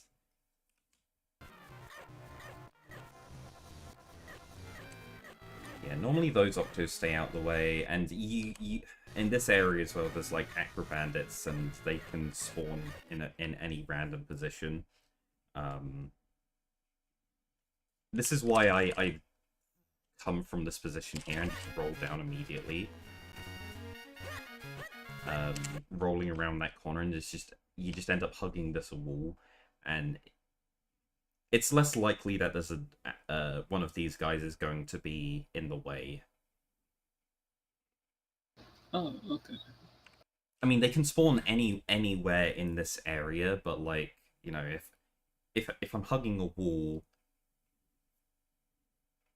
there's less spots around me where the octo or like these acro bandits could have spawned to hit me, because like they can't spawn inside the wall. Whereas if you going like in the middle, I feel like there's more. It's pretty marginal. It doesn't matter in all honesty, as long as you can like react to the acro bandits. And in fact, yeah, I think you have the same amount of reaction time. Oh yeah, one of the problems is if you roll all the way down to here and then try and roll right, this guard's literally just like blocks you there. You get like a nerf roll, so you have to roll early to start going to the right. But just do it once you get past the last enemy. And yeah, avoid rolling into the edge of the screen. The last roll I did here, I ended up too close to the wall, so I was like, just walk this last bit instead of doing another roll from this position, because you'll just lose time rolling. Oh yeah, since that happens with the edges of the screen, there's I never know if I should be rolling into doorways or not. I feel like some doorways it feels like it'll let you just go immediately anyways. Yeah. So there are two different kinds of ways that we move from one room to another. We have the edge of screen, like border transition, like that we've got here. And the other one is tile transitions. It's a specific tile that when Link occupies it, it runs the code to send Link to a new room. So that's like, yeah, staircases, doorways, and all of that associated stuff. Edge of screen, you have to touch, you have to walk into it. You can't roll into it. If something is like a solid tile, I guess that's kind of like a bad way of describing it, but I think the only example of like a tile that you can't roll into is a staircase, like those spiral staircases. It's pretty much it. Everything else that's not touching the edge of the screen to do a transition, those are all you can roll into them. Okay. So that is like there's where's a good example?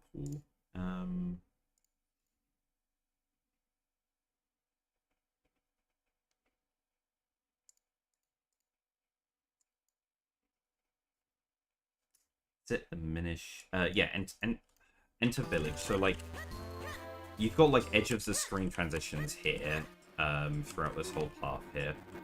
But when you're Minish, like these tiles up here, they're not on the edge of the screen. They're tiles, so like yeah, those are good to roll into.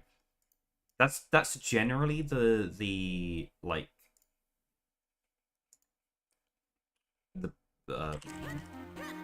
like the go-to explanation is like, yeah, if it's not on the edge of the screen and it's not a spiral staircase, then you can roll into it. That's it. Yeah, like here, this you can roll into it. That you can roll into it. Things can get a little bit complicated sometimes when it looks like you are on the edge of a screen, but like this, you are just slightly off from the edge of the screen, so you can roll into it. When we come over to here, like this ladder, yeah, you can roll into it. I mean, sure, it's a ladder, so they're a little bit different because it's a climbing object. Like ladders, climbing walls, they all behave the same, where you can roll onto them and you'll just like cancel your roll and grab onto it instantly. So they're all good to roll at.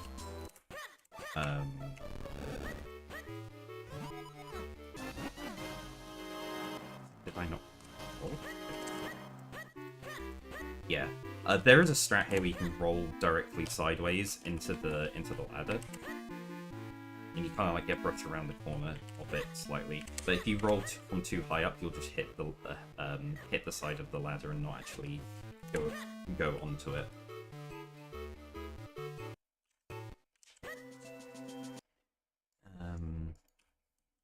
Yeah, like this guy's house as well, you can roll into it, and then here. Oh, is that?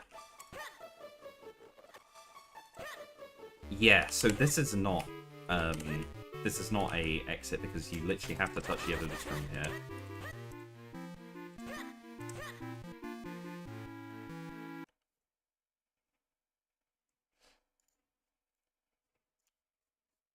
Though I do feel that when we go over to here, like here you can just roll up at this spot here.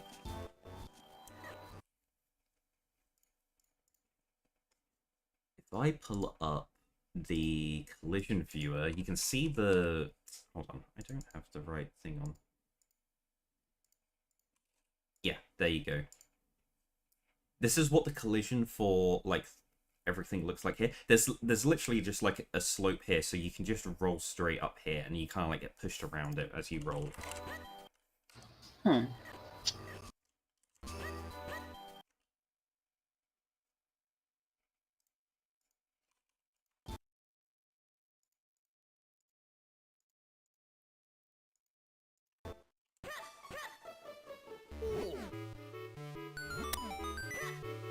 Yeah, here, I think...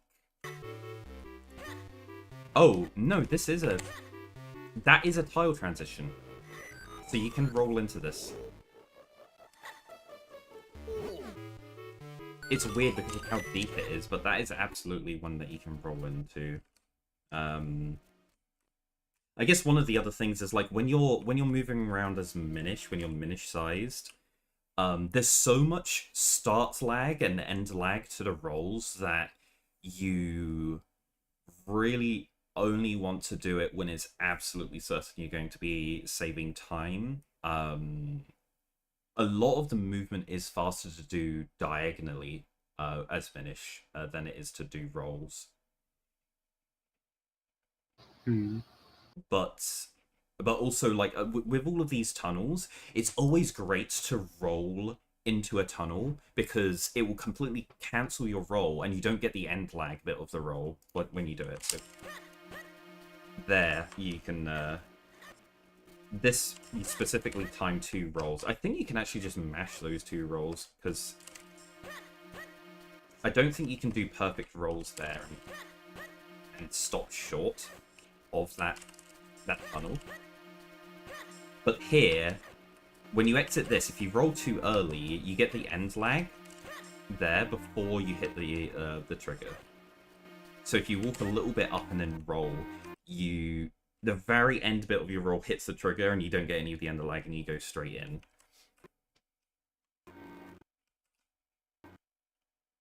And then, like, here, yeah, this is another thing where you just roll straight into it. What was the... Oh, yeah, so doors. Doors specifically are interesting because...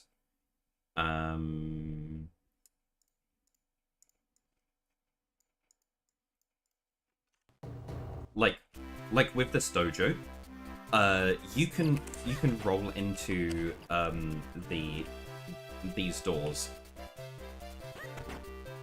and it will cancel your roll, and then and then you'll enter the door.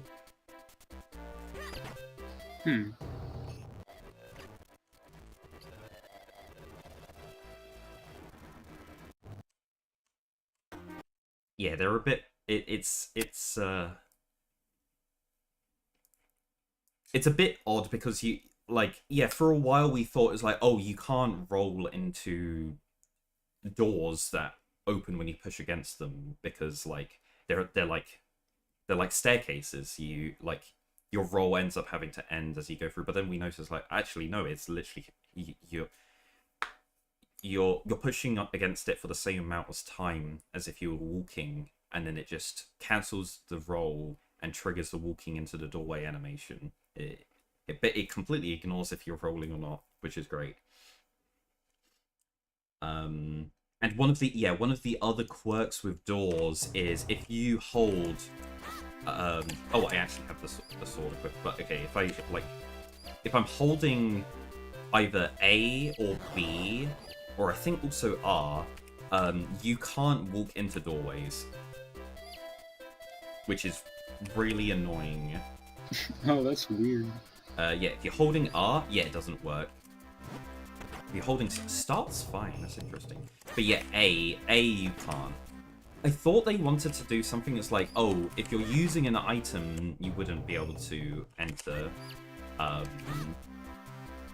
But it literally just looks at your input, not if you're holding an item, which is really dumb. I think the one spot that understanding this is important is like when you're doing the book quest and when you talk, you try and enter the Dr. Left's house, and then you get that the text box appear. And then you have to like hold B and match through that. Then you have to release B before you can enter the doorway after you've text mashed the the text box away.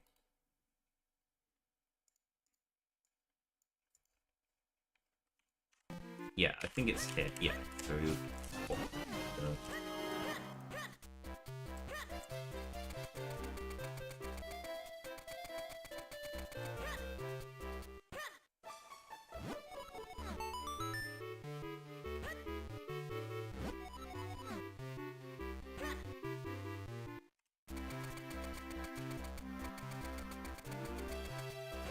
yeah, here at this point, if you're like holding a button and trying to walk in, it won't even trigger the text box. You literally have to be pressing nothing. Then when the text box trigger activates, then you can start holding B, text mash through.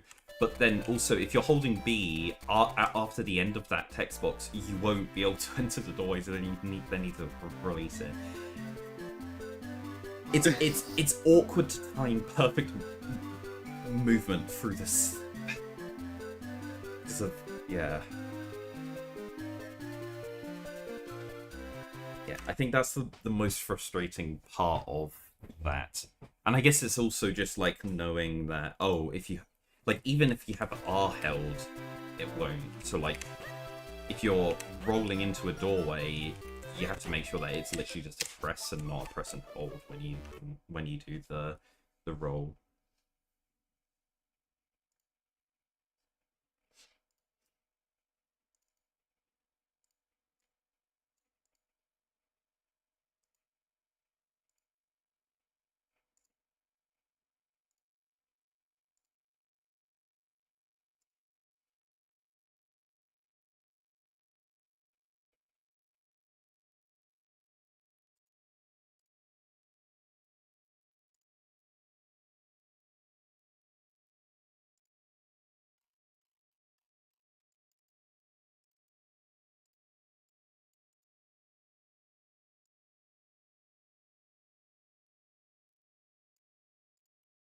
I guess oh, hold on. But yeah, I guess Deepwood's a good place to start out. Um,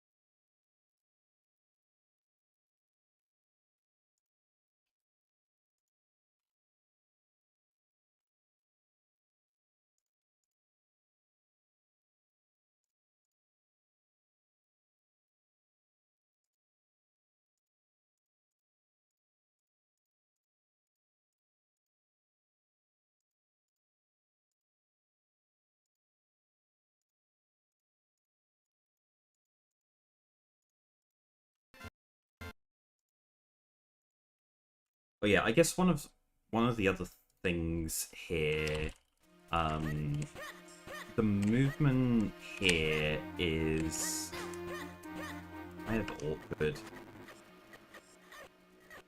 But like, yeah, you have to react to the enemy RNG here. Like this guy right here. You have to either kill him if he's on the far left or just like roll through him. But this is one of the other sections where TGH mentioned that guy's going to be annoying and get in the way. Oop, oops.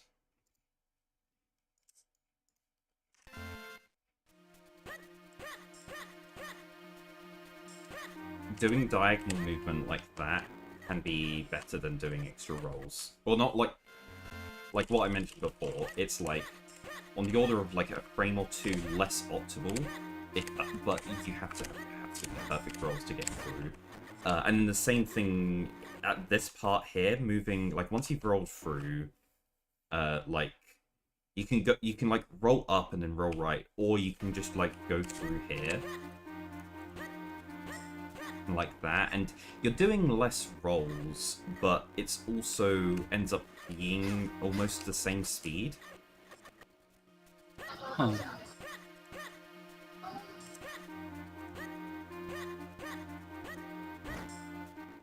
So make sure you actually get past that free. Yeah.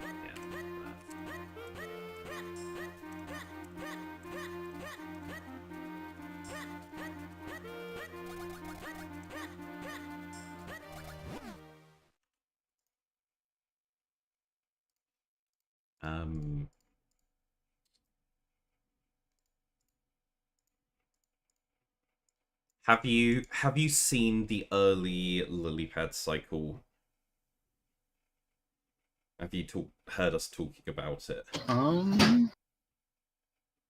Yeah, I've heard you talk about it. I don't think I've actually seen it. I was practicing it yesterday and I got it like a half dozen times. It's surprising how we thought it was literally TAS only, and you know, one human ever managed to perform it from like starting from a save state, and now people are, you know, getting it in back-to-back runs. It's like, okay.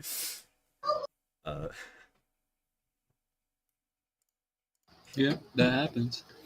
There is a setup. I mean, also, it saves 3.5 seconds, so it's not like it's not so insane that like you have to go for it, and if you fail it, you reset.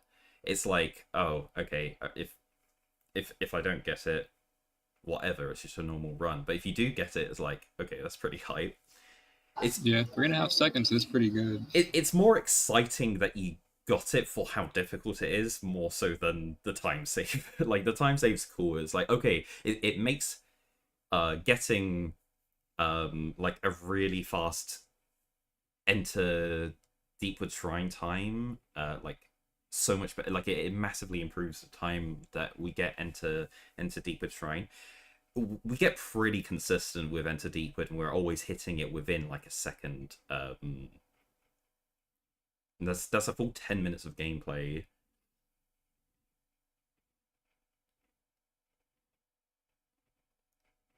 I believe the fastest Enter Deepwood recorded was 9 minutes 51 seconds.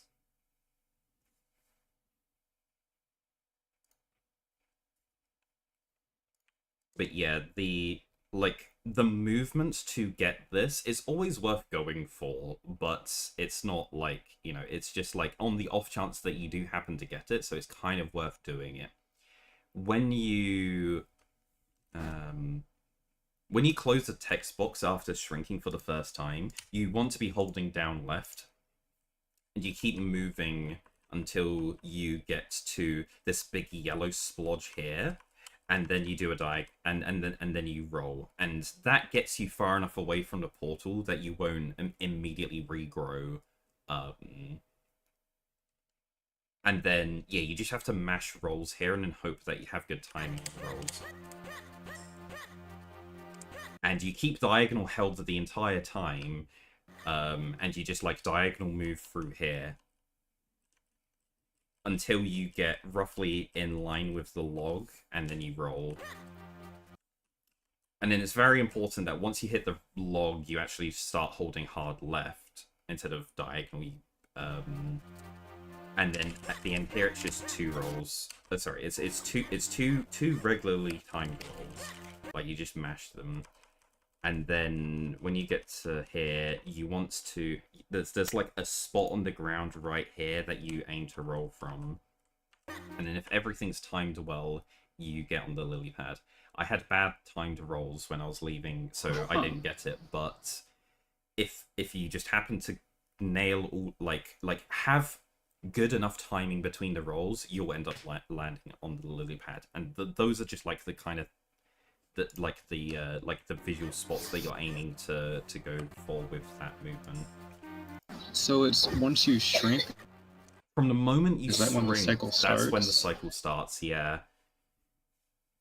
So it's completely it doesn't depend on anything before this point. It's just from this moment here, from after the cuts, and it's not after you shrink. It's after you close the text box as well. The entire time the text box is on screen, the whole world is frozen. The time literally starts from the moment that the cuts, like the text box closes and you begin to move. Then the cycle starts moving. I can if I load the save state here, and then I can I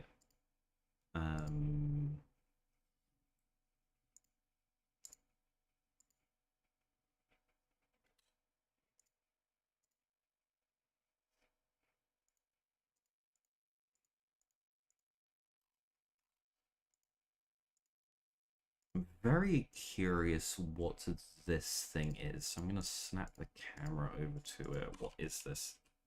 That is a heart piece. Never mind. I know what those are now. What is this? That is nothing. Okay. And what is this? Oh, it didn't like that.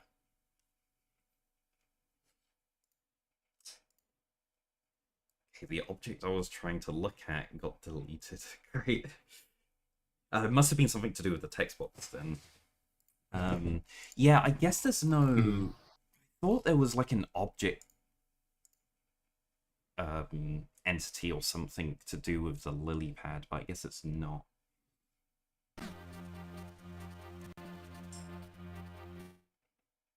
But yeah, in the list I have... In the save states, I have a save state as the text box closes. Like, this is honestly something not worth, like, practicing until you get to the point where it's like, yeah, I'd really like this 3.5 second time save, and then sure, you can grind it out. But it's such a hard one to execute that kind of has no other, like, utility to it that your time's kind of better well spent practicing any other part of the run than trying to get this very flashy trick. But it's at least it's worth knowing like what the setup's supposed to be, so you can kind of go for it and get lucky every now and then.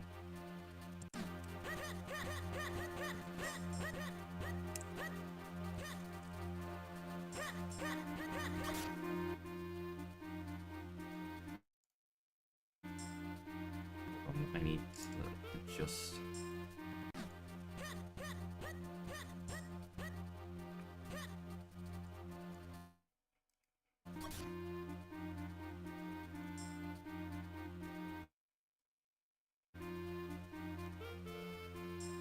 Oh, I've had the wide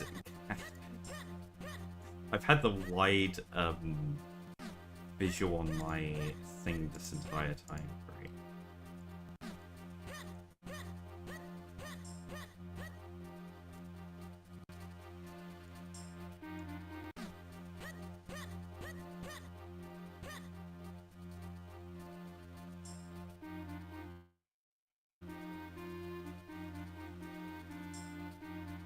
Yeah, honestly, this thing, it is frustratingly precise. I was practicing it and I was like, for every time I got it, there were like 5 to 10 times where I just couldn't get it. And it's like...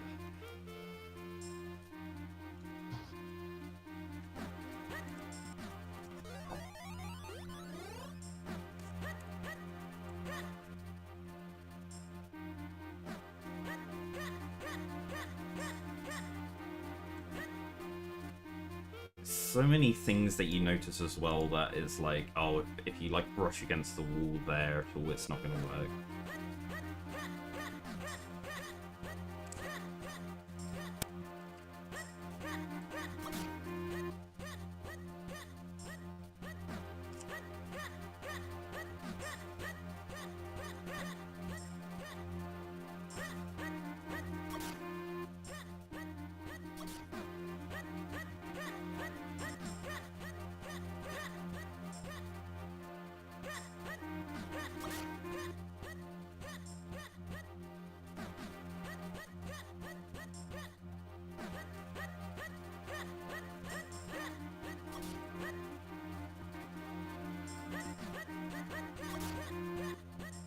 If I rolled later, would I have got that?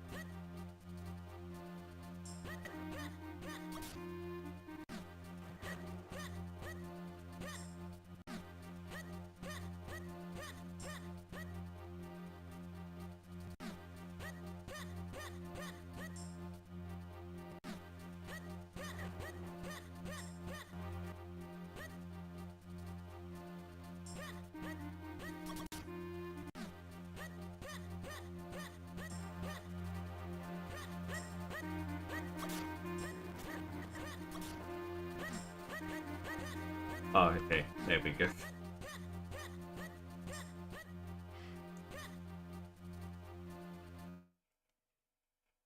Yeah, it looks like that time I was literally 1 frame off on the roll that I did before entering the log. But yeah, like there's a lot of just extremely tight inputs that you need to get to manage to get it.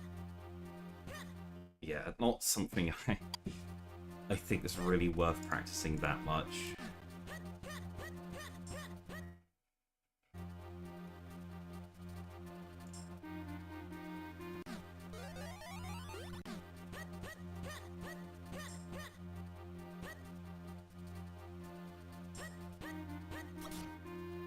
It's frustrating how close you get, and it's like, oh, how did that work? And it's like, oh.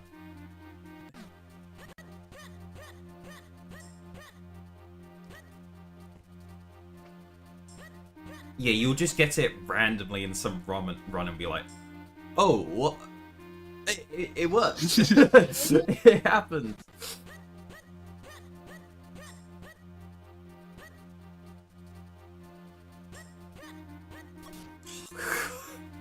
It's close, like... Yeah, I wonder what part is off. I swear it's the roll. It must always be those rolls at the beginning.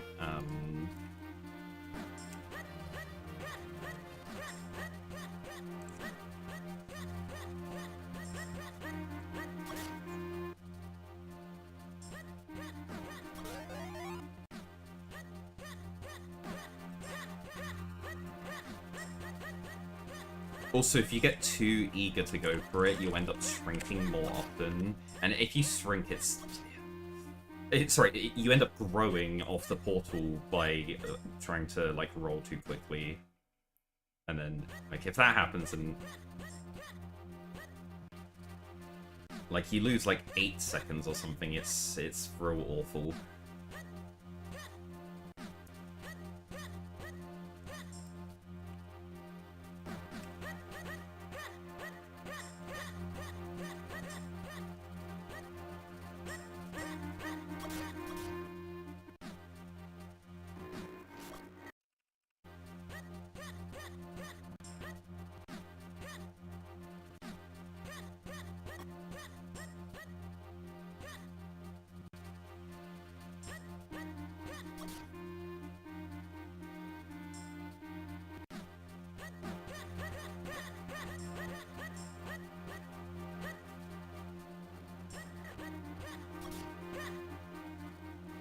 Yeah, if you notice when you do the roll here that you don't...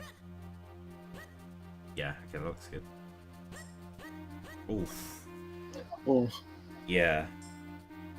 If you roll and notice a little bit of end lag before you get into the log tunnel, you were slightly it was too early on the roll after the diagonal movement here. Yeah, there's a little bit of end lag that can happen right before you actually hit the ladder, the log. It's really important to get that roll directly into the log, but also you don't want to be too far down. You do literally want to perfectly time, but that's why we go for that spot. You hit that spot there, it's...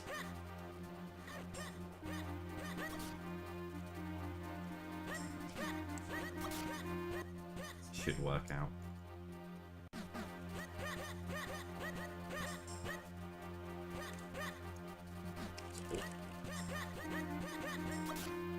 Nowhere close.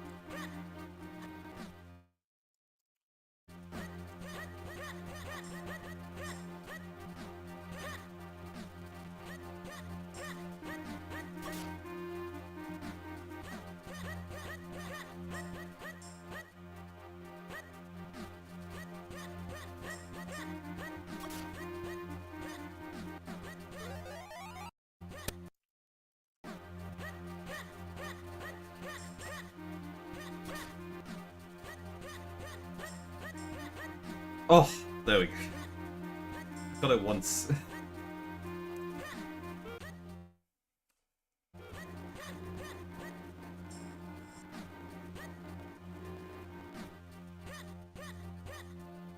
Pretty good timing on the, like, movement on the roll there. All of these rolls would have been fine. Yeah, and then yeah, pretty well timed roll here, like exactly on that GPU spot. Like literally, actually pixels perfect on it.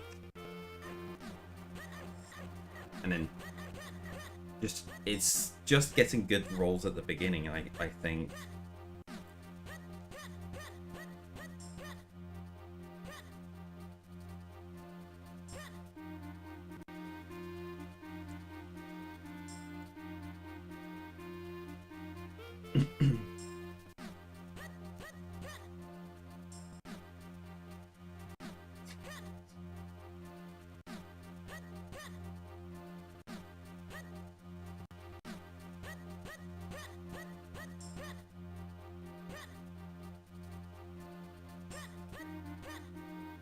Oh. Oh, nice.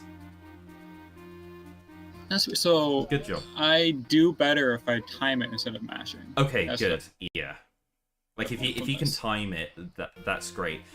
The thing is, timing Minish rolls, they are exactly 25 frames long. When you roll while regularly sized, they are 28 frames long. Interesting. Which, yeah, if you got a good rhythm for timing regular sized rolls, if you try and do that whilst you're Minish sized, those rolls will not be good enough to be able to get something like this, because you'll be losing like 3 or more frames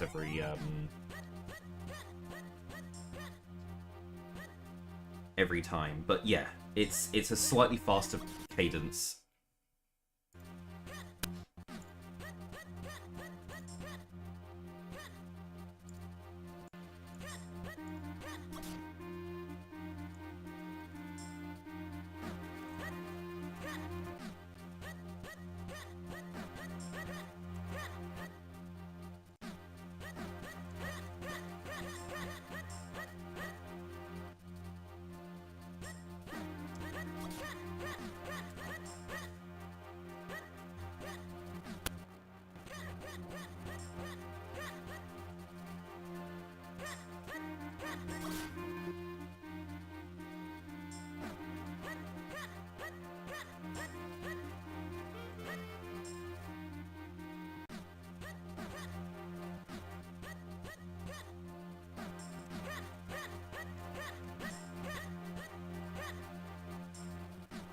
Really?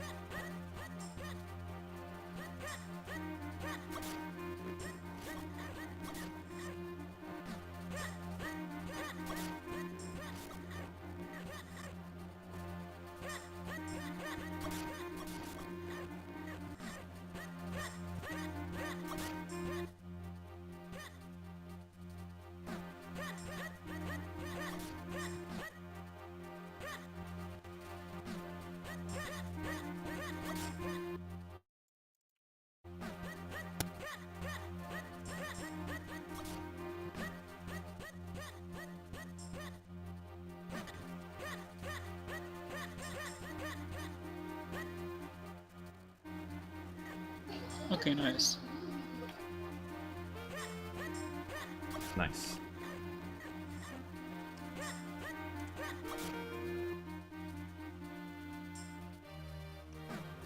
Well, that'll be an interesting thing to get just randomly in a run. Yeah.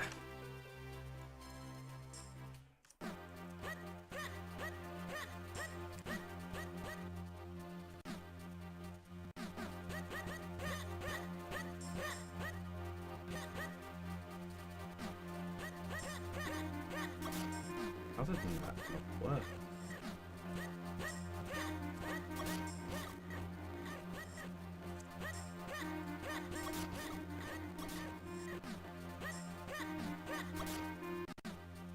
I don't believe that.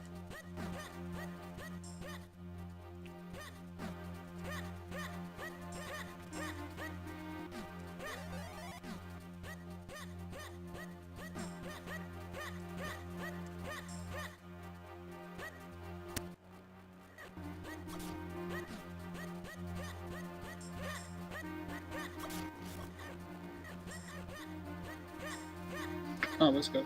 Nice.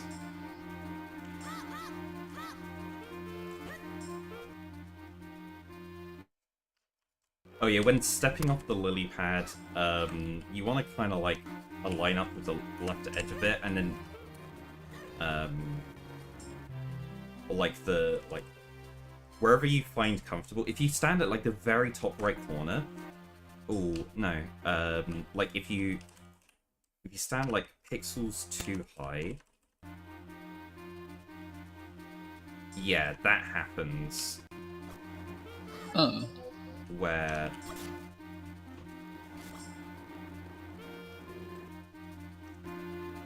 like if you stand like there, you'll hit that corner and get pushed off from trying to be too close. So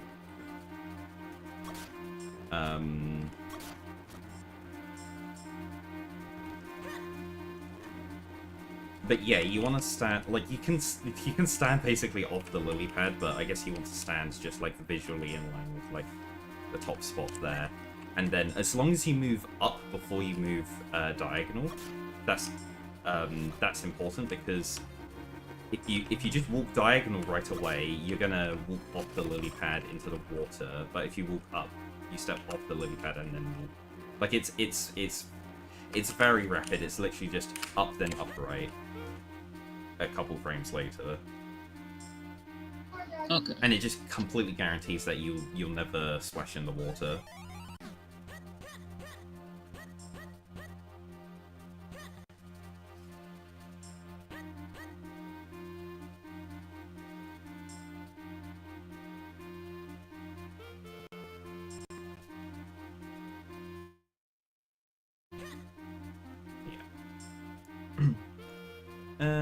Is there much else like here?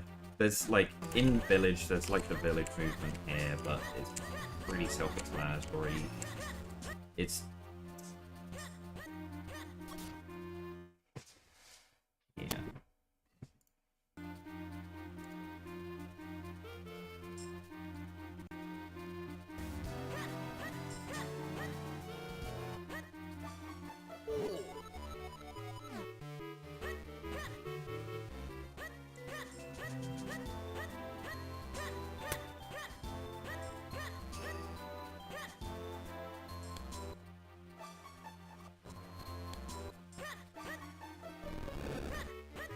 I mean, we can just keep playing from this point and just, like, stop anywhere that you, like, have questions or I notice anything or whatever.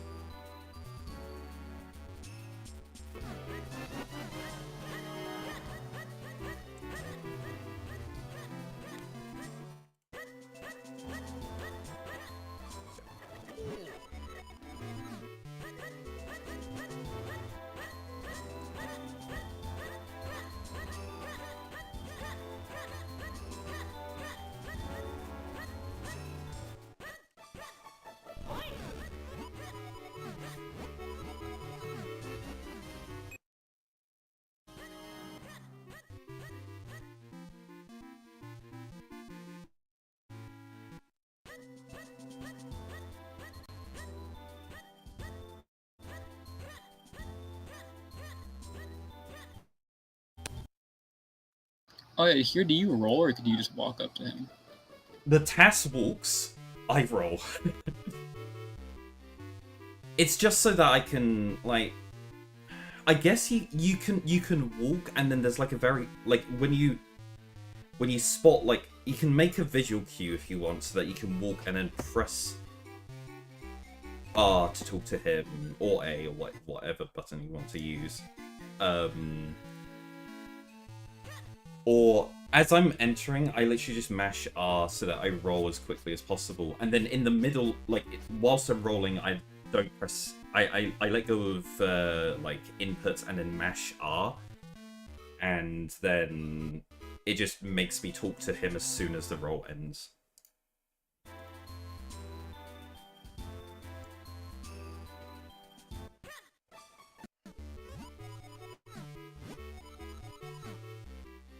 Yeah. Map screens are... Yeah, they're put away with A, B, and start, I believe. Yeah.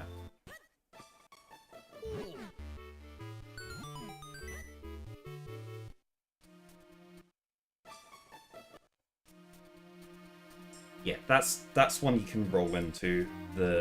One of the exits you can roll into.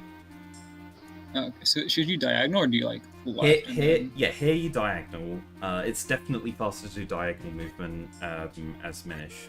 And don't roll into the tunnel if you're like right next to it. This is definitely a spot that you don't want to roll. And also after the dungeon, when we're coming back, don't roll from this tunnel to the exit. Yeah, don't roll there. That is, if you do a frame perfect roll, it frame ties walking. Any later and it's slower, so just don't bother, just walk.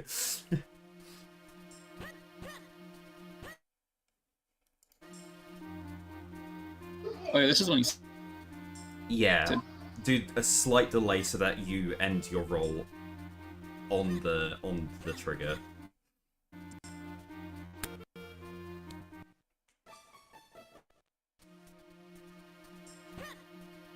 Sure, I guess. Yeah.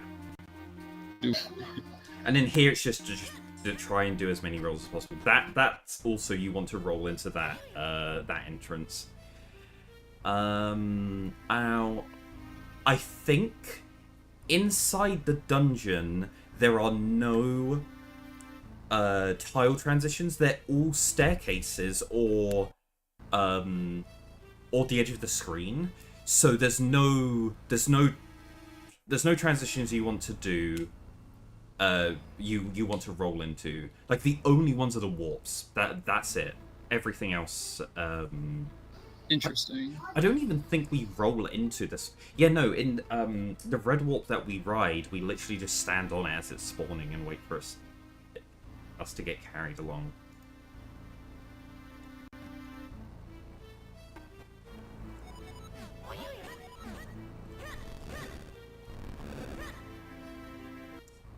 Yeah, so in this room, yeah, you're aware of what's looking at the slug.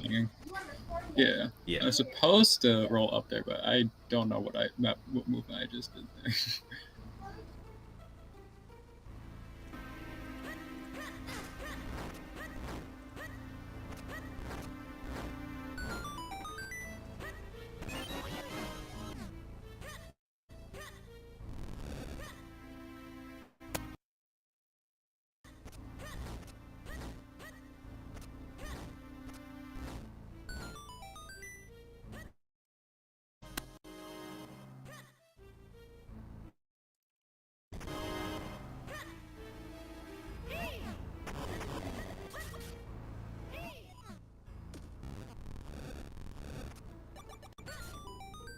I look for Link's hat to get to the end of the dark patch when pulling down to let go of the R button.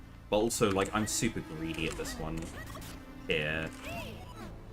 Like, here. I let Link's hat get to literally there, and then I let go. it had to be like a little bit longer there.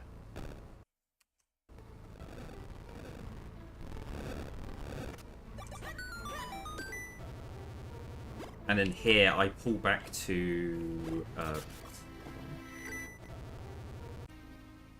this little spot in the. There's like one bit where it like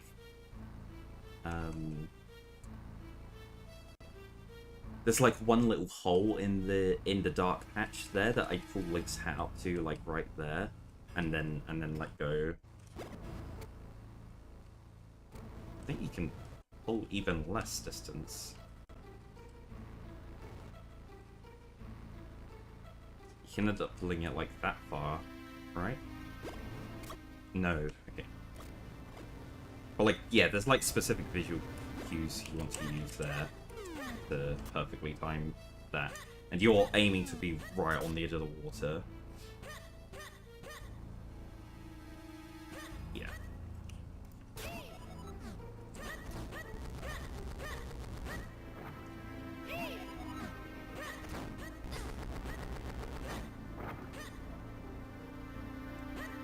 So what's the best movement here in the barrel?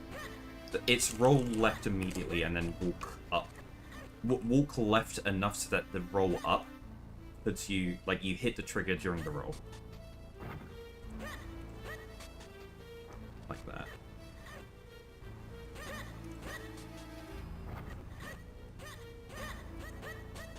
Yeah, I think you want to be pretty much in line with... Okay, that was a little bit far, right? Not quite the edge of the stairs. Oh, there. That, I think this is like the rightmost position you could be, is like hitting this spot right here. Hmm. But anywhere left of there is good.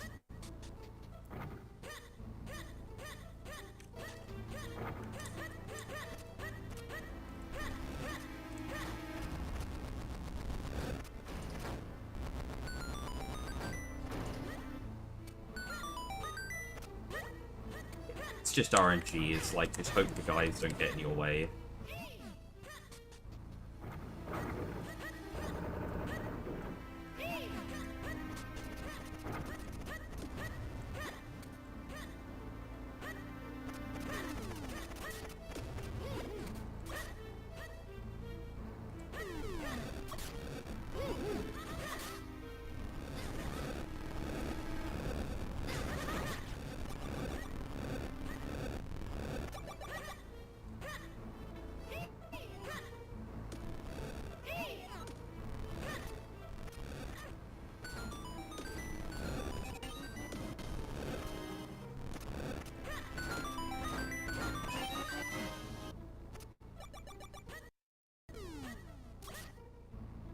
Oh yeah, you know the whole, you know, when you're grabbing an object and pulling it, you want to release, like, you want to pull, release, like, sequentially as you're pulling it, and it goes faster.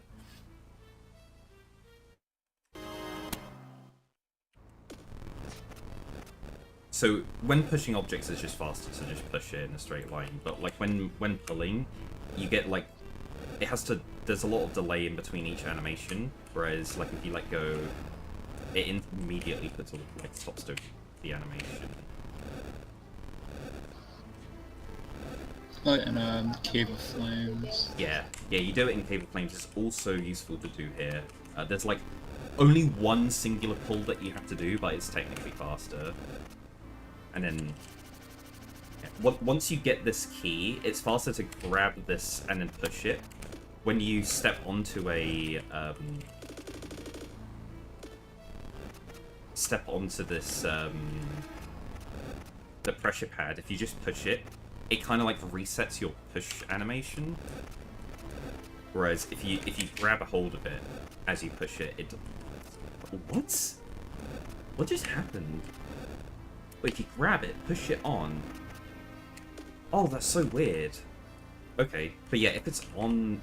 If the thing is already on the pad and then you grab it and then you push, you don't get, like, disconnected from it as long as you're holding the R button.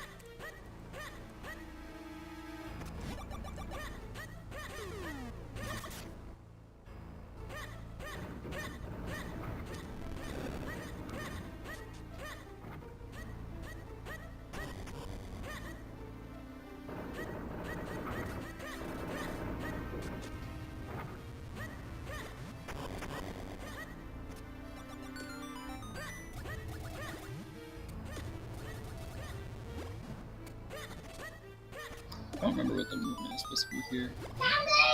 Oh yeah, you roll right a bunch of times and roll down against the pots and then roll right into the doorway.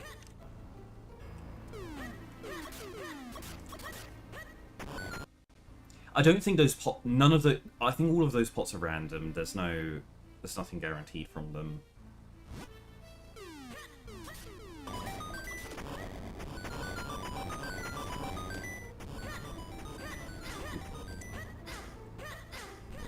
Yeah, with a guy in the corner, like the bottom left corner, if they're like right in the corner, if you roll into him from aligned with the top of the corridor you're in, you get damage boost up, and that can be worth doing. Like I did it here. Okay, that was bad timing there, but yeah. I mean, you want to avoid most damage boosts if you can, but sometimes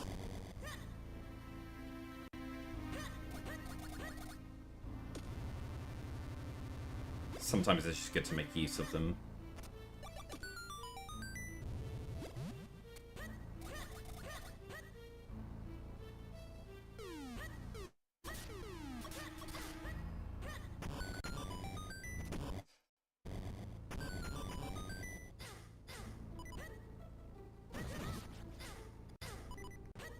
Bro.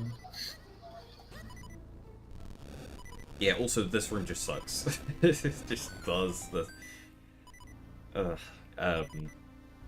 You're gonna get hit like 3 times on average going through that room. It's like, yeah, cool. It's very rare to go through there without ever taking a hit.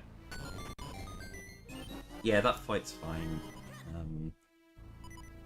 Oh yeah, this was another room. What was it? Oh, do I not have a state? Okay, I don't have any states up.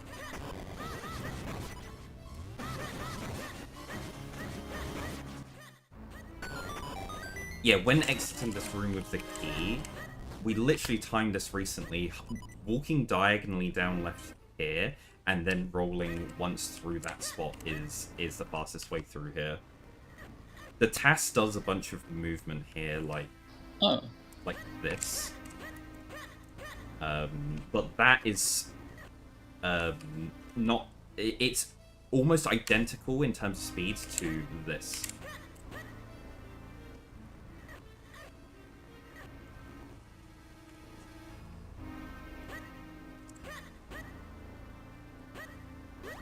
And it's way easy to do, because it's just one roll.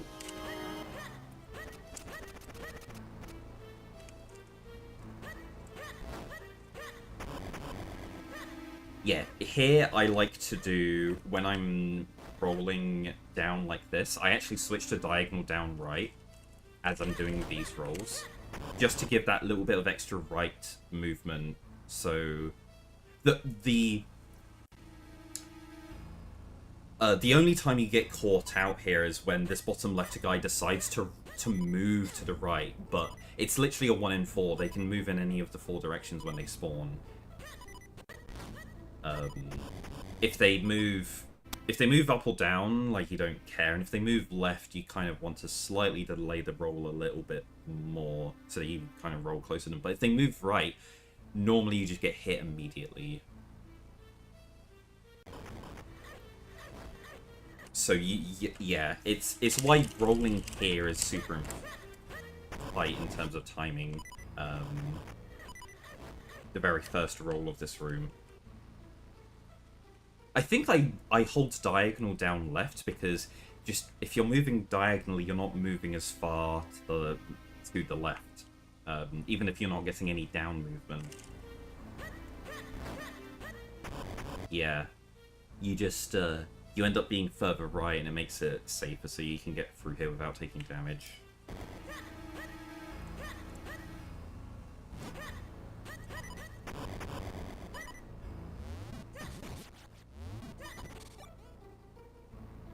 I forget which pots here actually have pipes.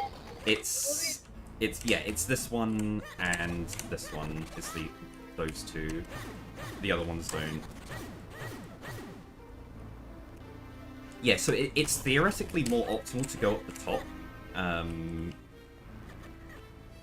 Because you get these bits of no dust, but it's more dependent on where the enemies are. If both enemies are clumped up there at the top, then you want to go you want to go lower. But if they're both, for me, like they were both down here, it's best to go at the top.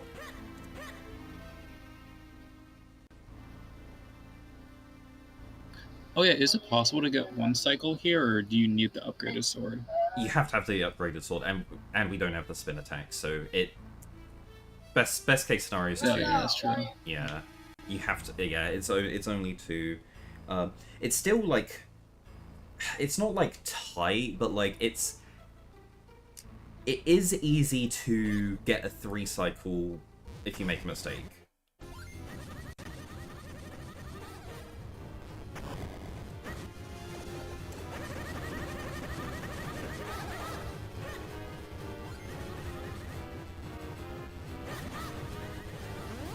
Really? That didn't 2 cycle? That's crazy.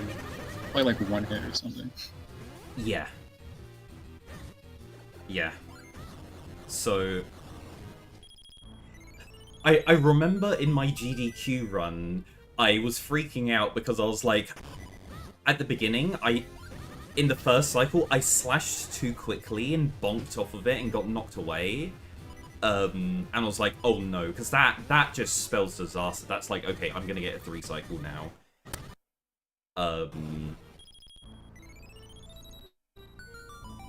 But I managed to get back to it and hit it, like, not like enough times, but I was like, okay, I literally, like, I hit it, I don't know how many times you're supposed to hit it in total.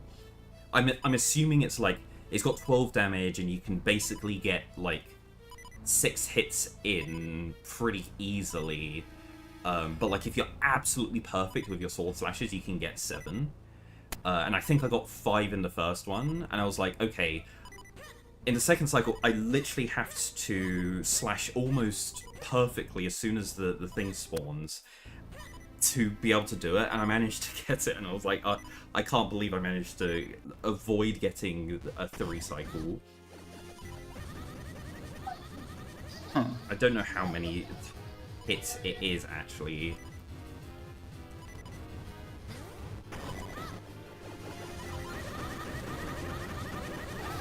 Yeah, I think I'm right saying that it's 6 normally. You need to do 12 hits to kill him. Oh, is it like 10? It might be 10 hits actually. And then yeah, you can use the shield and to adjust your position whilst facing up.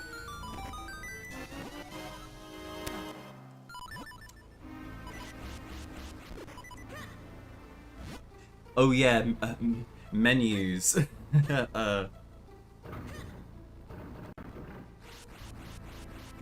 You'll eventually get the muscle memory burnt in for doing like item equips.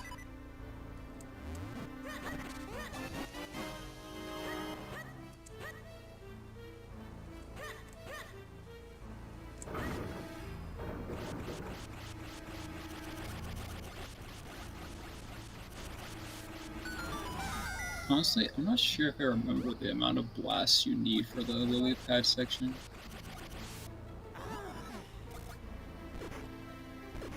But the first one's a bit flexible. You can either do 6, 7, or 8.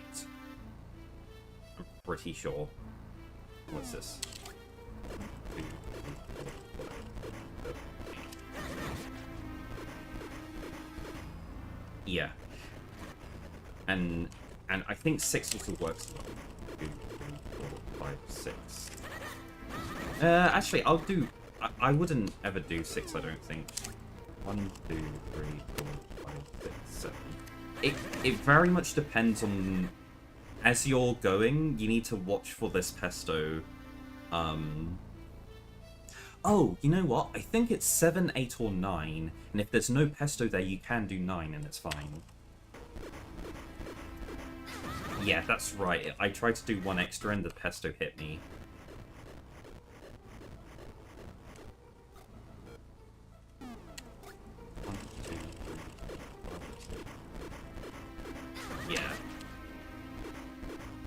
So I think 9 is like the more optimal amount, but yeah, it's a case of like, watch this pesto. He's moving to come and walk me. So 3, 4, 5, 8. Match sword. 1, 2, 3. And it ideally should put you right there.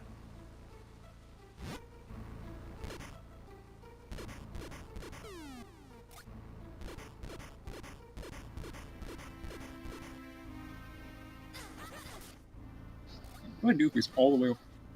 Yeah, he's random. He'll be anywhere. So I think he could have gone for 9 there and then start mashing sword to the right as your like the gusture, like the lily pad was moving. Is there a... Yeah, 4.1 is the lily pad state. There you go.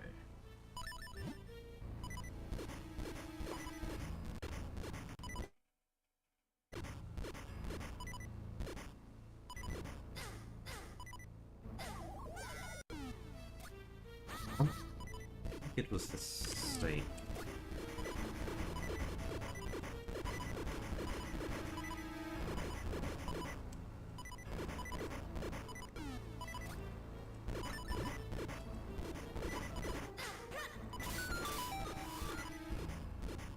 Interesting.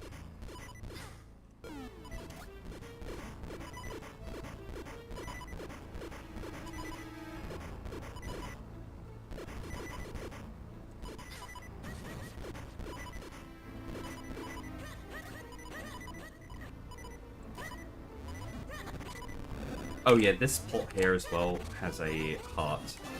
The one directly above the one that you throw. If you ever need it.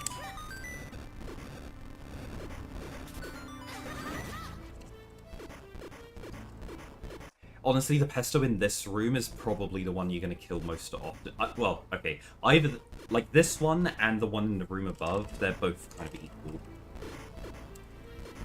Oh yeah, there's only one here. 1...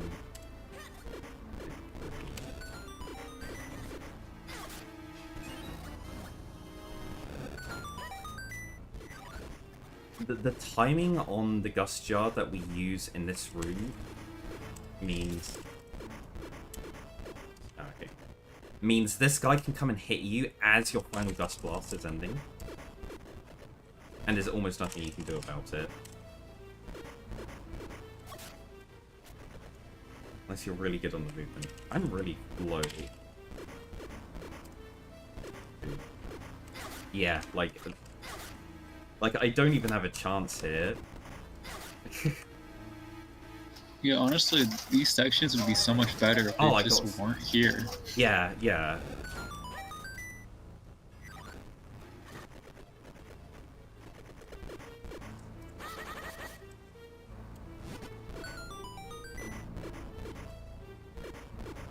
If the guy is completely out the way, as long as you're in the middle of the lily pad, I'm right at the bottom, so it's kind of done. You're in the middle. 1, 2, 3. 1, 2, 3. I mean, he just hits me there. Yeah. Because he's in the way. But when the guy's not there, you can literally just hold diagonal.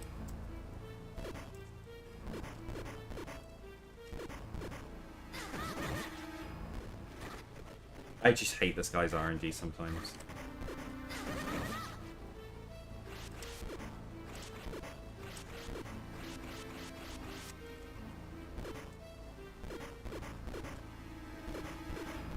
Yeah, you just hold diagonal when you walk off the lily pad. Now, if the guy's not there at all, you can end up just walking diagonal and then like diagonal slide push. So, when you push up against an object, it takes 6 frames to charge up this value that initiates a pushing animation. You can charge up that pushing action whilst you're sliding against objects. So, yeah, you can, anytime you want to jump off a ledge, or like, yeah, push an object or something like that, and you want to keep moving in the same direction, it's better to, like, slide, there's a couple of places where it's useful to do that.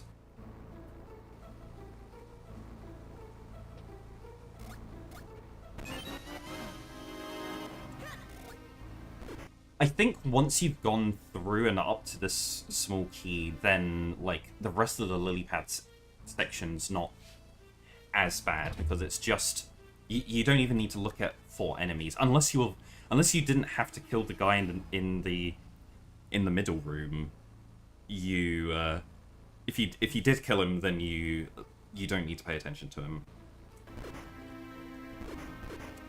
Yeah. Wait, what? What happened? 1, 2, 1, 2, 1, 2, 1, 2. 1, 2, 3, 4.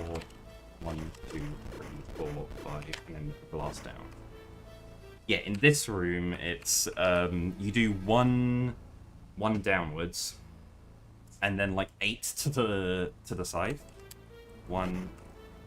Wait, is it 2? Hold on. 1, 2.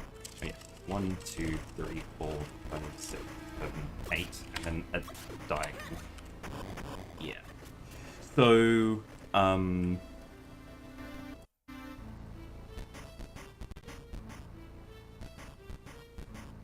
yeah, we get some nice, like, fauna boosts. Yeah.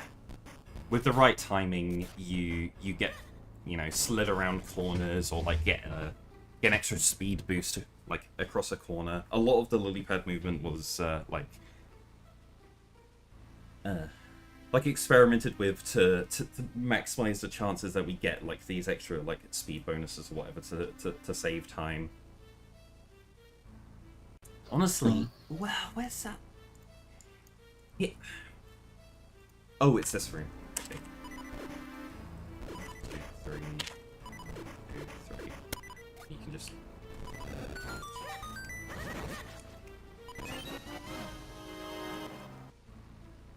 I feel like there should be better movement here than what we do.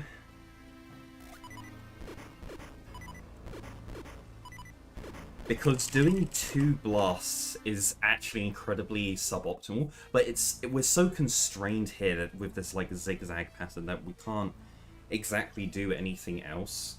You need to do, from a standstill, you need to do like 5 in a row, before, or 4 in a row, I guess, in order so that when you do a blast in a different direction, you get a considerable speed boost.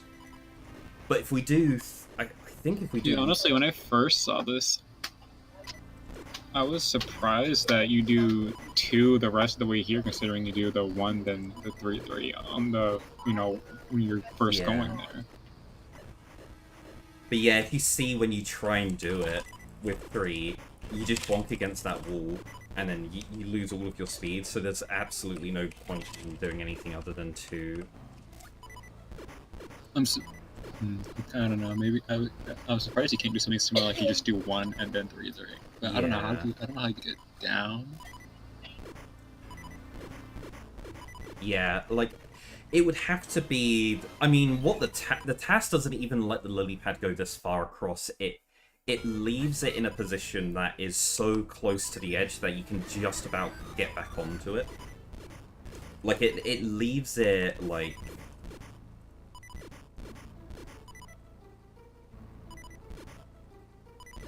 It leaves it, like, right there.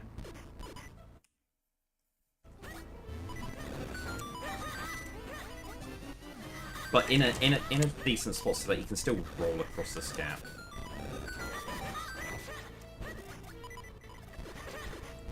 Without splashing in the water. But yeah, if you do it there, you can definitely do, like, 1, 2... 1, 2, 3, 1, 2. As far as I'm aware, that's what the task does. Yeah, you still need to be able to get over to that. I wonder what movement you could do here, so, and it gets put here. Yeah.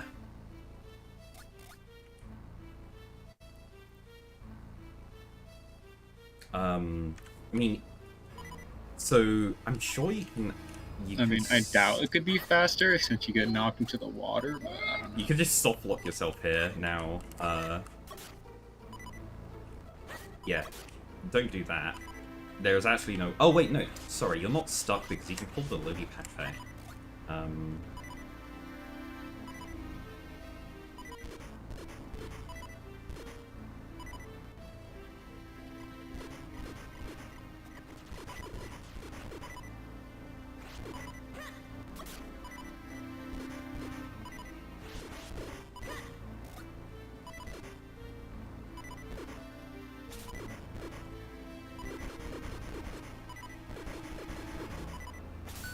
No, I don't really know if you could do anything similar here.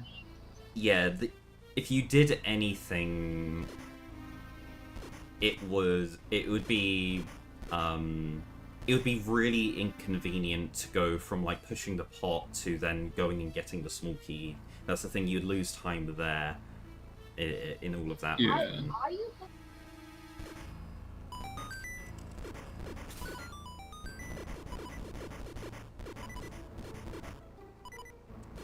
One, two.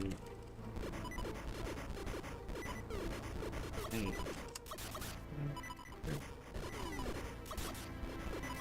I did an extra blast there. Oh, I'm doing way too many blasts there. I can't count. 1, 2.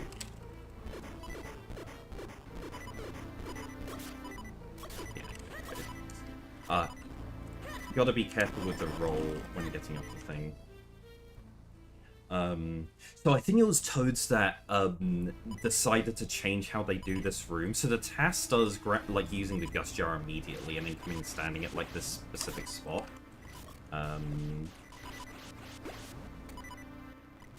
But when Toads was timing it, they were finding that they were basically doing it in exactly the same speed. If they rolled up to the thing and pulled it back, and then released it back, like a specific visual spot.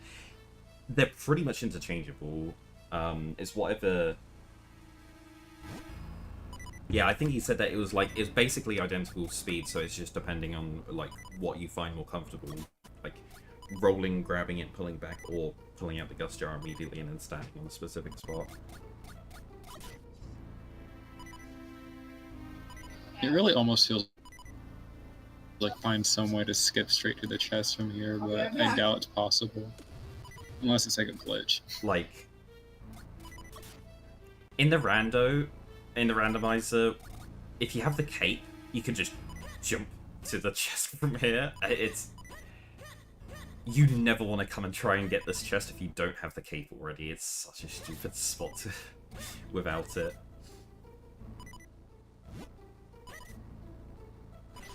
I remember a race very long ago where the cape was in this chest and everyone was pissed.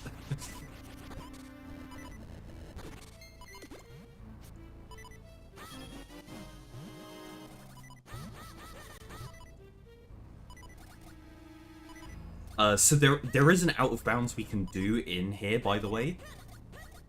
Not in this room, but in... Oh, really? Yeah. It's in this room with the lily pad. So there is a glitch called lily clip.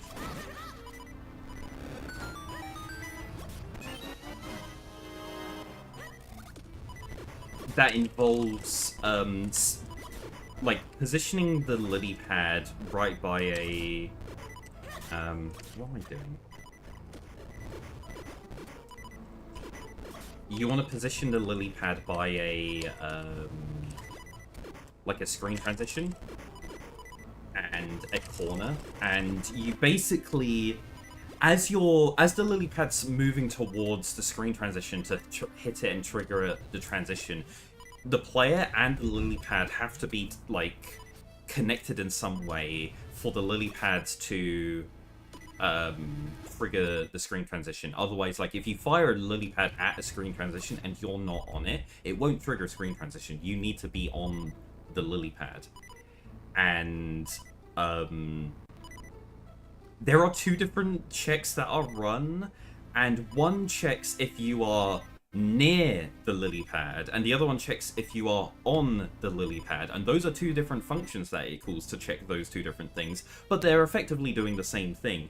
And we can abuse that by getting, like, as we push the lily pad towards the screen edge, we put ourselves near a wall that the lily pad's like kind of pushing it next to, and the wall stops the player from moving along with the lily pad and separates them so that the player isn't on the lily pad at the moment that the lily pad touches the screen transition, but it's near the lily pad.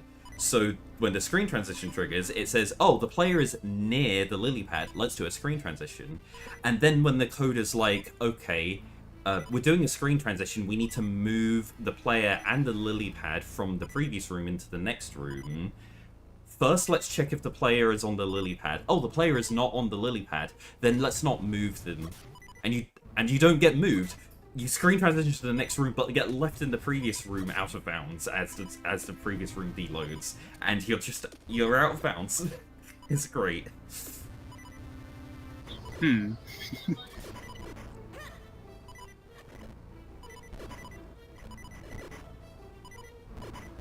then with the out of bounds, oh wait, hold on. Yeah, I think it's this alignment here, and then you want to. I don't remember visual cue where it was I on that? No. Yes, I must be on that. There. Yeah, there we go. That's it. Oh. And then you just do a bunch of rolls out of bounds, so... bunch of... yeah, okay. Then we get an out of bounds transition, and then... yeah, it puts us up on layer 2, and we're now on top of all of the walls and stuff, and we can roll... and we can screen transition, and we're in this room. And the chest is right there. But we're on layer 2, we're on top of everything, so we can't interact with the chest. And also, there's some really weird quirks with when you're on layer 2. You can interact with objects, but the problem is, you don't get lowered down to layer 2. The only way to go from layer 2 to layer 1 is jumping off a ledge. And the tops of doorways are ledges, and we can jump off of them to go down to layer 2. So we can skip that lily pad section, but it turns out that doing the trick to get out of bounds perfectly optimally and then doing all of the out of bounds movement and coming here is 5 seconds slower than just riding the lily pad. So there is no benefit to doing it. That's funny. It's really such a shame.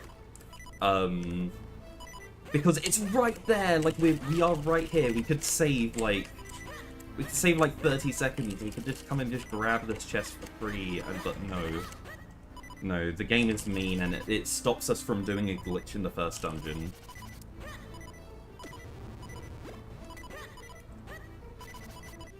Yeah. Yeah, honestly, I would really think that using the mushroom would bring you down to layer 1. You are completely right if it was a statue. There's a different out of bounds that you'd need some later items, but you can do some out of bounds earlier on in the dungeon, like in the barrel room. You can get out of bounds. You can get up onto layer 2 and then use it to reverse out of bounds over all the walls and stuff. You go to any of the adjacent rooms that have those statues, and you grab the statue, and you get snapped to the same layer as the statue on layer 1 and are back in bounds. But mushrooms are different, and they don't. And pots as well. You can pick up and throw pots, but you don't get lowered down to layer 1. You in fact bring the... I mean, I guess it depends on like how the animation works, but I would assume just like since you visually go upwards, I don't know, I would think that it's like switching your layer in some way.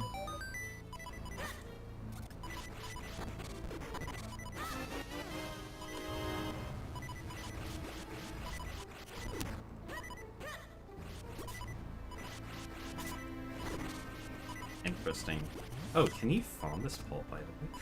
Oh my god. Oh wait, no, all of the pots respawn though. Yeah, they do. I'm like, oh, you can farm a pot. Yeah, of course, you can farm pots. They always respawn.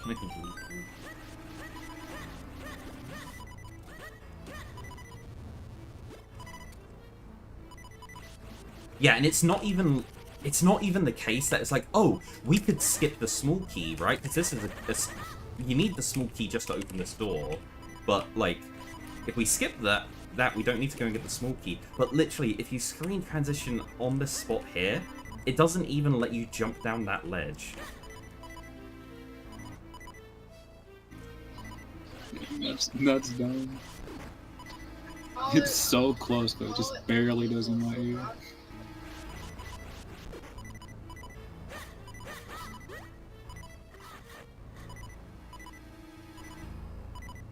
Yeah.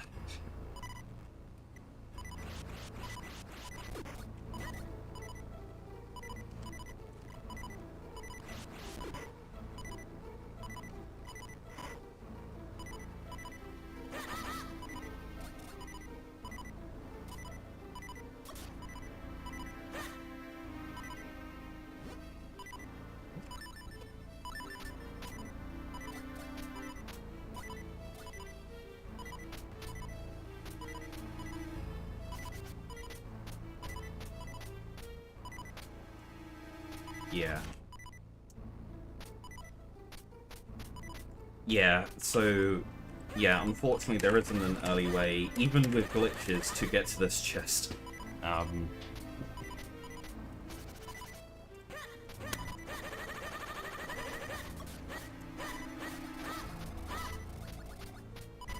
Like, if we could activate that red warp, that would be... That would also, like, fulfill our purpose, because if we go activate it, then we can literally just save and quit back to the dungeon entrance and then go and ride the red warp. And it would be way faster than, like, trying to traverse the room normally, but we can't activate that. You just have to do it normally.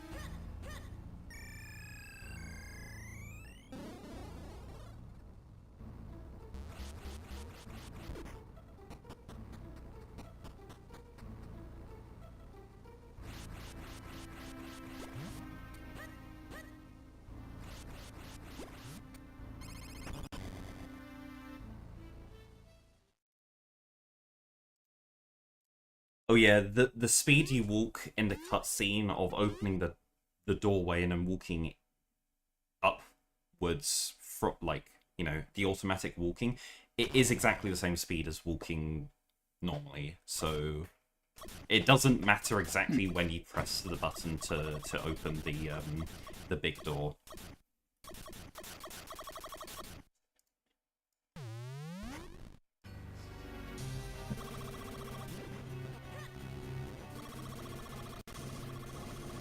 Nice. Yeah, that was good timing on that first cycle. You got it to stay in the middle of the arena.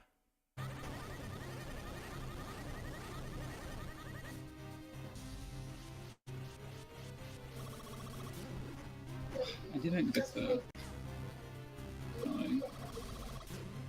Oh yeah, I didn't ask what controller you play with.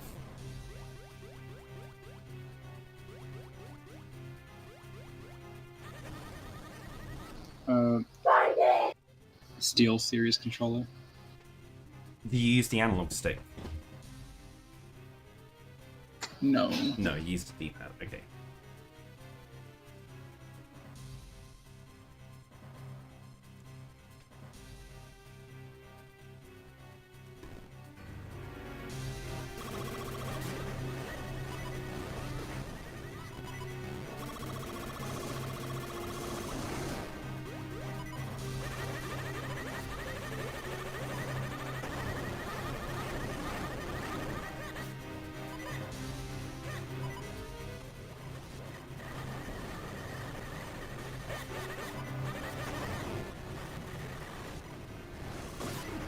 Oh yeah, something TGH decided to do is come and get this part in the pot in the type, just to guarantee that that's always the spot where you're gonna get your heart text box, and it won't be somewhere else in the run. Because otherwise it will just like ambush you and you don't know like where it is. Whereas if you always get it here, every time you grab parts later, you can not worry about the text box for it.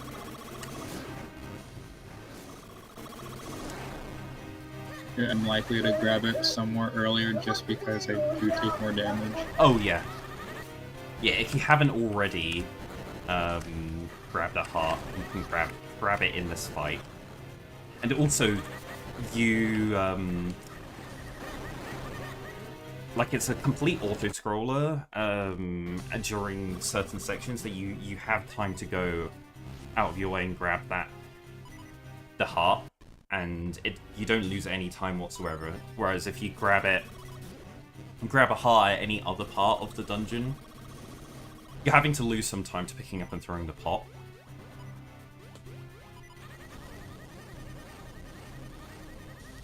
With enough practice, Deepwood, you never have to really worry about health at all, unless you get just royally screwed by enemy RNG. But the vast majority of runs, you should get to the point where you don't need to worry about health until you get to this boss. And also, you shouldn't ever take damage in this boss. It's not worrying about dying that's why you get that heart. It's literally just to clear the text box.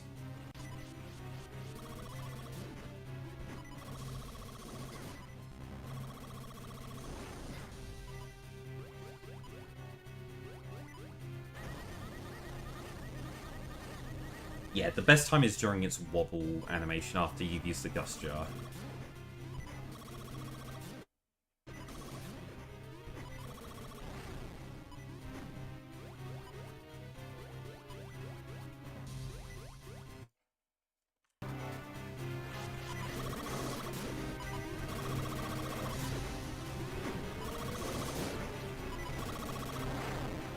Yeah, so in the final cycle, when it does 5 jumps, you should always be able to do it in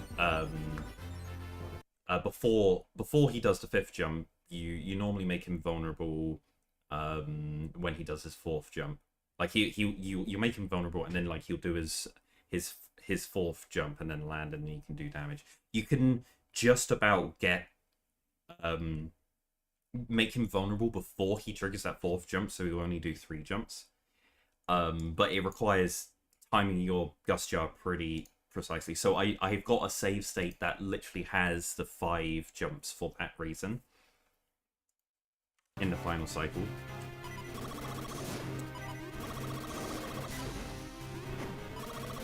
Yeah. So if you use the Gust Jar too early when you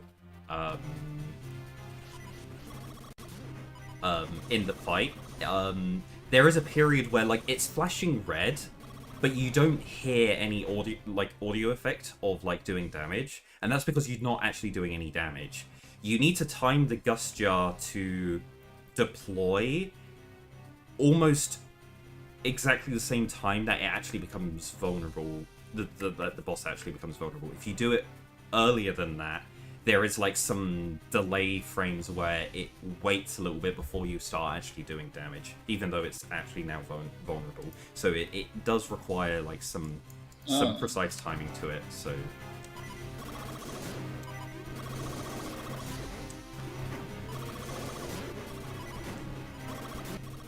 And then in the middle jump, in between jumps as well.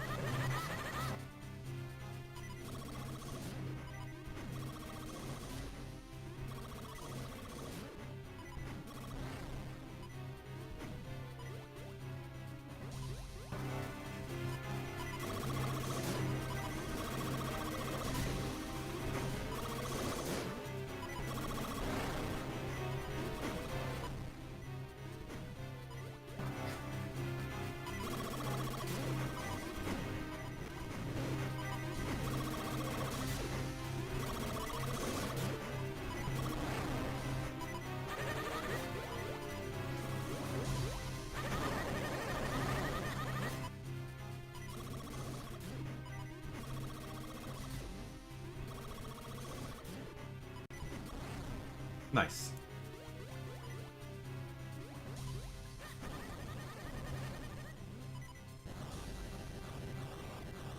Nice, you're pretty perfectly on where the spot you need to be. You got pushed down because of its final position. When it's vulnerable and wobbling, you want to get it to align with like the top of the center dark patch.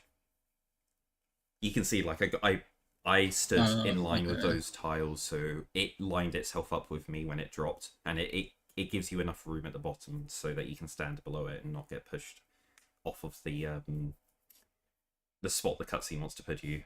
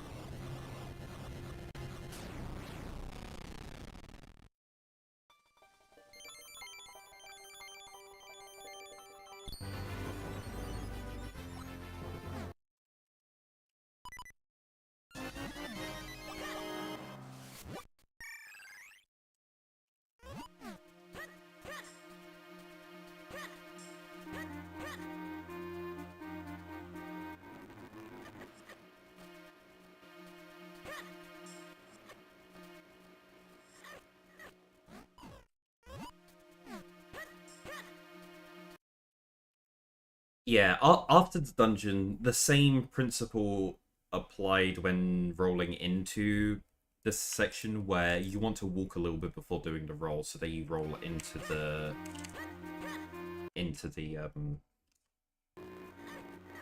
tunnel.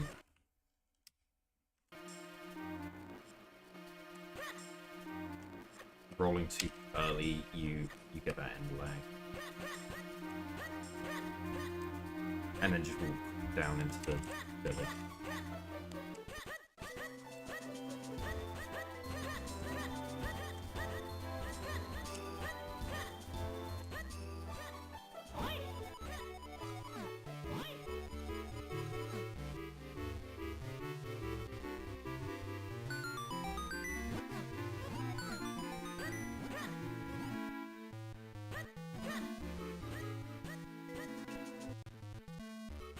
Yeah, leaving here, you just want to walk and not roll the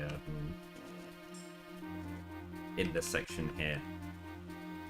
I think like Inku looked into this, and yeah, it was like it literally ties. It's exactly the same instance where like you can do a frame perfect up then left roll, and you leave like you hit the like you screen transition and leave frame tied with if you just walk. And you lose a frame if you roll immediately and without doing that like specific movement. Yeah, I think here, you just want to walk? I'm not too sure. Instead of rolling. But then here you definitely want to diagonal walk. Like into the house.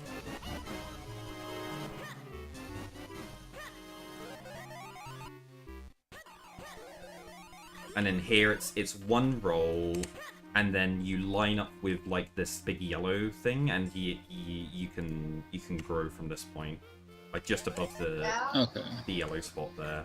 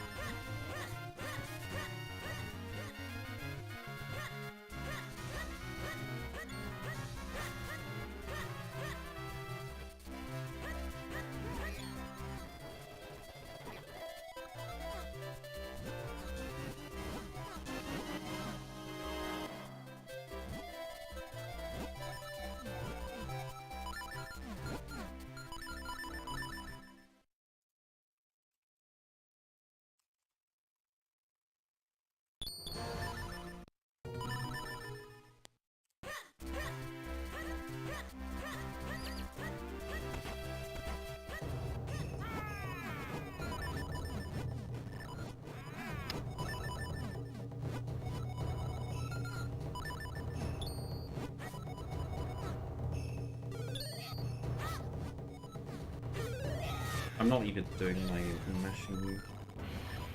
What I normally do for mashing here.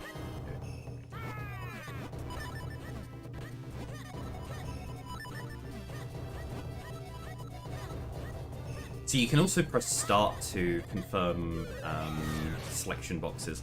Start doesn't advance text boxes, but you can press it to confirm a selection option. Oh, interesting.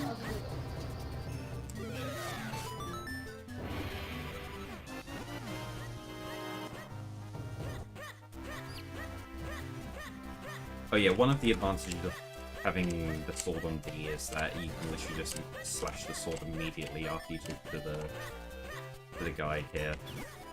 I have to face the opposite direction, otherwise I just talk to him, because I have sword on A.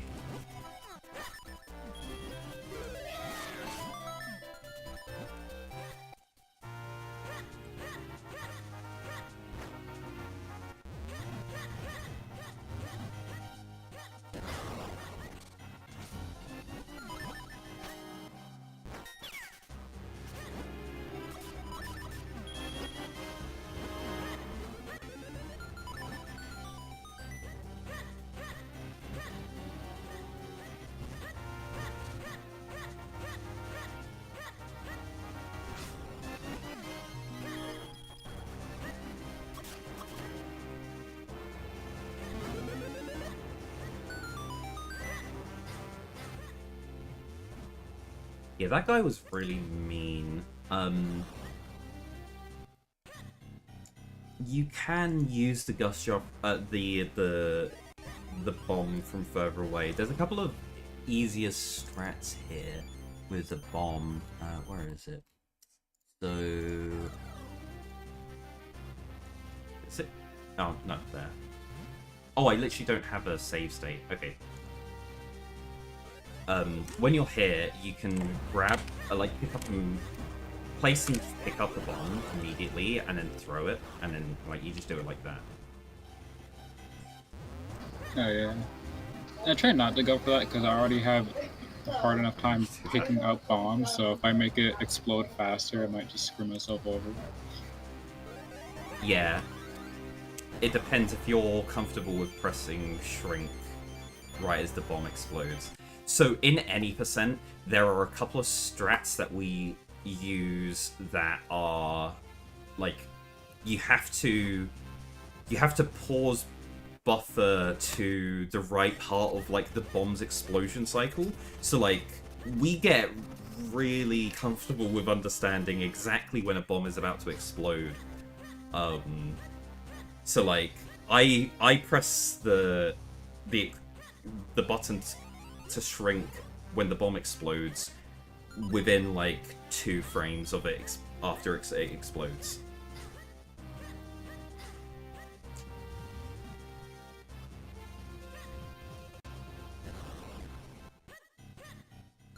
Yeah, and the longer you delay after the bomb explodes to when you press the shrink button, the better it is to do a different strat that explodes the bomb earlier, and you're just when you get onto the portal, you're just mashing to shrink.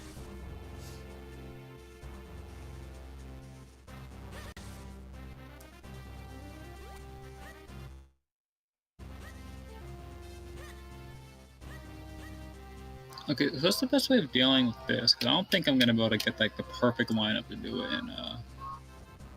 You want to be as high as possible.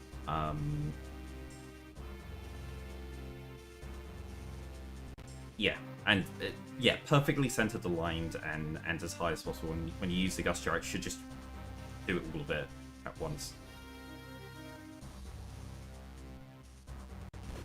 You have to hold the Gust Jar, and then whilst the Gust Jar is deploying, you can hold down.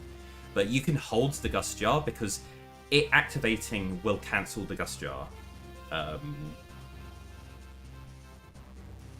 Where is this? Climb? Oh no, that, and then... Oh, that's the shrink... Oh, okay. Oh, that's exit room. Okay.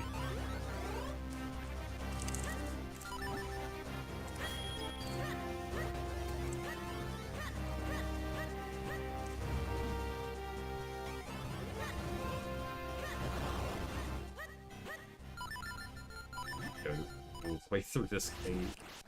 Oh.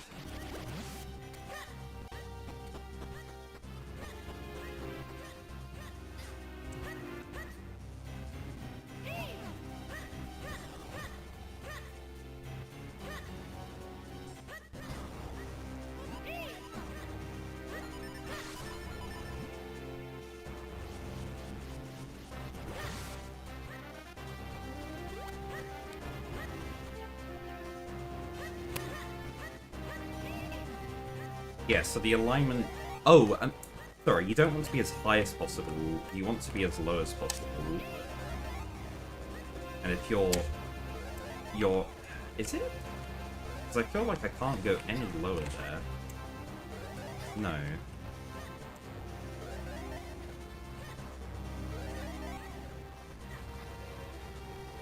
I don't know if there is any better spot than to just do it like that. Yeah.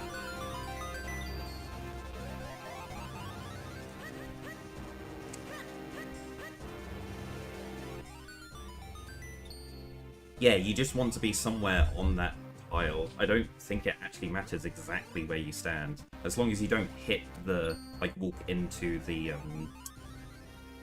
white stuff and take damage.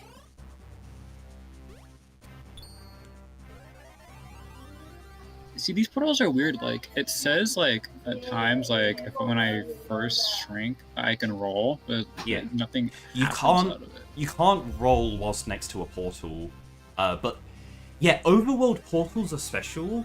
Where if you're right next to one, after you shrink for the first time, you have to you have to leave the bounds of it before you're able to grow from it immediately. That's what throws me off in that one spot in Cave of Flames, because like when you shrink down, it says you can roll, and when she reaches a certain area, it goes grow and it switches back to roll. In Cave of Flames? I think so. I think you have to be like at a certain height before you can actually roll. Let me see if I can. Where is it? I think it's. Is it in the basement or is it? Is it after the helmet sword fight or the? I think it's the blades? Basement. I think it's when you're trying to do the. Where is it? No, that's not it. It's not that one. It's the other one. Yeah, it's that one.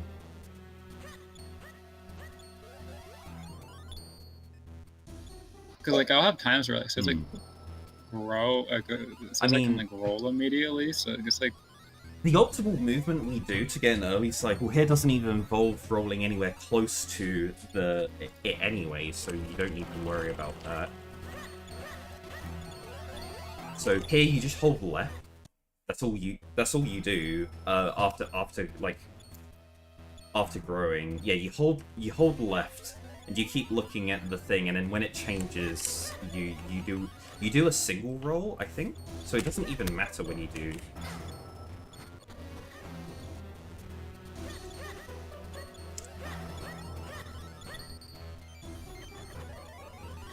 Yeah. Okay, I think that's what it is. I think it's like once I'm high enough, it says I can roll. So if I move back down, it steadily makes me grow again. Yeah.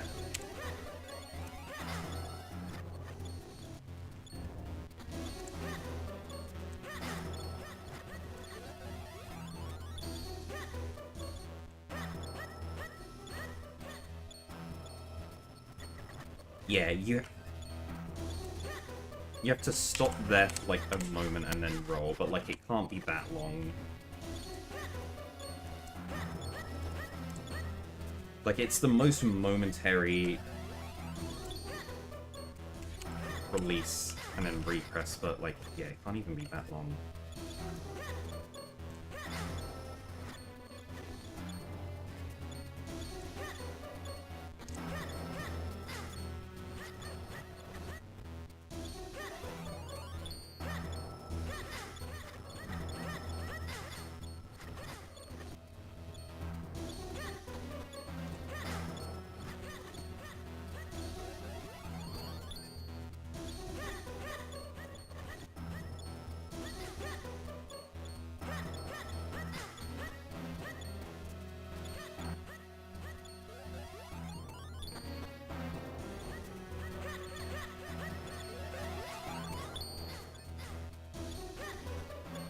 Yeah, I think the way I was doing it just kind of shifts over where you have to like release.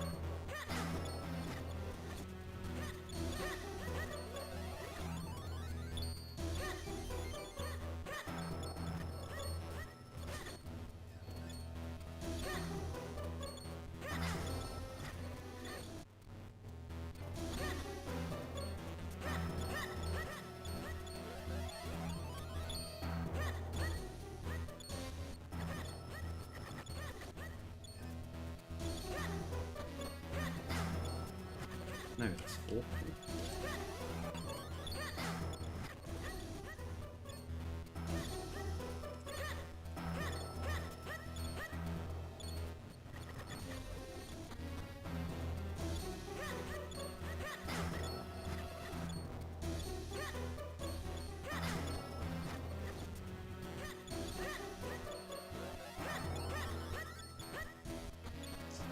Yeah, I mean, I'm finding the best luck with this way. Unpause. Yeah.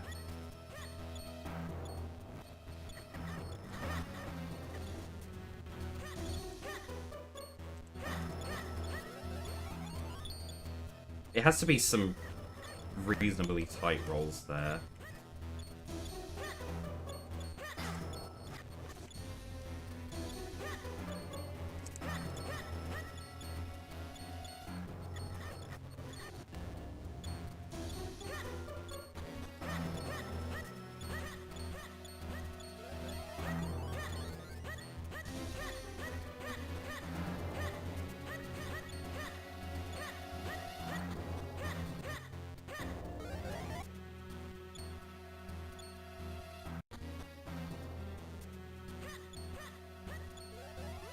But yeah, all dungeon portals, no matter where they are, if you press R next to them, you'll grow. But overworld portals, you have to leave the vicinity of them and then come back in order to be able to grow, to regrow from them. With the exception of if they are the first one that you see and you get that cutscene for the first time, then you can grow too early from them. But that's it. Every single other, like, you can return to those same portals after you've already seen the cutscene, and they won't have that behavior anymore.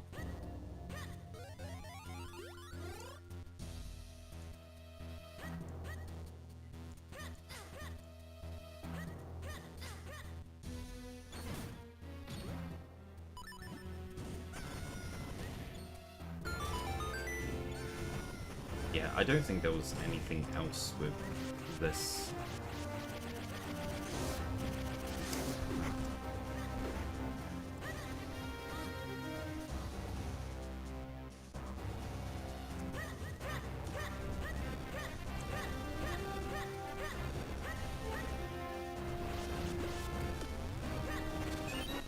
Of course I get a bomb drop from this.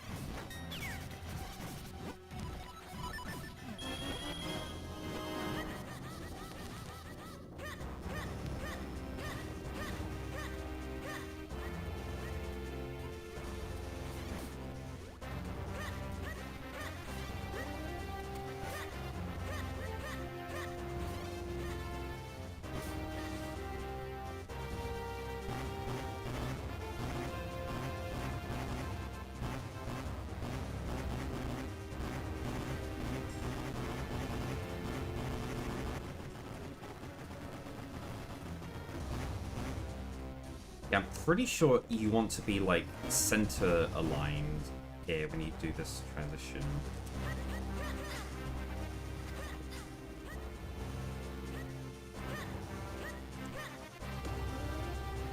And then it means when the Tektite jumps at you, it'll never actually land on you before you have time to release. As long as you always do it. Actually, how much does it matter climbing, like how you climb this wall? I felt like it would be like faster to climb diagonally earlier just because you go up sooner, but... Diagonal movement is the best movement, but that first section you have to travel further across than diagonal, so you do just want to try and, like... It's worse to diagonal climb against a wall that you just get slower vertical movement. You do want to just... You want a vertical movement the first bit until you can get around that corner and then diagonal. But then you need to do some horizontal movement anyway to get far enough across, and then you can try and do diagonal. It's so marginal, I'm not sure how much it really matters. In terms of if you're doing vertical or horizontal or diagonal movement. As a guy, I always just did diagonal movement, like, I'm trying to think like what point in I don't know. I feel like this might be too soon just because you might barely like. Just because you have to go up anyways. Yeah, just don't brush against walls.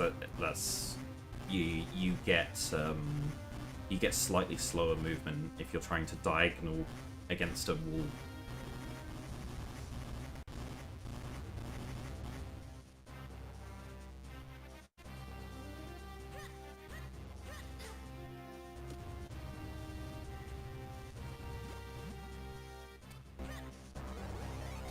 Is that the position I want to be? Or is it, like, the rightmost? If you're in the rightmost position, you can... Ah! Is that the right thing to do? Like, it kind of matters where you position the wall as you climb through. Yeah, okay, so that's the problem. The Tektite here, it kind of, like, decides to jump early, but with like an almost random like amount of movement to it.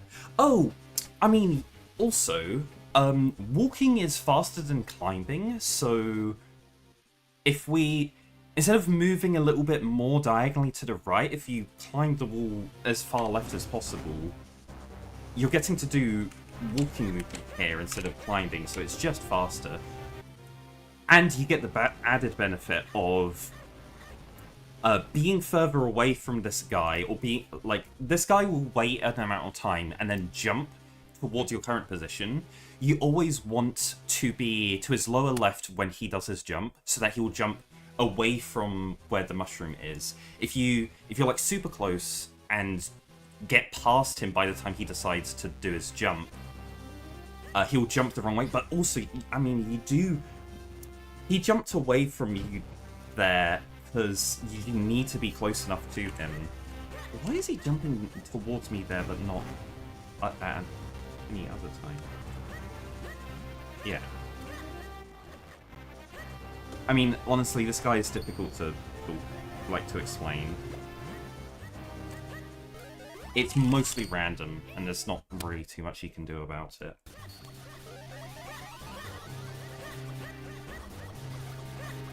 But what normally happens is the Tektite doesn't land on you, but like kind of near you, so you should... Like, it happened to Wes in his demo run yesterday, where he was too scared about the Tektite possibly hitting him that he released the mushroom early, flung him to the void, and then had a really slow falling animation and lost loads of time because of it. It's better to just get hit by the Tektite than to have that happen, because it will just cancel your pulling animation instead of flinging you.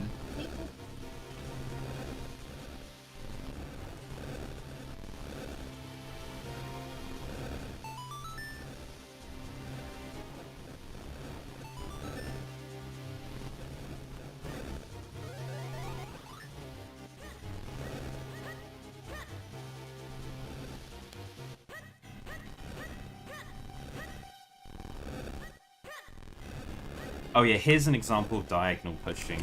Sorry, like the slide pushing that I mentioned before. You can like diagonal slide push on like the blocks there. And it gives you that like horizontal movement that you're wanting here anyway. Like when you're there, you want to move down so you can slide push against that and a slide there.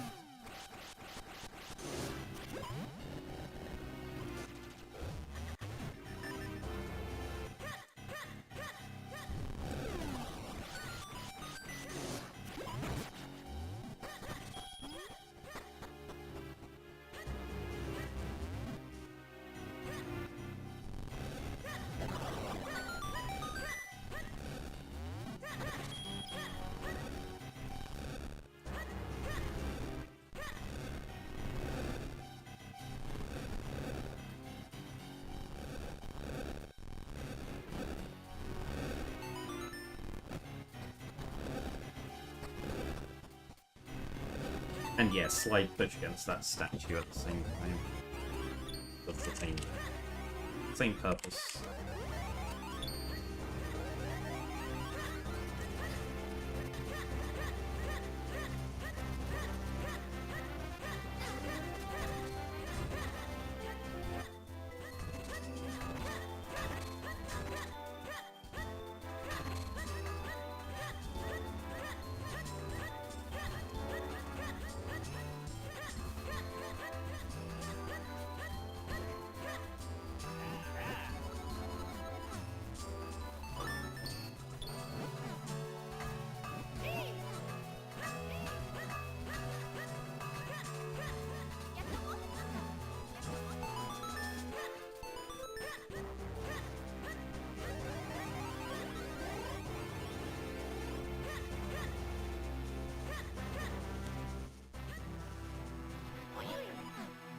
Oh yeah, so the Gust Jar strat here, you want to line the Gust Jar up with the edge of this block, like there. And then the moment you see one of the pots flying, you release. And if you time it perfectly, both pots break without actually getting attached onto the Gust Jar.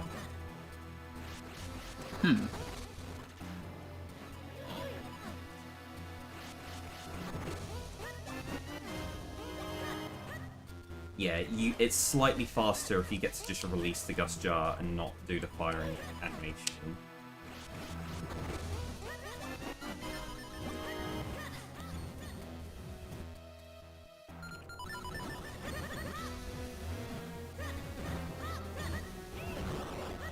I mean, I'm now a proponent for just putting Sword and Shield immediately in that previous room and just hitting one of the bob-ombs. Both Toads and TGH adopted doing it, and in any percent they immediately got com golds for this this split, so it's just faster. And in any percent we can do the roll lift glitch to make bombs explode even faster, so even with that it's slower than just grabbing one of these guys. It's a no-brainer in Glitchless.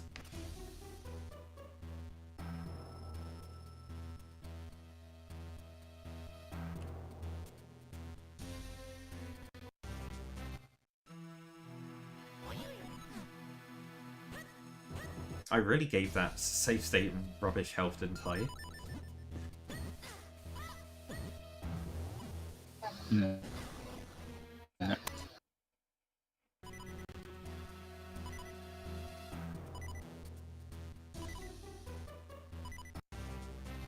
Where's the entrance? Enter.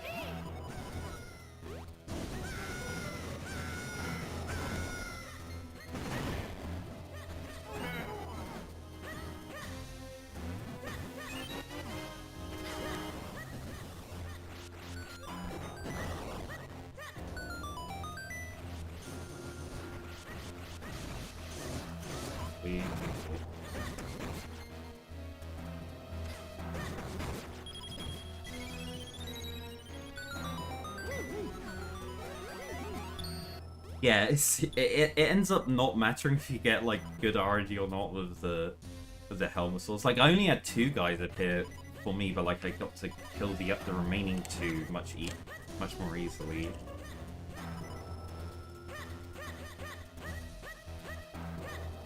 Get out of the way. I perfectly block the path.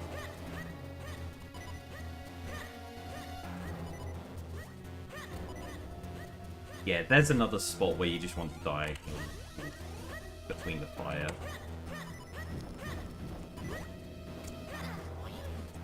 Wait, why did I get hit there?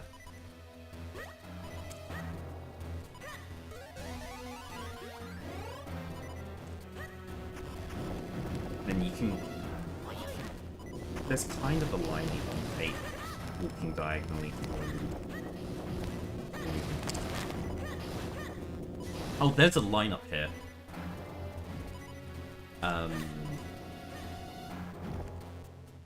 You want to line up Link's pixels, and then you get like. I always forget how much higher you can stand in it. It's literally 1 pixel too high. But yeah, it's. I was lined up with it for a second. There, that's the line up. Wait, what? Wait, it's not? But I was there before and it was fine. What? Oh, sorry, it's that. That's the lineup. Okay, yeah, that's literally the fight that you can be.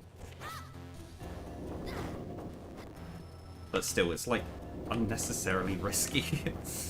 Yeah, if you're super tight. But yeah, like you can line up like here and then be able to get onto the platform. It's always nice to like rare times he's like perfectly right there just for me to slash right into the hole. Oh yeah. That's perfect.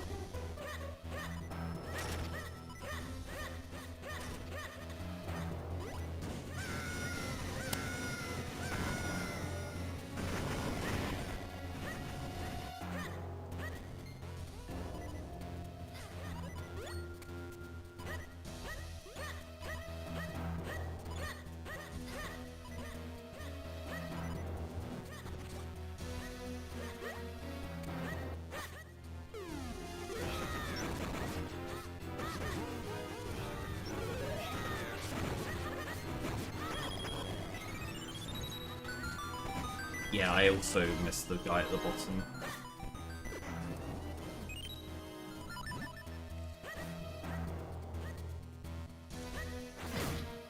Oh, really? Okay.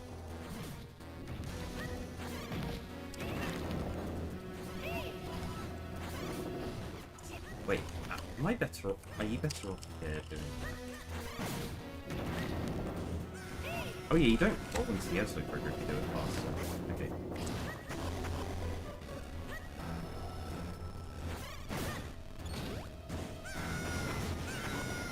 I like doing the cane shot from inside the door here. Like if when you enter here, you like align with the rack inside the door. You can then do a cane shot from inside the door. Oh. And then you can roll and push against the minecart as it's like in its flipping animation. Oh yeah, have you had the thing where if you push this pillar too far to the right, you jump into the minecart and leave the room? I don't think I've had that happen yet. Yeah.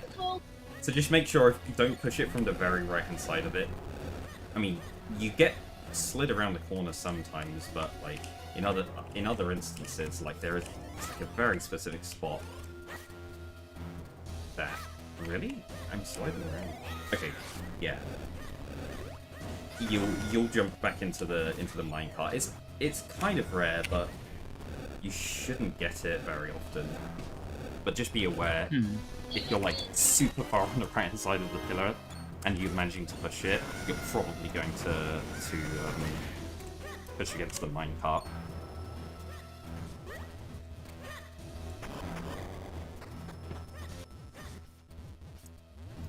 Yeah, roll a blade.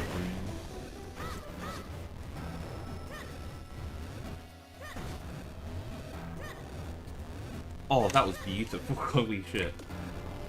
I mean, it ruined at the end, but yeah. That was like an amazing multi-hit there.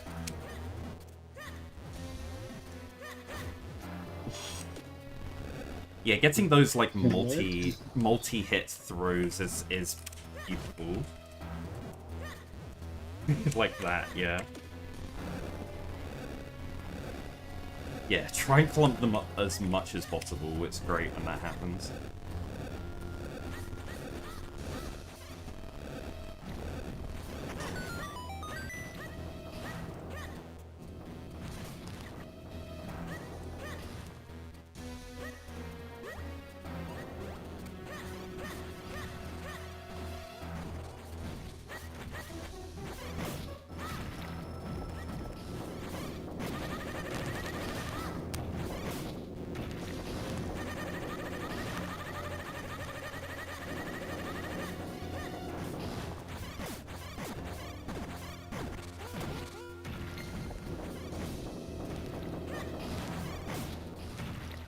Yeah, so in runs nowadays, I like to go for the double platform cycle on the first one, but you do have 2 opportunities for it. So if you feel like you're like getting onto this platform late or whatever, or you don't have like the perfect timing to go through, you can hold off of it and go to the next one.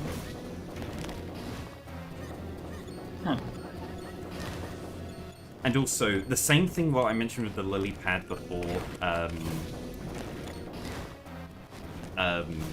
With like if you stand on the top right hand corner as the moving platform gets there, you can get pushed off into the lava without you moving. Just something to be aware of. And also you can see how high up on this oh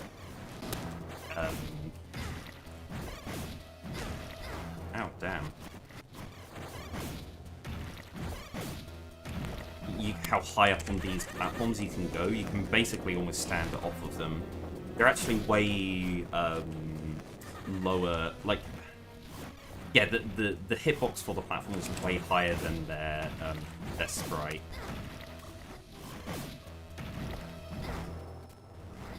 Whereas you can stand almost off of them, it won't work. Like, yeah, you're like standing mostly on it and then like you fall off, but you can be stood almost completely off of it like this. Yeah. It's so weird. I wonder how that happened. What, the desync between the sprite and the hitbox? I'm not too sure.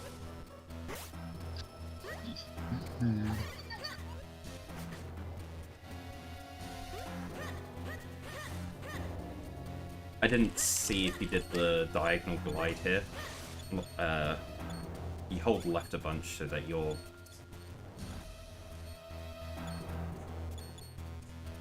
Yeah, there.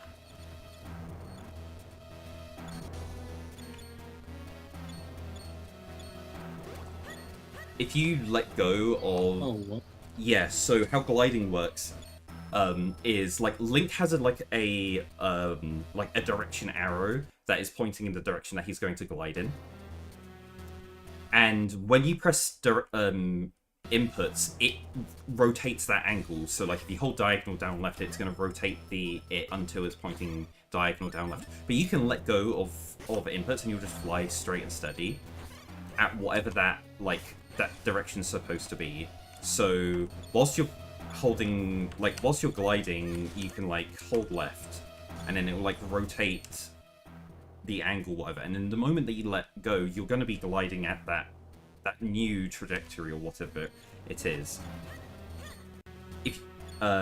If you just keep like left held, you'll like that angle will continuously update and rotate around until it's pointed exactly in a new direction, and that will trigger a switch in Link's facing direction. It will make him like rotate around. So so at the moment the direction arrow is pointed perfectly left, because we got the direction change.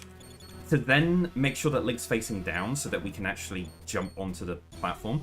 Because the arrow is facing left, we have to rotate it all the way to point down. That's pretty slow. Like, we have to hold down this whole time to get it to rotate down.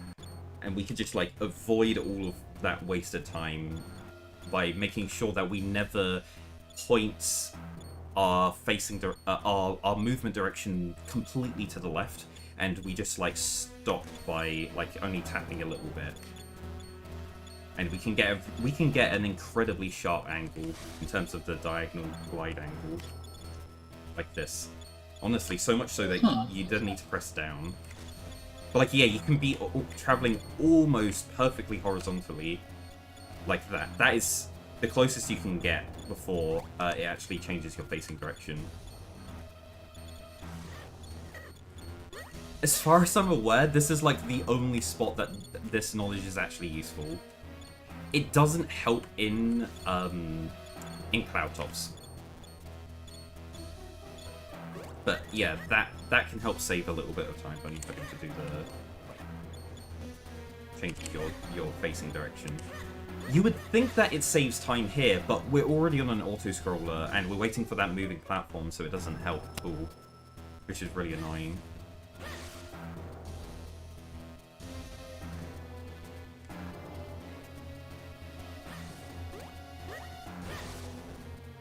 Yeah, so this room literally doesn't matter how quickly you do it.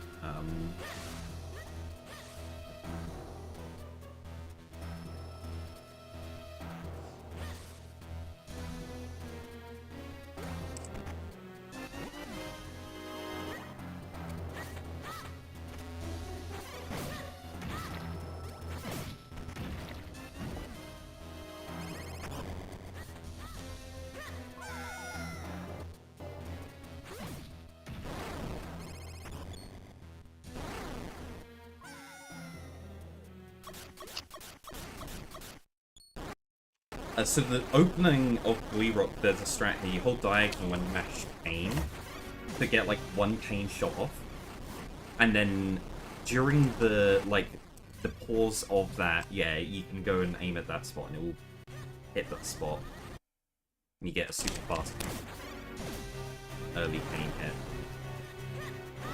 Okay, there's a strat you can like, yeah, slash stab. Oh yeah, the slash stabbing. So. I mean, there's... I'm not sure how much I like that. It's just to avoid mashing. So, the problem that you saw there was...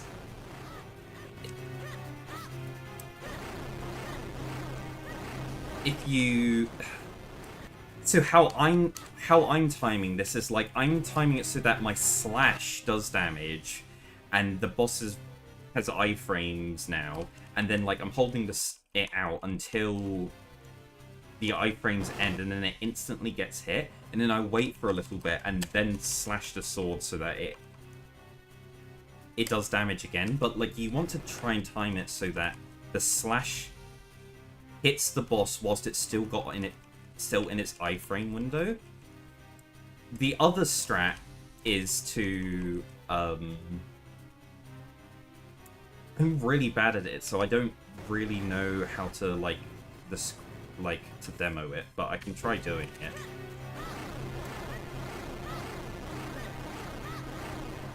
Yeah, you want to like slash early in and have the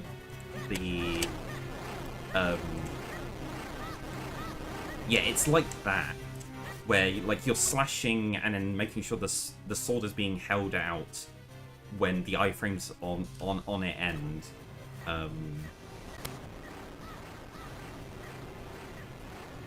But yeah, I struggle so much with that. I tried adopting it because it seems more consistent, but yeah. When you get practice with it, it means you basically never miss iframes at all. Whereas with the sword, like, if you slash stab continuously on it, every time you do that sword slash, there's a chance that, like, you slashed ever so slightly too early or whatever, and they and you miss all of those frames.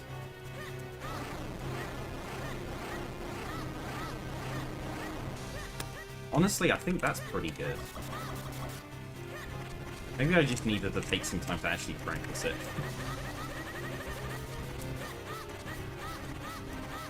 Yeah, but it's like you have the button held most of the time. You're literally just like releasing and repressing it the moment that you get that it hits.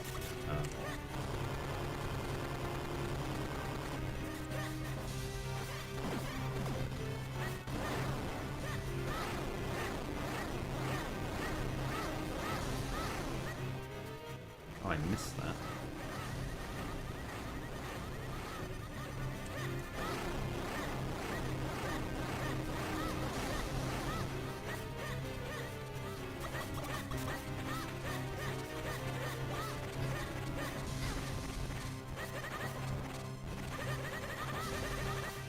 Yeah, so yeah, the first phase we hit it from the bottom, and in the second phase we go up to the top to get it to like rotate round to the top. The neck drops down faster when it's at the top. In the final phase, we want it to be facing down at the bottom, and then the white screen flashes instant.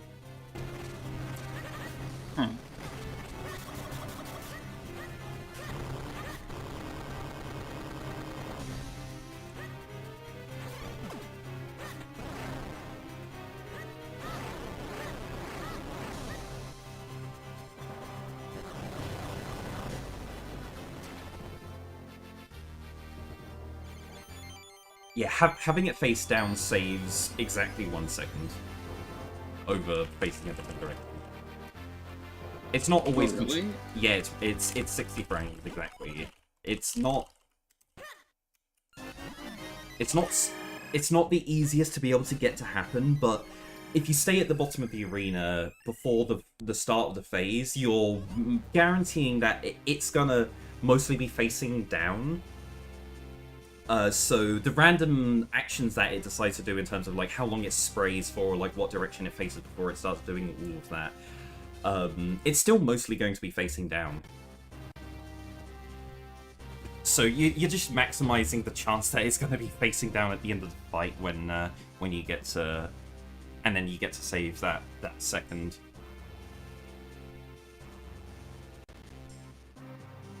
All right, I'm gonna have a quick break.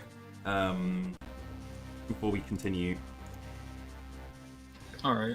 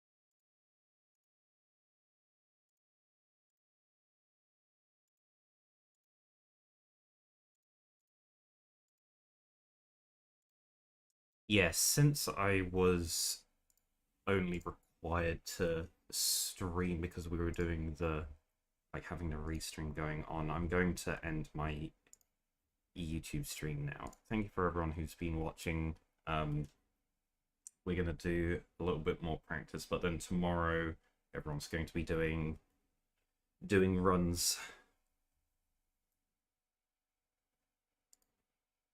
So, yeah.